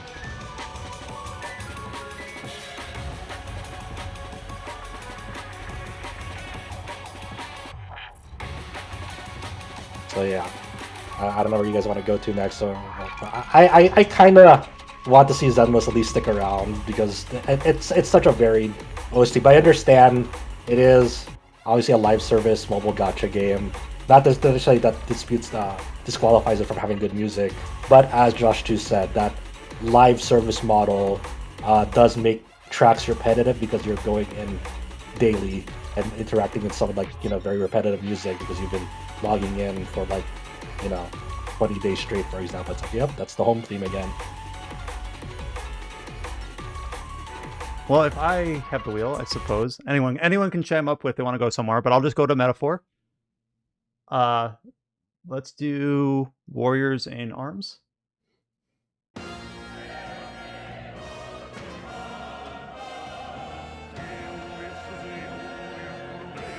So obviously, anyone who's played Metaphor.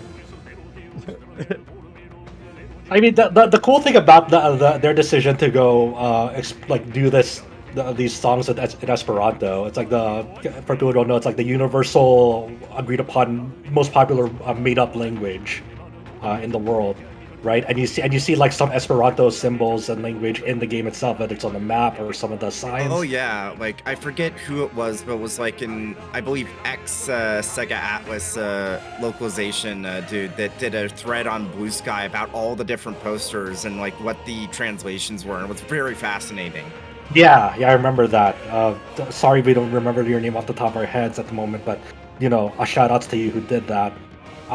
It ties well with the themes of the game of like, just because we all come from different walks of life, just because we all come from different backgrounds, there should be still some fundamental universal things that we can remain unified on, and that's what Esperanto kind of represents. And then employing Esperanto into the music aspects of that game. It's like, even though we may not understand each other's language, we should still be able to at least unify on very fundamental human things together. And I just switched it over to the Virgo Island theme because you have to. Yeah, very good track. And I kind of like, I don't know, like there's like a lot of talk post-release as like the weeks came by saying, oh, this soundtrack isn't good because like it's not as poppy as Persona 5 or maybe not. I'm just like, I think the problem with that is a lot of people are too hung up on having like dungeon specific or location specific very memorable tunes instead of actually looking at the soundtrack having its own identity. Like, the opera house scene, you can tell it references some of Luis's older, like the songs that play when you meet him initially and stuff like that. And also the chief priest, who they got, Keisuke Honryo, I discovered that like he's part of a jazz fusion band in Japan. So that's probably how Meguro found him, because that's like awesome. Persona 5's acid jazz soundtrack probably had him do some research and stuff. This is all speculation, obviously. But I remember when they did the TGS performance where he was like chanting or singing live, I found these other songs which he had done, and he sings pretty similarly over there. And it's really disappointing that at the Game Awards orchestra they didn't fly him down, if that was possible, to like do that bit. That would have been amazing. Mm-hmm. I agree. Yeah, So I really love the soundtrack, and I have it shipping. Like, I ordered the soundtrack physical thing is shipping in a few weeks from Japan. So yeah, very excited to get that. Yeah, Metaphor is a game, when I first saw it on the list, I'm like, yeah, there's a few highlights. I don't know if it's got the whole package, but I don't know. Both, now the more I think about it, the more I'm like, you know what, I really like a lot of what it put together. I remember we had a vote on, back when it was first like re-revealed, like, what do you think of the main battle theme? And we're all like, not sure. And I don't know if I'm still not sure about the main battle theme. Like, I'm still not like wholly sold in, but I appreciate the motifs and a lot of the other tracks that it has. Right. Oh, which one do we switch to? Oh, here we go, yep. The battle theme. But yeah, I mean, I don't know if I'm sold on it, but it did grow on me a little bit. The classic. We got to at least listen to Esperanto Priest's his solo. Another really surprising game this year that had a really fantastic OST, I think, is Stellar Blade as well, because I think Stellar Blade's biggest sins is like it's kind of too inspired by Nier Automata in the way that like it frames like the conflict with the machines down on Earth, and like how you're use like a combat android to deal with them. It's very, very inspired in that regard, the revelation that you learned in that game. But the OST is so incredible in this game. This is the one thing where they decide to craft their own identity and not stick too closely to like, the sound of Nier Automata, which is still an incredible OST. But this one really goes in on like more very active themes, like this one for the Hyper Tube Slide. It reminds me vaguely of Metal Gear Rising. Obviously, the vocal, like that one had a bunch of different vocalizations depending on the song, but same like energy. Mm-hmm.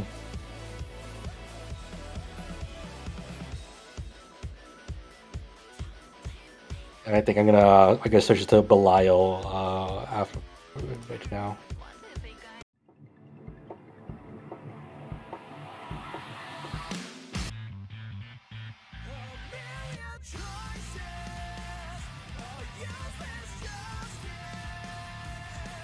Like it's very it's very upbeat and very synthy in the way that it kind of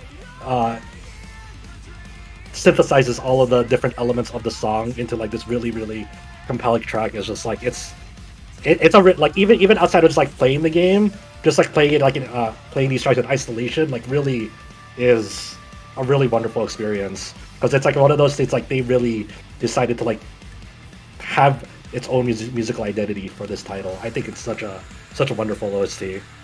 I think based on everything I've heard so far, if I were to put in a vote for a game I haven't played, but just going purely off what we've listened to, it'd be Stellar Blade. Yeah, that's for Raven, the track game.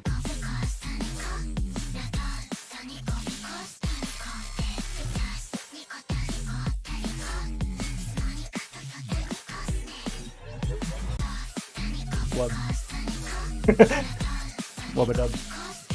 But it's very unusual. Like the tracks are just so like you just never know what to expect. But each coming track is there's such a it plays so many different styles.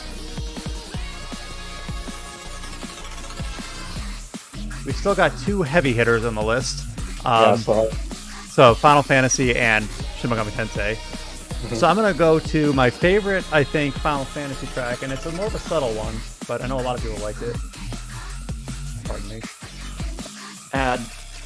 Wait. So this is the Gongaga region, at least daytime. For some people, there's a cursed track, depending on how much you like exploring. Unfortunately, I had to trace the paths of too many fucking mushrooms. This track is probably the one that is actively making me not want to vote for this. Oh, damn it. All right, someone else can pick the other Final Fantasy track. I like this music. I like Gongaga. Well, I think this track speaks to the beauty of what they did. Yeah, because it's an entirely new thing, like they introduced in Rebirth that wasn't really part of the original. Yeah, because Gongaga was like 2 screens, if that, in the original. So. Well, this is what I mean. So they created a real identity for that space, and actually, this is the thing I'd say is, I think this is the winner, and I think this is the winner for 2 reasons. One, the orchestration they use and the arrangements they use in cutscenes are extremely high quality. Like they are Hollywood. It's Hollywood level scoring whenever you're in a cutscene in this game, much the same as in Remake, and that is actually quite rare in games. Even in big budget games, it's quite uncommon.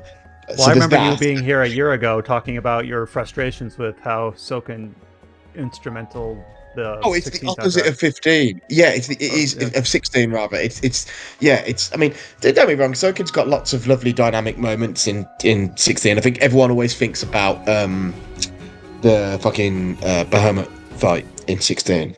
That's probably the best one of those. But yeah, it's actually what's just been played doesn't have the cutscene that leads into this fight, but the cutscene that leads into this fight, the music in the cutscene that leads into this fight is incredible. The phases of this fight, where you've obviously got this, which is quite a famous moment, but then the way this gives way to a full fat version of the original Genova theme. Now, what I love about, this is the thing, you can pick an individual track from this game, and I could talk about it for like an hour. So, like, what I love about this is when this transitions, when this fight goes into the regular Genova theme, what they do is the Genova theme has what? It's got a structure of sort of verse, chorus, and a bridge. And what they do is they hold the bridge back. So that the bridge being the that bit, they hold that back until the last phase. So you're waiting for that to build, and the song layers and layers and layers over the. I think I'd say this is a 4-phase fight. The song layers over the 4 phases, and when you get to that moment where you finally hear that stuff, it's like fuck. It's the sort of thing that will get you out of your seat standing up.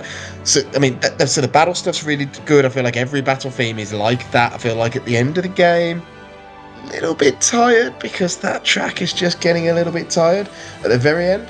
But yeah, the battle stuff's amazing. That actually wasn't what I was getting at. Like I say, the cutscene stuff is extremely high quality, but I think the icing on the cake is the open world music. So open world music's pretty hard to do. And the way in which they give each zone an identity while also making sure that they sort of pay lip service to the key themes that people think of from some of the zones in the original game. So the decision to have the grasslands be the original main theme, which people think of when they think of the world map, is great. Obviously, Cosmo is going to be something that touches on the town theme, but doesn't quite go there with the town theme. But then the stuff they do in other zones, you know, the idea that I was so thrilled when I got to the Nebel area and discovered that the piece that what they do there is the Grasslands uses the upbeat early half of the overall theme. I'm gonna switch over to Grasslands and away from Genova. And Nebel uses the downbeat, like minor key version that plays in the second half of because obviously the main theme is like 7 minutes in the original game, right?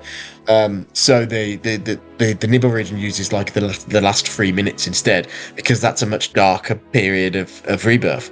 It's just sublimely done. It is absolutely this game is really good, but it is absolutely remains the best thing about it. And I think we have to give a lot of credit here. It's to the composers, but also I don't know if it was the same on Rebirth, but on Remake, a big part of this was like Toriyama, who was like the story, one of the co-directors and really the guy in charge of executing on the story, was really deeply involved with the music stuff and really giving a lot of feedback. So it wasn't like with a lot of devs, they'll just drop off, you know, they'll just that you get given a spec and you do your work and you drop it off and that's it. Maybe you get some notes and you change it a little bit, but he was sort of, he doesn't have this title, but it's on Remake it was almost like he was music director, and I think that's why it all felt so joined up despite having so many different composers. And I have to imagine it's the same on this game, and it is just, I could talk about it forever. It's just tremendous. Same. I'll be honest. It's like I have like individual tracks from game, like pretty much every other game on this list that I really like, but it's no contest. Rebirth has both the scope, like the size of the soundtrack is fucking insane, and so much of it is hits. Like I can't even think of any specific song where I could say I don't like it from the Rebirth soundtrack, and there's just so much there. I really like that it has a lot of very one-off, unique themes. Like, we gotta shout out like the Bow Wow dog theme, dog escorting song. It was like, oh my god, that is so. That's so insane that they did that. Like, that's so when awesome. I was at the Rebirth orchestral concert like a few months back, everyone popped off when they started playing the dog theme because it's like, everyone loves it. Yeah, I mean, it's just a very, they did masterful rearrangements of very classic, iconic tracks, along with a bunch of new tracks that just seamlessly all blend in. It never feels like it loses its identity. They think about stuff on a thematic level in a way that not many games do, despite the fact that it's multiple composers. So it's like Elena has she's associated with the piano, right? And like a jazzy piano thing. And so anytime you encounter her, and especially when you fight her, that jazzy piano is in there. But depending on who she's with, when she's with Rude versus when she's with Sung, you actually get the way that piano is used is different because it's a combination of her audio signature and their audio signature. And there's so much. This is Elena and Rude right here. Mm-hmm. Yeah, I would go as far as to say, and maybe this is a little bit hyperbolic, but I don't think so. For me, it's not even a question. Rebirth is the best RPG soundtrack of the year. I would go as far as to say it's probably one of the best soundtracks in any video game of all time. It's really incredible. I mean, I would agree with that. Yeah. Yeah, this category might just come down to who is runner-up to FF7 Rebirth. It's possible Yeah, because I haven't played the game like beyond what I've already commented on, but I have heard a ton of the soundtrack because I bought the soundtrack the moment it went up on iTunes and stuff, and I've listened to it a ton. It's just sublime, the music. Like Remake's music was amazing, but Rebirth is just like a next level of that. So I mean, I could sit here and listen to more Rebirth tracks. So I think we've clicked through maybe 5 or 6 of them for the next hour. So yeah, we have a few that we've talked about and a few that we haven't. We talked about Metaphor, Stellar Blade, Grand Blue, Zenless. Grand Blue made a good first impression. We haven't talked about yet. What's on here? Shin Megami Tensei. That was the other kind of, I said, heavy hitter earlier. So obviously we talked about that they added a bunch of new music for the Vengeance version, which is why it's in consideration here. They all are so good. They all are so good. I don't think there's like a bad new track, and the vast amount of like new Vengeance music that they added. It all carries that like very distinct otherworldly motif that the first one laid out, but in a more like active, upbeat version because like the Vengeance is more punchy and in your face in its themes and its characterization and its presentation. It's a very much a darker story compared to the original. I think my favorite part is how Kozuka maintains his, the distorted and dirty tone he has with all his instruments. Like from SMT4, it carries over here. And I think Vengeance has more new music than most RPGs in general have for their whole soundtracks. It's insane. Yeah. It has like, what, 7 or 8 battle themes, if not more. Like, that was the part I was most hyped for when like we got review code for it. Adam, what do you think? I mean, you listen to a lot of these tracks in your however many playthroughs. I actually like don't know quite which track is which name. But yeah, I mean, it's surprising. Like, I think in total, like how many like battle themes are in the game? There's like 15. There's a lot, or more. There's a lot. I like what Mikhail pointed out, how dirty it sounds, but in a way that fits the vibe. Oh yeah. I actually, probably one of my favorite tracks is actually from the original game, the Dot theme, but that doesn't count for this year. But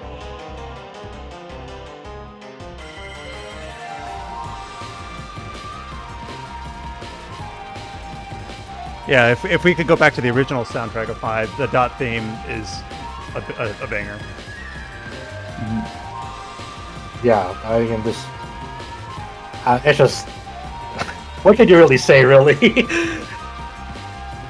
I think the new takes on like older areas also, like how you have Battle for Reclamation and stuff, where he borrows from his SMT5 soundtrack but completely makes it fit what's happening in Vengeance. It's just like really, really well done. And I don't know, just like how I thought about Vengeance itself as a game, like this soundtrack is, even though it's like an addition to an older game soundtrack, it's still like just one of the best soundtracks of the year across any genre for me, like straight up. It has a very like unusual sound to it that like it's a little eerie, a little creepy. It's not afraid to not make you uncomfortable. It kind of keeps you on your toes throughout the whole game because like you're never really truly safe. Especially like the first time that like you get into the first fight with the new group, I forgot what they're called. It just kind of springs out of nowhere. The Kaddish 2. Yeah, the Kaddish 2. Yeah. You're just like, what the fuck is going on? The first time you get into a battle with them.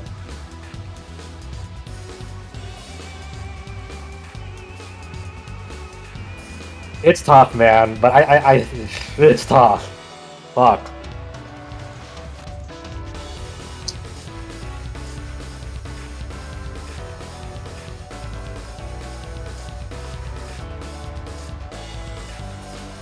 Like, this makes me just want to do, like, Rebirth, winner, Vengeance, runner-up. Yeah, so I'm okay with that.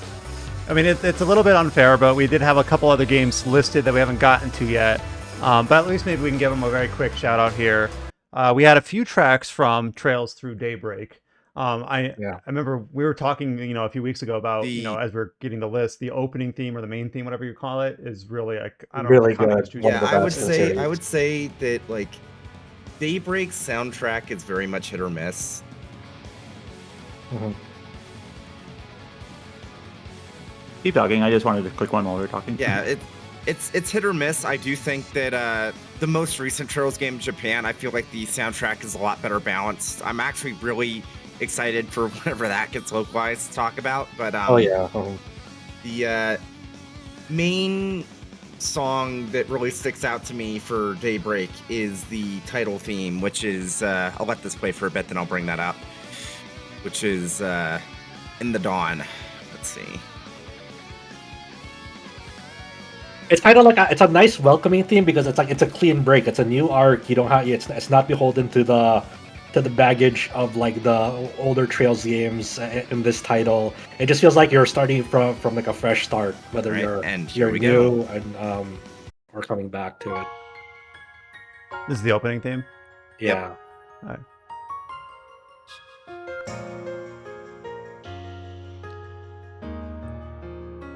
Yeah, it is such a lovely, lovely track.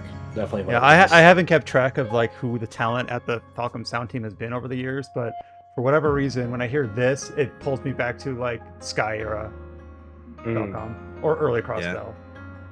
There's a lot of, surprisingly enough, even from like Senga, there's a lot of borrowing from Sky themes in Kai, so that's gonna be interesting next year, hopefully. But yeah. This seems like another song that I could easily put on like my work spreadsheet playlist. I'd be too contemplating about my life to get anything done while listening to this theme. The ennui would be too strong. And it's not a Falcom game without the final dungeon theme. This is the final dungeon theme. Oh yeah, this one's really good. I'll just like a little ahead on it because there's a lot of build up. Go ahead. It's basically like you're going up like a tower. Just think of that of that setting with this theme.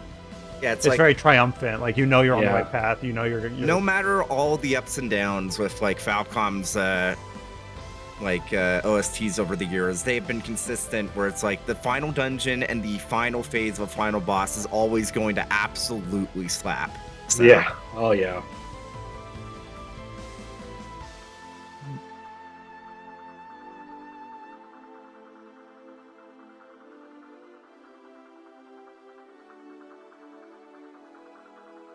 I actually like that it has periods of kind of quiet between the more melodic notes. Yep. But yeah, I'm not gonna fight for this one. It really is Square Enix's game to lose. I feel like with this category this year. But stay tuned for next year when I get to really go ham on the Kai soundtrack. Hopefully next year, because yeah, let's say optimistically next year. Yeah, lots of songs in that one that I think are like contenders for some of the best in any Falcon soundtrack. It's a really good soundtrack, but to be continued. Yep. All right, so we've covered at least a couple tracks from, I think, every game we wanted to look at here. We'll just let it keep playing, why not? Obviously, a very, very strong showing from Final Fantasy VII Rebirth. And as Josh framed it earlier, maybe this category comes down to what is runner-up. We had some strong showings for Shin Megami Tensei 5 Vengeance, Grand Blue Fantasy Relink, and Zenless Zone Zero. Metaphor, we called out that it had some really cool integrations with how it interfaces with the story, and then of course we talked about Daybreak, and Stellar Blade. Of course, I don't want to skip that one. The energy and the vocalizations in that soundtrack. So basically, just in the sake of having a decision be made, if we earmark Rebirth in as the winner here, does anyone feel strongly against that, or does anyone think one of the other ones passes by it? Nah, I think that's fair. All right, so now maybe this one, our vote comes down to pick who you think is runner-up. Here, let's go ahead and just... Oh, back over to Vengeance? Okay. Yeah. All right. I think Adam put in his vote with that click. There you go, so... I really like the Trails soundtrack, but I haven't played it, so I kind of have to... It's hard. Yeah. You don't have that visual audio context of when it plays, or what the context of when it plays. Mm-hmm. All right, maybe we'll just go down the list and vote for a runner-up. And again, this is from the list: Stellar Blade, Daybreak, Metaphor, Shin Megami Tensei, Relink, or Zenless. So we have, what was that, 6 options for runner-up? We could probably like cut out like Relink and Zenless. I'm okay with letting I was them go. actually gonna vote for Relink. Oh really? No, Fuck. Oh, okay. Relink, Never I mind. was going to vote for Adam's argument for how that track plays. Okay, never mind. Just kidding. Just vote with your heart. Alex, what do you have for a follow-up? We've already got Rebirth here marked in as a winner. Yeah, it's funny. Yeah. You can abstain if you want. No, I'm just thinking it's probably Metaphor. You know, I Okay. enjoy the crazy. Well, I guess what I enjoy about it is it's very much him doing his persona thing still, but and using a lot of the same tricks, but in such different genres, which is fun. This is a Relink track, by the way. Fury Cane. Josh, Taurus? I'm gonna go with Vengeance. Josh too. Looks like you wrote down in our chat here a Metaphor. I was gonna vote Relink. It looks like Mikhail has also written down Metaphor. Adam? It was so close, but yeah, Metaphor. Mhm. I'm voting Relink. Yeah, I'm also doing Relink. So that's 3 Relinks, 2 Metaphors, and what did Josh vote for again? Sorry, I did Vengeance, but do I get to be the tiebreaker? No, we have 3 for Metaphor. No, Yeah, wait, who else? Yeah, we have 3 for Metaphor and 3 for Relink because Alex did yeah. Metaphor. That's true. All right. Oh, so I'm Adam, the tiebreaker? Oh yeah, shit! Josh, yeah. That's a lot of pressure. Relink. All right. So out of the 7 of us, we had pretty much a consensus for soundtrack of the year going to Final Fantasy VII Rebirth. And then we have Relink edges out Metaphor by 1 vote between the 7 There's of us. so many close calls this year. What the fuck? Yeah. This is Relink again. Yep. That was a good try. I should go back to Relink. Wait, some more endgame stuff. I want them to announce a sequel already. It's gonna get an expansion. You know they're gonna do an I expansion. need it. I don't care if it's expansion, sequel. I need more. End of Ragnarok is probably like the best song of the year for me, so I'm cool with that. God, I love Jam Project. I fucking love Jam Project, dude. I think the reason I voted for Relink for runner-up is that its soundtrack is good on a base level, but also the way the music really elevates the set piece moments. It's really like working in service of the set pieces in a way that I don't think any other game besides Rebirth does this year. Yeah, that makes a like good definitely the tracks make some boss fights very very memorable, like the Manic Armor fight. Like that's the identity of that fight for me. What's the name of the golem, the giant golem fight? Like the music when you're finally doing the final descent onto its back. Yeah, that set piece fight. Shit, Yeah. I forgot what it was. I remember it though. All right. So soundtrack, best music for an RPG site 2024. The winner is Final Fantasy VII Rebirth. The runner-up, a very strong showing from Grand Blue Fantasy Relink, just edging out Metaphor Refantasio. And with that, we've kind of finished all the categories. As much as I'd like to listen to this music for the rest of the podcast, I'm going to go ahead and pause it. So yeah, let's just go through the 5 categories that we have for our Game of the Year awards. We have for the best remaster or re-release, Shin Megami Tensei V Vengeance as the winner, with the runner-up of Dragon Quest III HD 2D. For best writing and storytelling, we have Metaphor Refantasio, followed up with a runner-up by Like a Dragon Infinite Wealth. For best art, this was the probably the most surprising category so far. We had our winner for best art to be Black Myth Wukong, followed up by Zenless Zone Zero. For Best Design and Immersion, we had a very near split vote here. The winner was Dragon's Dogma 2, followed by, as a runner-up, The Thaumaturge. And for Best Music, we had the winner, Final Fantasy VII Rebirth, followed by runner-up of Grand Blue Fantasy Relink. I'm looking at that, and I'm kind of like nodding my head. So I think that is I'm happy with this list. We go ahead and publish this, and I think that it's something that I think we came to a good consensus here to the best extent that we can, with of course our differing opinions.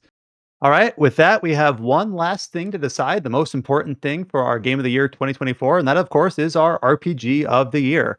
So with this, we have a full list of nominees that we have covered on RPG Site this year. And again, this year refers to between December 2023 and through November 2024.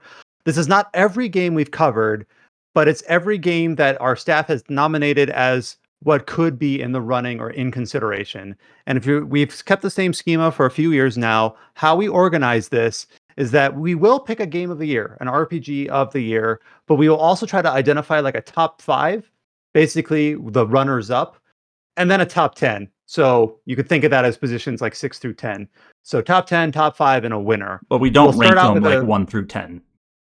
Right. I think last year we kind of cheekily said, well, if we had a number 2, it was going to be Octopath Traveler 2, but that's not official. So sometimes that kind of sneaks through in the way we discuss things. But yeah, we don't rank them 1 through 10. We rank a 1, and then we have a top 5 and a top 10.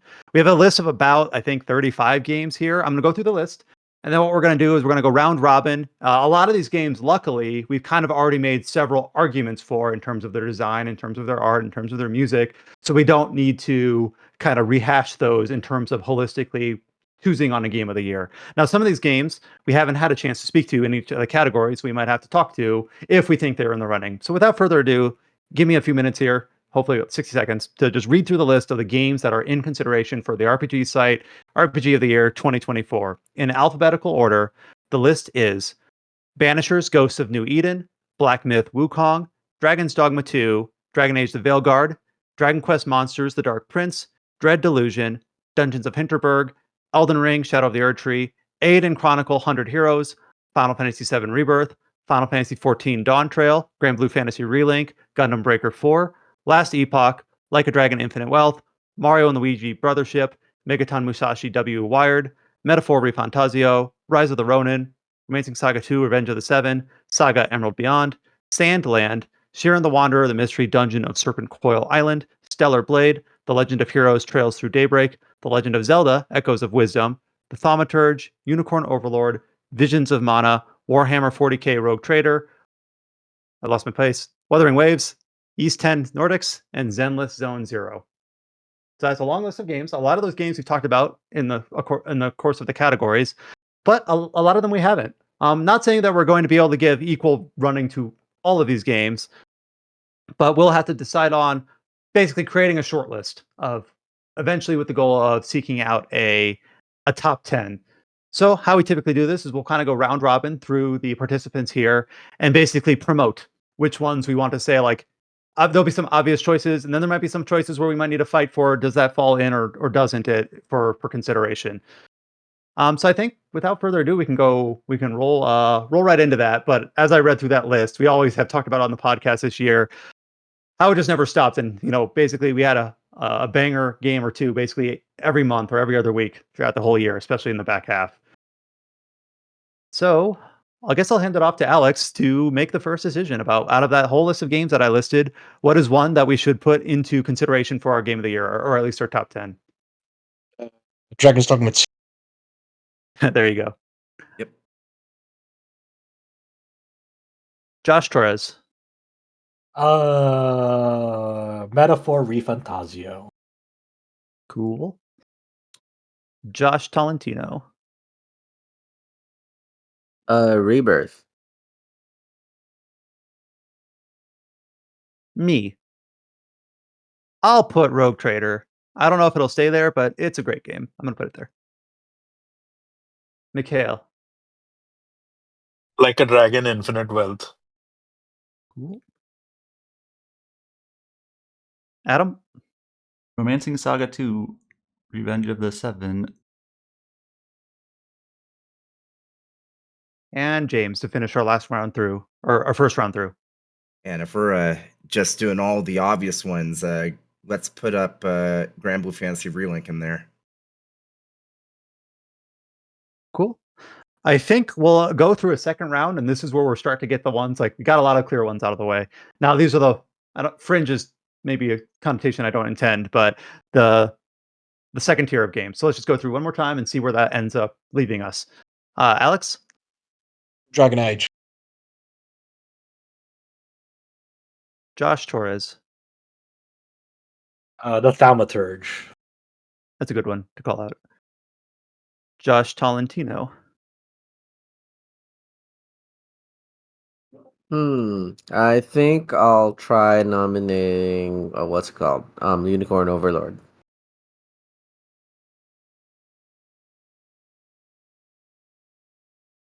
Me. Let's see here.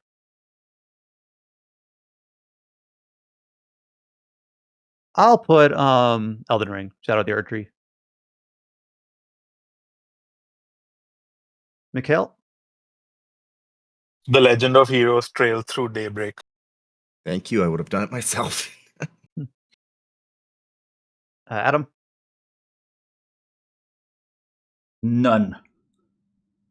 None out of the remaining set? Nope. Okay. James?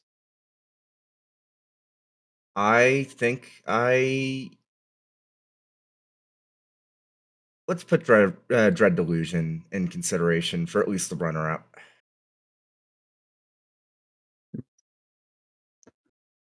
So now we've kind of got more than 10 in our list, but we've kind of split the in consideration and not yet considered.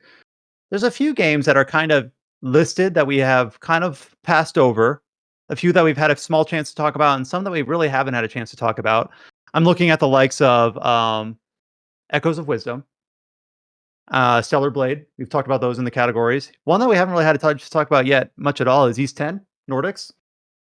I'm personally like fine. I look at all three of those and I'm kind of saying, you know what, I'm okay with that, but I just want to see what the pod thinks. East 10 has incredible combat, but not so incredible anything else. Yeah, it's like the soundtrack has some good spots, like, but it's like the one thing about East 10 that I think stands out and makes it worth playing is probably the final boss. It's a good final boss. Yeah, it is a good final boss. It gets good 30 hours in at the final boss. No, it's a fun game to play, but I agree that it's really focused on the combat. Go ahead. I would have pushed for Sharon the Wanderer, but that's not really an RPG, so that's why I didn't nominate it. So yeah, and that is you kind of bring up a good point that we call this our RPG of the year, which inevitably we have to balance just the quality of the product versus the always nebulous, impossible to define. How RPG is it? That's actually one reason why Final Fantasy 16 got booted out last year, because we were arguing I think I was the one that just straight up said that. Well, we were arguing that the RPG elements of that game were kind of like the weakest part of it. So I remember I specifically argued that the game was deliberately worse because of the forced inclusion of the RPG mechanics, and either needed to be less of an RPG or more. And I still stand by that. I think that's the game's biggest fault. I started playing Sharon the Wanderer, and it's really cool. The PC version. Yeah, it's really good. Not an RPG, but gets our 2 thumbs up recommendation. 2 thumbs up because now there's Adam. Yeah, I haven't beaten it yet. Yeah. Another game that we haven't had a chance to really talk about yet that we had a lot of anticipation for, but kind of, at least to our perspective, kind of came and went. Aiden Chronicle 100 Heroes, of course, crowdfunded game built as a spiritual successor to Suikoden. This feels like a B game to me. Like, I'm really glad this game exists. Like, they're just like the Suikoden creators. Basically, they didn't have to. They just decided, hey, let's do this. We don't have a publisher yet. We don't have a studio yet. Let's just come together, do a Kickstarter, put this game together, and they did it. And it's not excellent. I think it's got some definite weak points. It's got some weird Kickstarter, I guess, lingering Kickstarter oddities throughout it. Like, you can tell, like, things that were like advertised as a stretch goal, and it's sort of half-assed when it's included, and it's like, sure, it's there, but it's not very good. in terms of The some of the racing, base the stuff. shark Yeah, racing or whatever it was. yeah, Yeah, it's just kind strategy of stuff.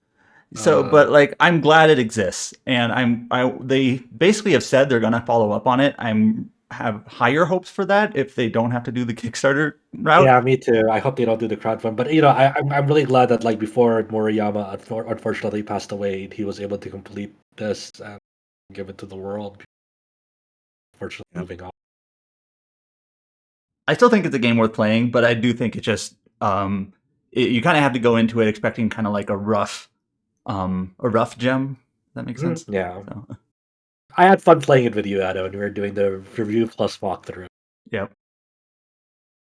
Yeah, and I don't want to spend too much time on just looking at the remnants here, but a couple others that we had spoken to at considerable length during some of the sections. I'm looking at Black Myth Wukong and Yeah, Zenless Zone Zero.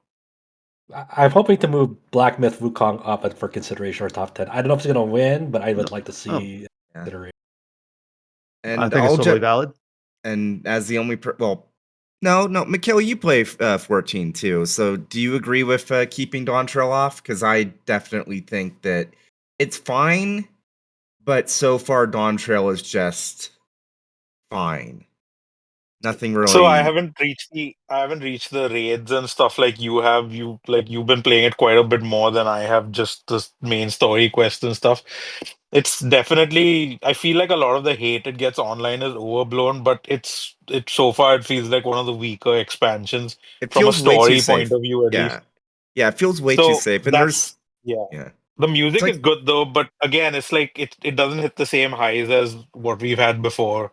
So yeah, yeah, I would say I don't think it. In fact, I would push for Gundam Breaker 4 more, but I think that's And just a game which Josh and I have played. yeah, it's tough to recommend because like yeah, I really like Gundam Breaker 4, but it's also like it's to me it's weaker than Gundam Breaker 3. yeah. It's a nice course correction from New Gundam Breaker, but the repetitive stage design and that really kills it for me, along with some other minor things. But it just doesn't reach that level of Gundam Breaker 3 for me. Unfortunately, I don't think it has any shot of getting top 10.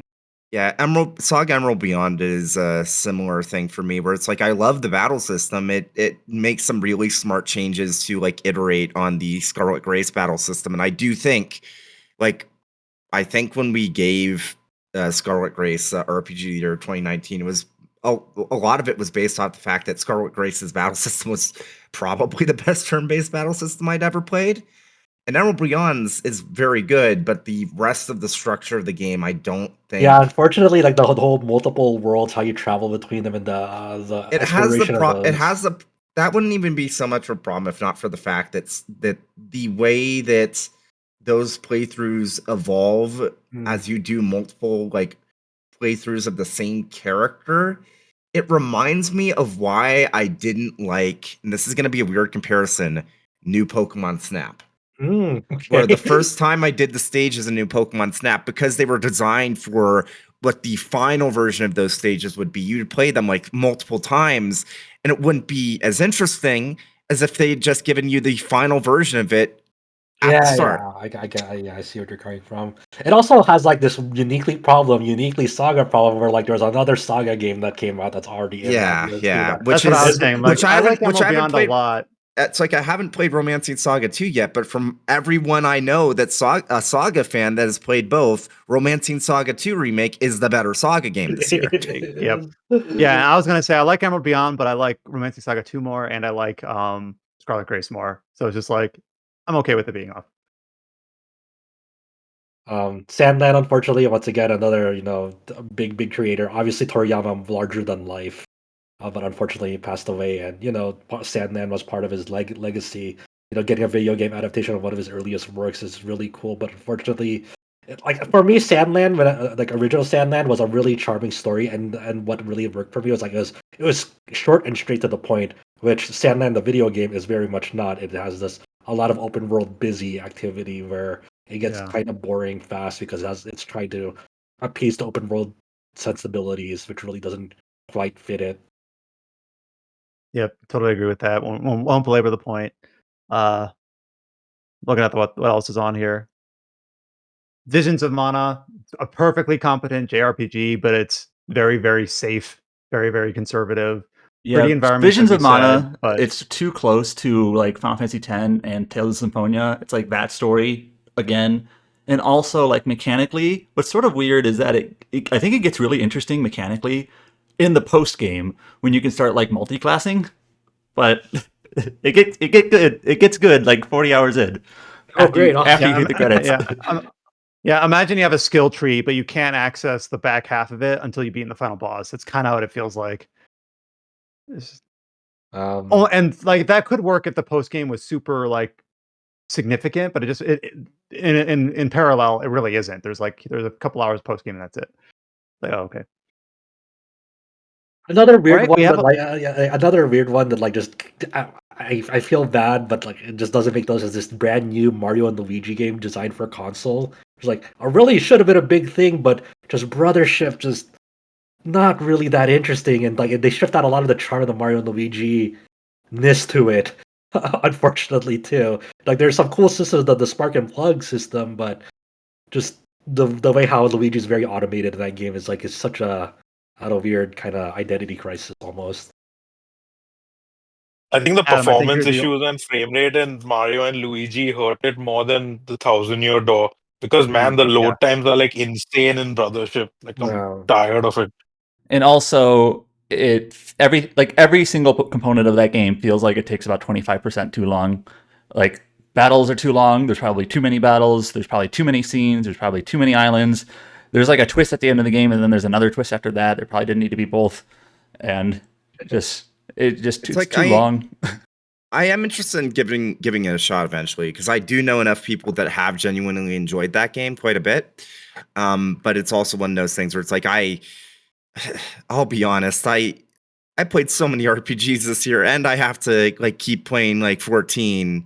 There's not enough time to play everything, especially with how packed this year was for especially long RPGs. It's a lot. I downloaded Brothership to my Switch as like my visiting family during holidays. Yeah.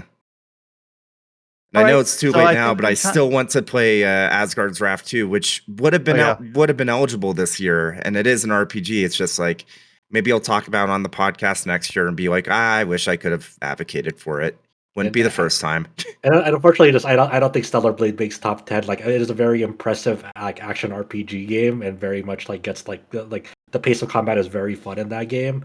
But it's like the competition is like very very tough already, and two, it's too inspired by Nier Automata at times, where it feels like almost it kind of rides its coattails a little bit too much. It's like you could have done something a little bit more different than some of like how things unfold in that game. Come on.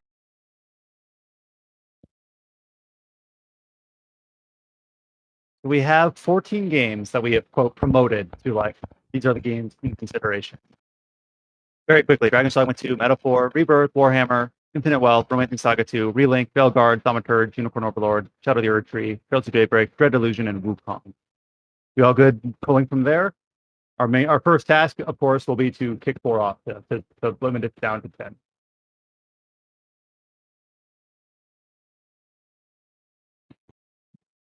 All right. This is when decisions start to get hard. We made all the easy ones already. That's how we got to the 14 here. Again, to get to the top 10, well, part of me is like there's some obvious ones here that'll be in the top 10, but or even in the top 5, but I think the best course of action is to figure out which 4 we're going to have to remove from this. I'm looking at Warhammer and Dread Delusion, basically because they each only have one person each that's played them. Again, that's not democratic. It's just kind of the situation of the constraint that we have to make these decisions. Hold on, time. I don't know if it's just me, but you're like cutting out like super bad. Like you're like kind of jittering all over the place. But I don't know if that's just me. Oh, I can only hear you. I don't know if anyone else has talked. You sound fine to me. Okay. It might maybe just.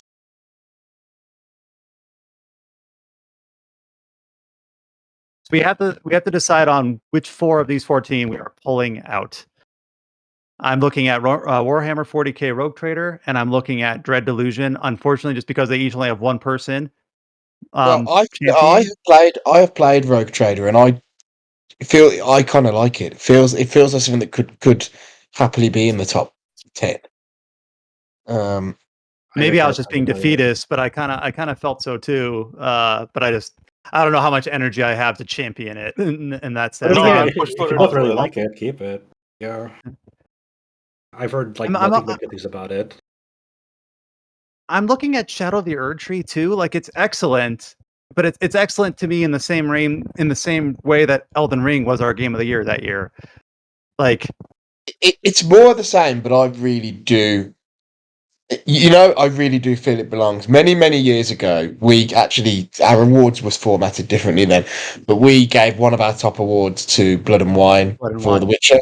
And I do feel this is a very similar sort of situation. I think the question of if it actually, the question for me for that one is it sort of in the lower end of the top 5 or is it only top 10? But I really do believe it belongs. I had such a great time with it, and it's like 40 blissful hours, really. Um, and then another 10 hours bouncing off that final boss before it was patched to Yeah. make it easier Yep. after release. But yeah, yeah. I know this will ruffle some feathers, but I don't really know about Dragon Age being there, man. I mean, I understand why people like it, but I think that game has really falls apart in the second half of that game. I think it has like a compelling first 10 hours or so, that gradually starts to kind of dip, and then you get to the back half of that game, and I kind of got super bored of that game, to be honest. For me, I know.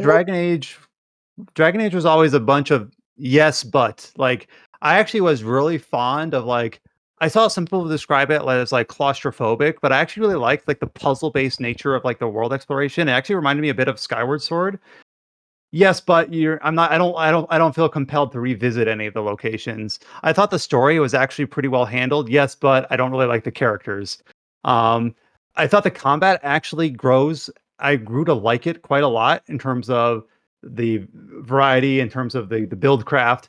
Yes, but the enemy variety is pretty terrible. It's not as bad as on par with Dragon's Dogma 2. Like you've got like 4 different types of generic mooks and like 3 different types of bosses, and that's really kind of it. Like once you fought one dragon, you fought them all because they're all just themed to different elements, but they all behave the same. Uh, even amongst the Venatori and the Dread Spawn, like it's like, oh, that's a mage, he's in the back. That's an axe dude, and that's a move. Like the combat in terms of like the players like manipulation is good, but then what the combat encounters design is very repetitive. That's how I feel about Veilguard, is that it has a lot of good aspects, but every single thing comes with a footnote or a caveat. Yeah, I can sort of see that. I mean, yeah. Hmm. Yeah, it's funny, like what you say there about the enemies being. It's very Mass Effect coded, that whole game, right? It's sort of like in Mass Effect, what the enemy types are does matter, but actually the thing that matters most is what sort of shields they have, whether they've got armor or barriers or actual shields, and then you're obviously changing your approach accordingly. And it's very similar this game's version of that. Like you say, whatever class of enemy you're facing, you always go into the encounter asking yourself initially the same question. Um, yeah, it's yeah. That was a very articulate thing about it. Is everything is a yes, but yeah. So I can see it. I can see it going.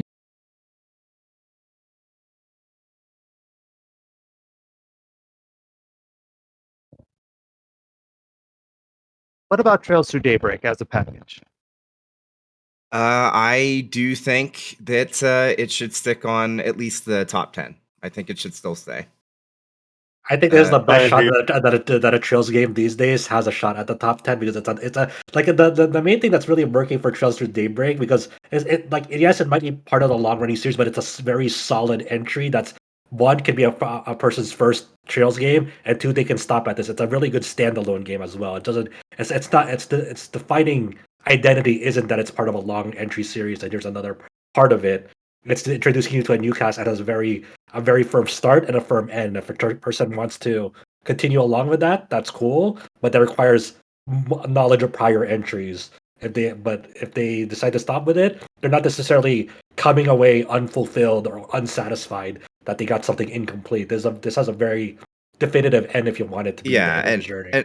And like I said with when we were discussing writing, I do think this game's story and its themes do stand on its own. Yeah, and I agree. that's why I do think genuinely, and like one thing I do want to mention, we're talking about it and Metaphor like the same year because it finally got localized, but I do feel like it should get credit for doing the whole like action turn-based thing, arguably even better than Metaphor first. Yeah, it definitely was the pioneer in that respect. Not necessarily not to say that Metaphor stole or took its notes. It just happened to be the release scheduler, and it only gets better after Daybreak 1. They continue to refine this and evolve this formula moving forward. So and it's like you said, it does a really great job. Just like it introduces you to all new casts, all new characters, and you fall in love with every one of them throughout the game. Mm-hmm. It's like especially the dynamics between the cast. Like I've seen some of the dub stuff for like Fairy and Aaron when like you first like they're first getting to know each other, and it's like really funny. Oh yeah. And even then, like even the strength of like the main primary duo, like Van and Anya, is like they have such an incredible relationship together. Yeah. So I'm okay with Daybreak staying on the list. I'm looking at what's left and like, what's the weak link here? Oh, crap, so we basically have 11 games in 10 spots. We have 14 and we've only really kicked out one. Oh, I thought we kicked out 2 or 3 already. I am looking at Dread Delusion here. This kind of comes up to how James feels about whether he thinks it belongs in top 10 and then making an argument over something else that need to be kicked out. It's one of those things where like it happens every year without fail. Every year there's one or two games where it's like only one person has played it, and it's like it's gonna be a losing battle. And this year, if you were to make a top 10, would you put it at top 10? Of the games I've played that are on this list, would probably be at the bottom. But that's not to say that it's bad. It's just that it would be at the bottom. Yeah, it would be none below. Of these are bad. Yeah, it would be below Unicorn. It would be below Grand Blue. It would be below Rebirth, obviously, and Metaphor, Dragon's Dogma. So it's like I'm fine with it getting kicked. I say we kick it out if it's in the bottom of James's personal top 10, then like in the bottom half of his personal top 10. Yeah, like as a consequence of being a combined top 10, it kind of. I think that Wukong. Well, I'm fine with kicking out Wukong in that regard, just because it's one of those. I don't know if I'm gonna have it in my top 10. It might be the 11, but I don't know if it's my top 10. Really good game, really. So we need to count one more. We need one more out. We've taken out Wukong, Red Delusion, and Belguard. So now we're at 11 games with 10 spots. This is hard. Okay, so the 11 games we have are Dragon's Dogma 2, Metaphor Fantasio, Final Fantasy VII Rebirth, Rogue Trader, Like a Dragon Infinite Wealth, Romancing Saga 2 Remake, Grand Blue Fantasy Relink, The Thaumaturge, Unicorn Overlord, The Elden Ring Shadow of the Erdtree expansion, and Trails Through Daybreak. It's 11 games. For me, it's Trails. I'll fight you. For me, it's Trails or Unicorn. To be fair, both of those are the two that where I look at them and I'm a little bit like, I don't know if I kick about Unicorn. Yeah, no, I definitely not Unicorn. If it were up to me, and I know this will not be a popular opinion, but if it were up to me, I would kick out Dragon's Dogma. If it were up to me, I'd kick out Grand Blue Fantasy Relink. Oof. I don't like the post game. It just becomes a grind fest. It's a 15-hour roller coaster ride followed by a map grind fest. You know what? I can get that. The main reason I haven't gone back to it is I had my fun. I did the fun part of the post game, and then I hit the brick wall where it's like, grind, idiot. And I only felt like the grind part was like, but it's like the Lucilius fight. I I don't know what grind. Well, yeah, I think I played with friends multiplayer, so I only have to yeah. build up one character. So if it's from a single player perspective, it's like the post Yeah, game. no, It's yeah. like a massive grind for The single player. only time I Yeah, had a okay. chance to play multiplayer in Relink, because I was playing the PC version pre-release, the only time I managed to do multiplayer is I found a random lobby of, I assume, Cygames employees that I just hopped into. Yeah, okay. For positioning, I was like, hey, the post game really sucks as a single player in terms of like you have to build up your 4 characters instead of one because you're not Which co-oping with friends. yeah, And I mean, that's not the game's fault. It was just unfortunately the way I played it. So it's like, it's not, yeah, I wouldn't kick Relink myself. It's unfortunate that we're at the point where I think the top 5, or at least top 3, feels relatively understood, but everything beyond that, it's like, oh man, it's gonna be tough. I don't know about top 3. But yeah, I think I'd kick off Elden Ring. That's fine. I mean, introduce an that, like, expansion clause. Expansions don't count this year. I'm joking. That makes our job easier. yeah. Just to be fair to Relink, I do really like the kind of brisk, short RPG roller coaster, high visual, presentation game of it. And like, I wish we had more just short RPGs and not like really long marathons. So I really appreciate it for that. But I just, I don't really like the design of like the post game where it's like you have to fight a certain boss, get certain drops, you turn that in for certain materials, you trade them for certain other materials, then you can go to the weaponsmith and trade them in, and it kind of feels like, I'm not a mobile game expert, but like a mobile game design in that sense, where you're just basically redoing fights and Yeah, you basically basically need to like have skill cap and you're shit. juggling with all these different concurrencies to try to like get the next strongest thing so you can grind more. And I wouldn't say that its post launch updates like really did any favors. It kind of just heightened that grind to like the nth degree. Where hey, we're gonna introduce this Lucilius fight. Hopefully, have a bulked up party or characters, and then the harder Lucilius fight is like, oh god.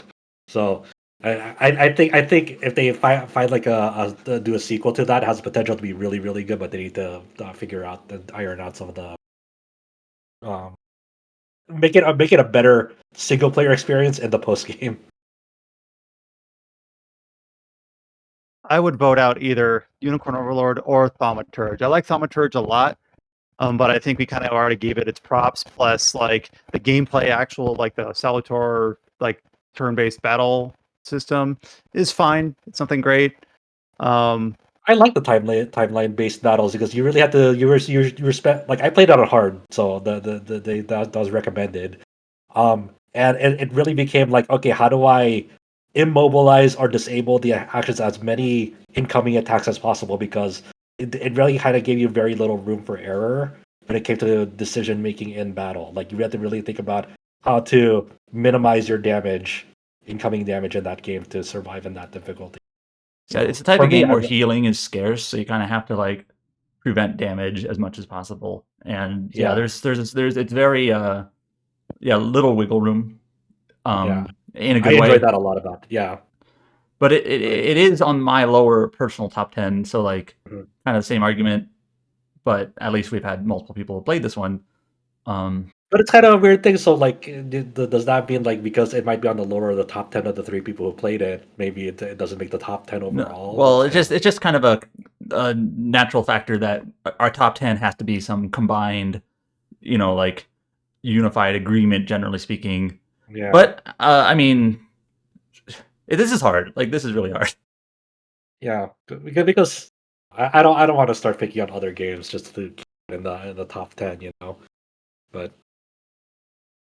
it's also kind of weird to like Unicorn is a weird one because I really like the strength, the systems of that game of like modernizing ogre battle and like kind of the different approaches you can compose in a squad in that game, and doing the different mathematics of like how to pretty much be very efficient and optimizing each squad, whether it's through equipment, whether it's different class types, and depending on what different composition you make, what types of squads it'll excel at. I think the main weakness of Unicorn Overlord that really soured me on it is it kind of really drops off after you do 2 or 3 regions after the main central region, where once you get to the 4th or 5th region of that game, it's very formulaic, and you've already kind of made up your almost end game squads in that game. Like when I got the later classes, the owl people, the werewolves, I was just so far in, I was like, I don't need to change up my party composition because the squads that I have in right now are just demolishing everything anyway.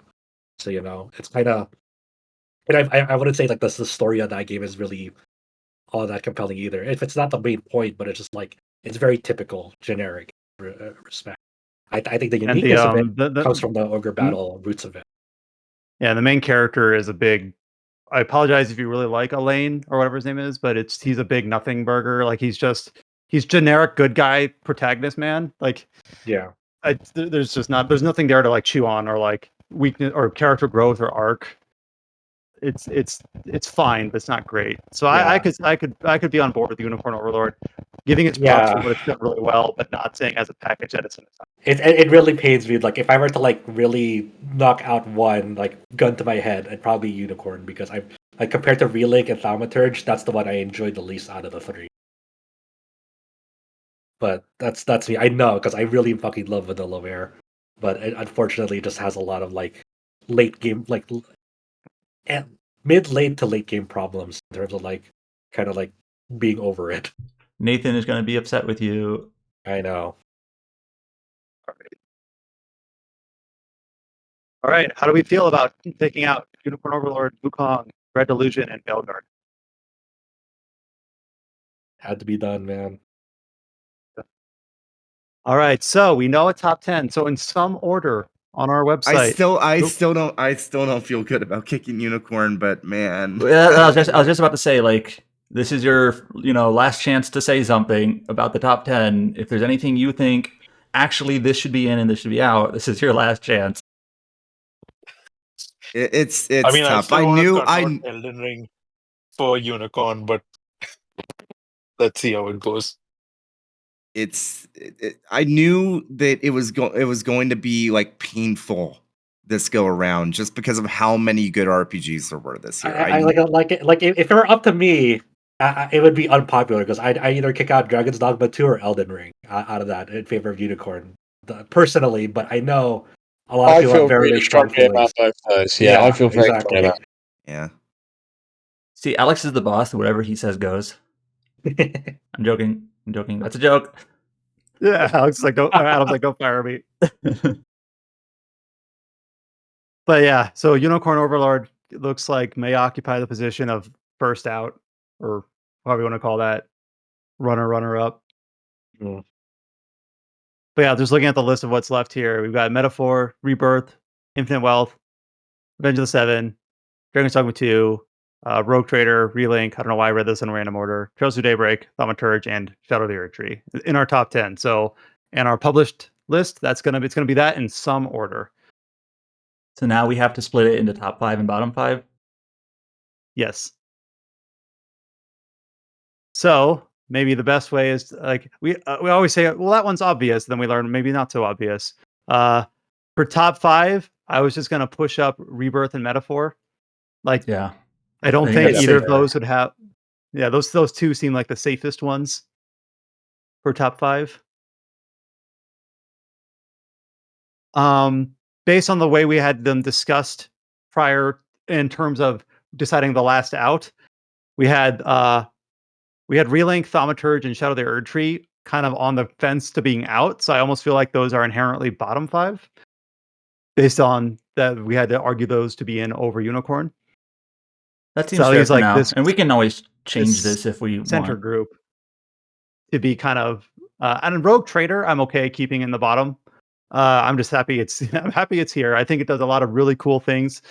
And they continue to support that game, expand that game in really, really cool ways. It literally just got another patch, with tons of updates.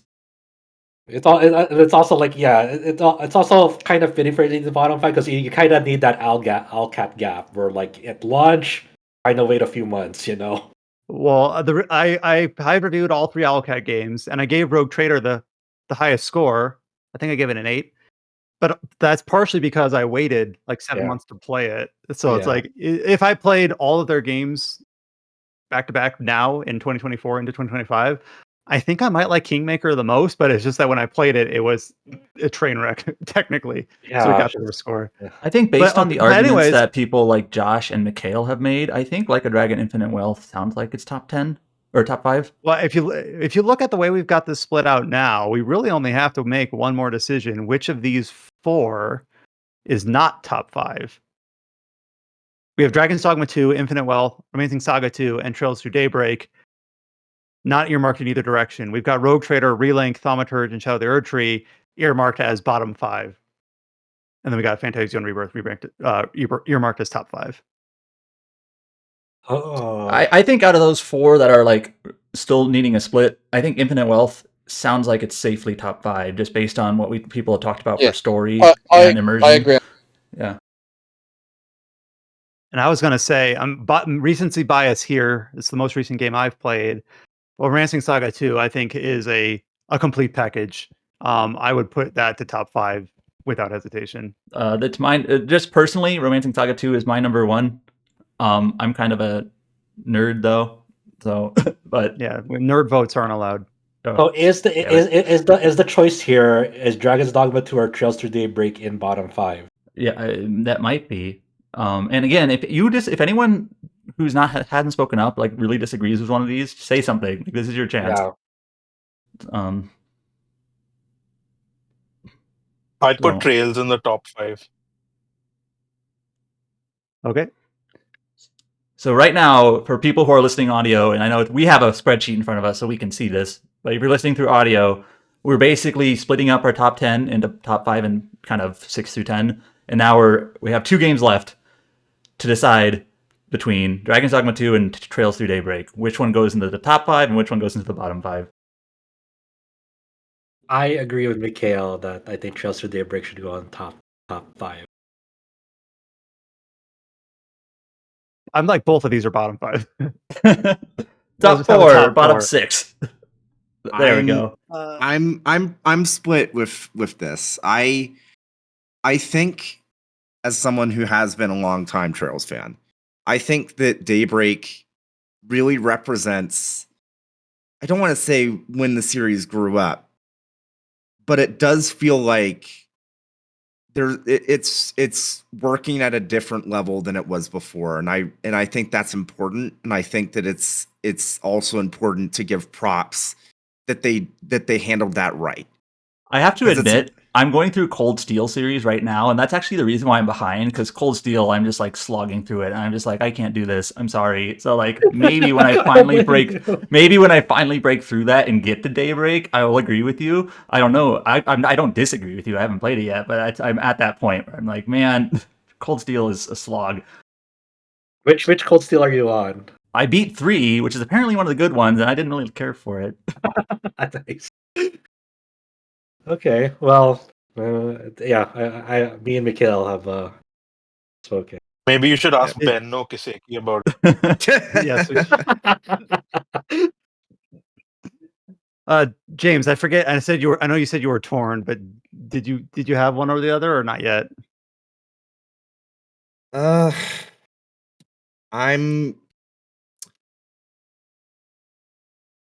I think as much as I love Dragon's Dogma 2, there's enough like legitimate like issues that you can directly point to with the game. Whereas with Daybreak, there isn't any specific issue I can point to other than the fact that, okay, the soundtrack's not as good as some of the other soundtracks in the series, but it's not a bad soundtrack. I love the story, I love the characters. I think it's the strongest, like, as a general package, not like including the fact that there's other like Trails games that, with what they do with the series history and how it ties into that I might like better. But as a separate package, as a one game in the franchise, I think it's the strongest one. So I do think it's deserving of being in the top 5. I'm like the exact opposite of that. I've only played Dragon's Dogma 2. I really like it. I do acknowledge some of the criticisms in terms of like it does become kind of trivially easy by the halfway point. And we talked about enemy variety, and in some ways it still sort of feels a little bit truncated. Even being like a fully realized version of the original game.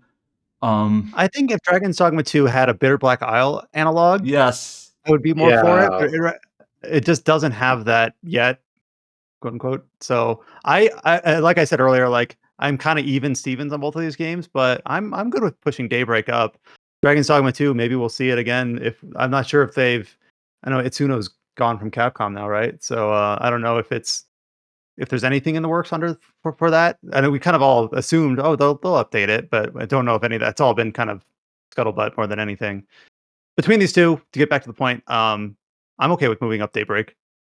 As someone who is lukewarm on most of the series, Daybreak really was one of the most positive entries for me.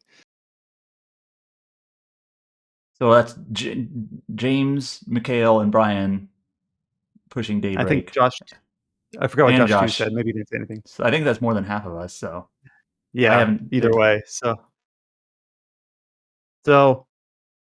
strong argument made for Dragon's Dogma 2, and we did recognize Dragon's Dogma 2, of course, in the design and immersion category.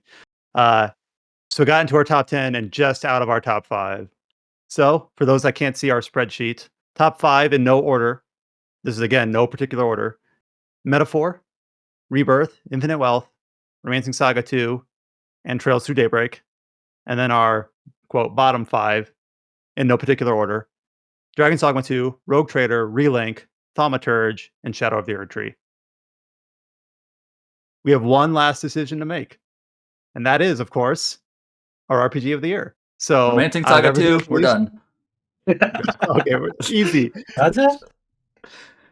So these are all excellent.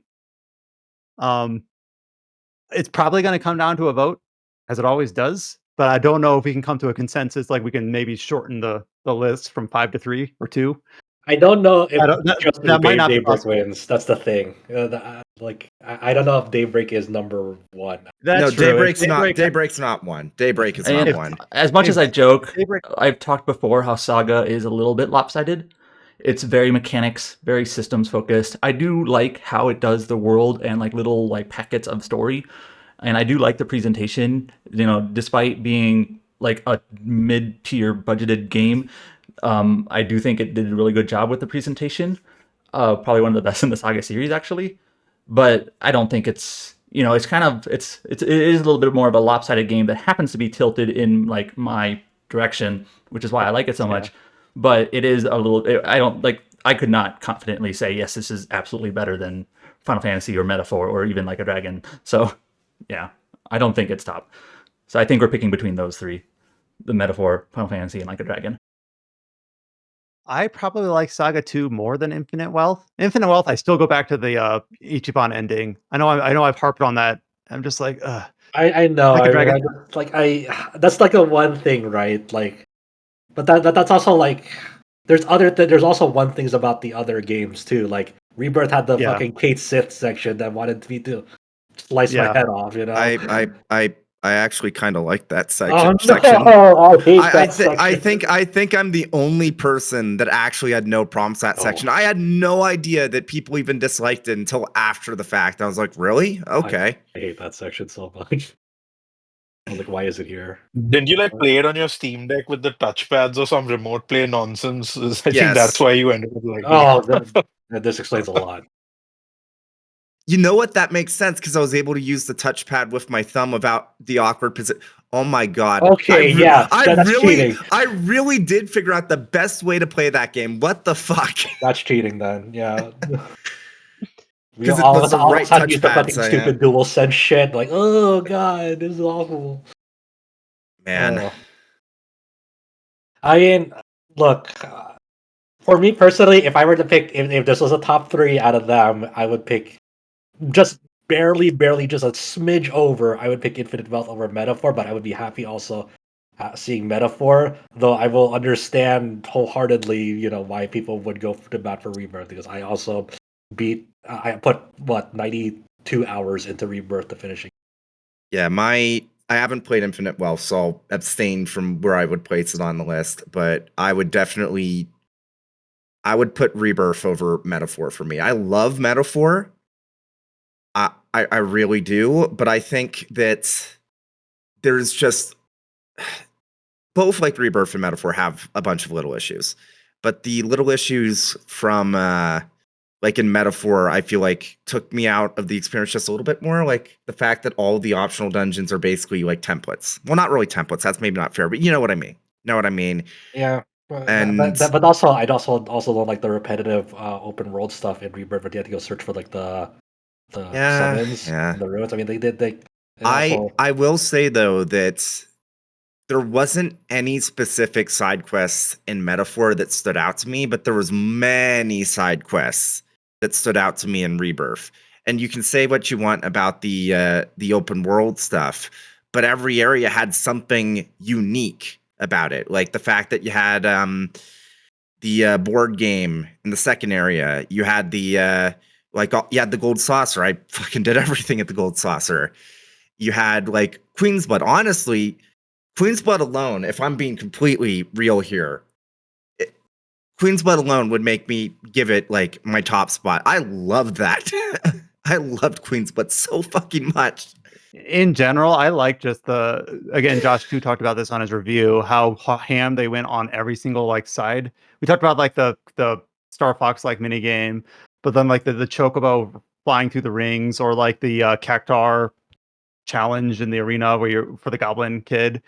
Like not individually, people have preference of the dolphin racing. Just the fact that they went so ham on these little tiny distractions, but they felt like, why not? Let's do it. I Is don't, yeah, insane.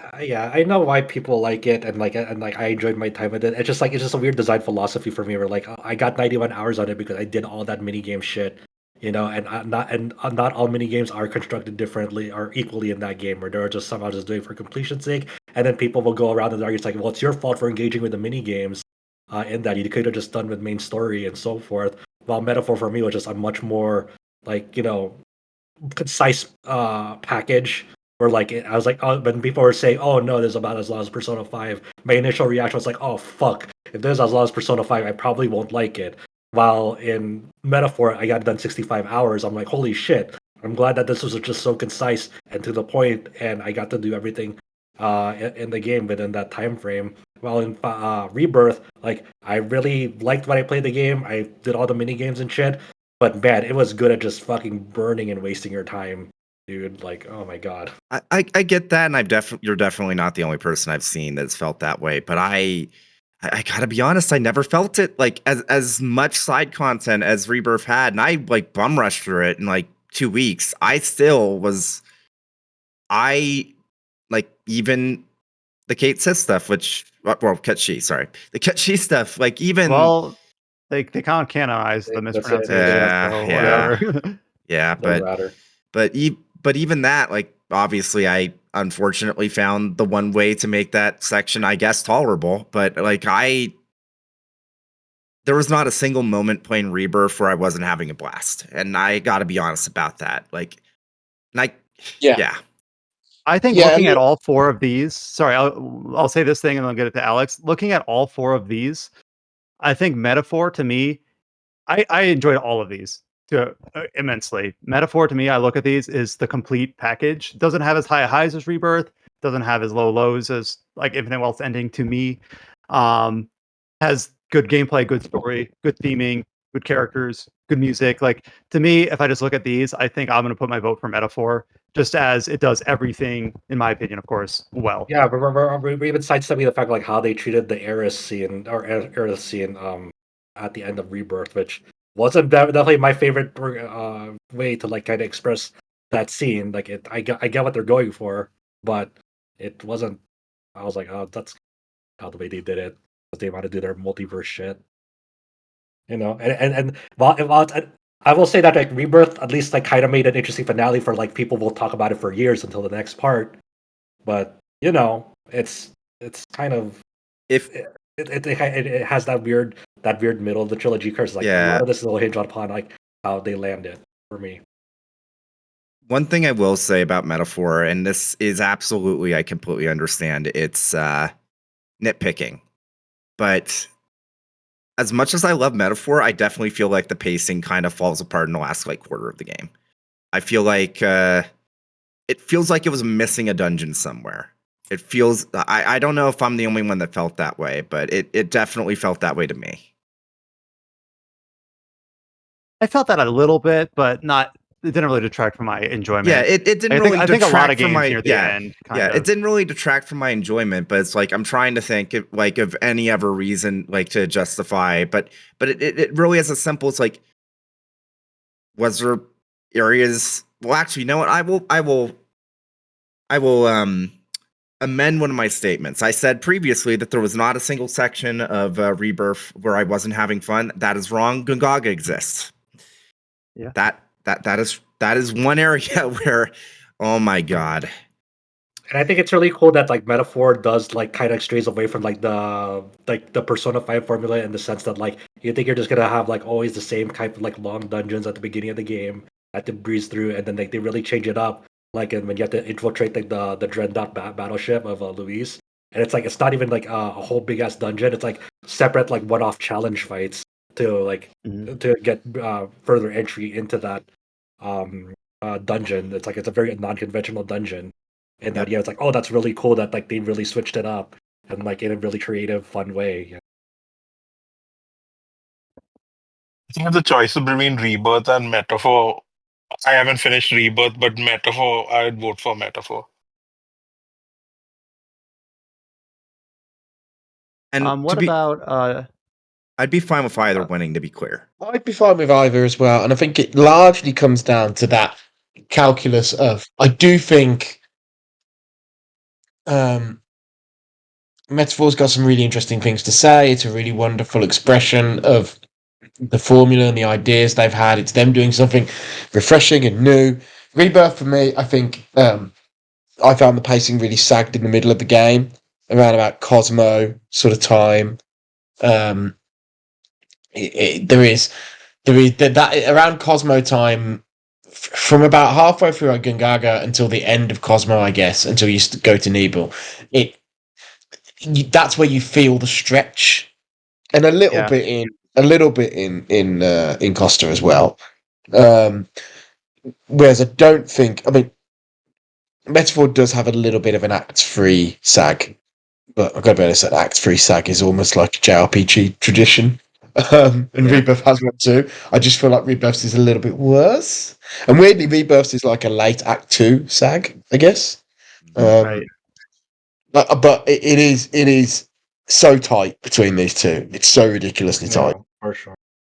I definitely felt that like that fatigue really settle in for Rebirth, like when I got the Nebel and like and when it showed like the chocobo ability of just like, hey, you can fly in water, like, oh thank God. It's not an annoying chocobo Yeah. traversal ability.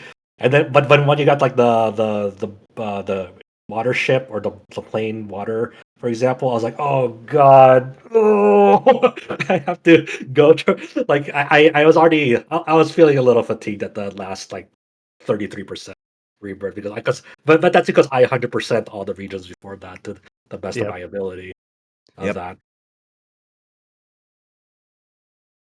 So maybe it seems like it's going to be between Metaphor and Rebirth, though we do have some strong opinions on Romancing Saga 2 from Adam and me, and then Infinite Wealth from Josh and Mikhail. And of course, coming into play is not everyone's finished Rebirth, not everyone's finished Infinite Wealth. So that always does factor in for better or for worse. But if we're deciding between Metaphor and Rebirth, it seems like based on the discussion that we've been leaning towards Metaphor, but maybe just to codify it, we do one final round of voting between the two. Because remember, there's no runner up here. We like 2 through 5 don't really Yeah. matter, Yeah. quote Not. unquote. We just need to pick a winner. So we don't need to say like, well, I'm fighting for this as runner up. Just Yeah. between these two, and hopefully I'm not going too fast. Um, but it does seem like the conversation has led us to this junction, so to speak. Definitely. All right, let's go just in the order of how people are listed in the chat room. Between Metaphor, ReFantazio, and Final Fantasy VII Rebirth, picking one for the RPG site 2024 RPG of the year. Alex, your vote. I'm having a heart and head thing here. And I think I'm going to You can go. pass. We can make someone else go first. Oh, I know. I'm having a heart and head thing, and I'm going to go with Metaphor and let everyone decide whether that's the heart or the head answer on their own. Josh Torres. Metaphor. I'm going to vote for Metaphor between the two. Mikhail? I'm going to go with Metaphor as well. Well, that's already decided, but I'm gonna complete through the votes just for curiosity's sake. Adam, Metaphor. James, I'm gonna go with Alex and say Metaphor, and you decide whether that was the heart or the head answer for that. Well, how are we supposed to make And this then decision without Josh too? Josh is like, "Fuck you guys! It's Rebirth. I'm sitting. I'm not leaving until Rebirth." well, obviously it's very late. We're all recording this from like 4 different time zones, and we're in like hour 6 or 5. But yeah, of course, anyone listening heard that vote and saw that based on the discussion, based on the arguments placed forth for each, comparing the pros and cons from every entry, we have come to the conclusion that Metaphor ReFantazio is the RPG of the year for RPG site for 2024. And I'm looking at that and I'm saying that seems like a good pick based on everything we talked about in terms of music, in terms of art, in terms of design. We talked about Rebirth and a lot of those contexts as well. And then a lot of the other games we've already talked about in a lot of the categories about why they belong in our top 5 as effectively all equal levels of runners up to our game of the year. So to close out this podcast, at first I'm going to go read through all of the decisions we made for posterity's sake. Again, Metaphor ReFantazio, RPG of the Year 2024. The runners-up are, in no particular order, Final Fantasy VII Rebirth, Like a Dragon Infinite Wealth, Romancing Saga 2, Revenge of the Seven, The Legend of Heroes Trails Through Daybreak. And then rounding out the top 10, again, in no particular order, Dragon's Dogma 2, Warhammer 40k Rogue Trader, Grand Blue Fantasy Relink, The Thaumaturge, and Elden Ring Shadow of the Erd Tree. Just because I can, I'll go through the categories: best writing and storytelling, Metaphor, followed by Infinite Wealth being the runner-up. Best art, we had Wukong, followed up by Zenless being the runner-ups in the Zone Zero. Design and immersion, that's where we gave big props to Dragon's Dogma 2, followed by the Thaumaturge, both games that ended up in our top 10. For music, Final Fantasy VII Rebirth was destined to win that. Excellent soundtrack. Followed up by Grand Blue Fantasy Relink with a strong surprise showing there, and Metaphor, of course, just barely being edged out. So, really cool selection of games. 2024 was an amazing year. When people say that it was a down year for video games, in some ways it was in terms of studios restructuring, coming out of the pandemic. Obviously, we saw a little bit of that at the Game Awards. We've seen that all year from different contexts, and we hope that we can at least champion the projects big and small in our little way here to show what, the fact that these all have been made and the standards that they're held to are incredible, and they're works of art each in their own right. So what an amazing year, and I'm glad I got to spend it with you guys on the podcast, whether you're regulars or not, just having the chance to talk to all of these week in and week out. Alex, do you have any final thoughts? Yeah, I mean it's been a particularly good year for RPGs, right? And I think we can look at this list and say it's been an especially good year for Japan. Like there was a time not that long ago where people were acting like the Japanese industry was in trouble if it wasn't Nintendo. And you look at this list and you go like, damn, they made a lot of really good stuff. You look at this list and you look at all the Capcom and Sega announcements from the TGAs, and it's like, yeah, it's looking like it's going to continue on that path for a while yet. Yeah, it's super exciting. I think it's been a while, I think, since we've had such a close fight at the very, very top as well. I think 2 years ago we had Elden Ring versus Xenoblade, which is a close one. Yeah, that was close. I guess I'm blinded by last year having such an obvious situation. Yeah. But yeah, it's been a good year. It's been a good year for the site. It's been a good year for the podcast. I know for you guys, I wish I could get on more often, but such as time zones and having a child. But yeah, and I'm happy with. I'm looking at this top 10 and I'm happy with it. Sort of. There's games in the bottom 5 that are in my top 5 and things like that, but you know that is the process. It's okay, Alex. Dragon's Dogma 2 is in my top 5 too. Yeah, I'm so looking forward to 2025. You know, it's only gonna get tougher. You know, we have obviously Xenoblade Chronicles X Definitive Edition to look forward to in March. Oh man. Yeah, and then I the fact that the new Atelier is coming out the same day. Fuck me, man. Yeah. And one thing that'll be interesting to follow up on that we don't know as we speak to this, but is going on right now is our reader's choice. Obviously, we have that poll up through December. If you're already listening to this podcast, that poll is closed. Yeah, you see the But it's results. always interesting it's always interesting to see where we landed versus where the readers landed. I believe last year was pretty much aligned, but we've had years in the past where it was way different. So always interesting to see where that lines up.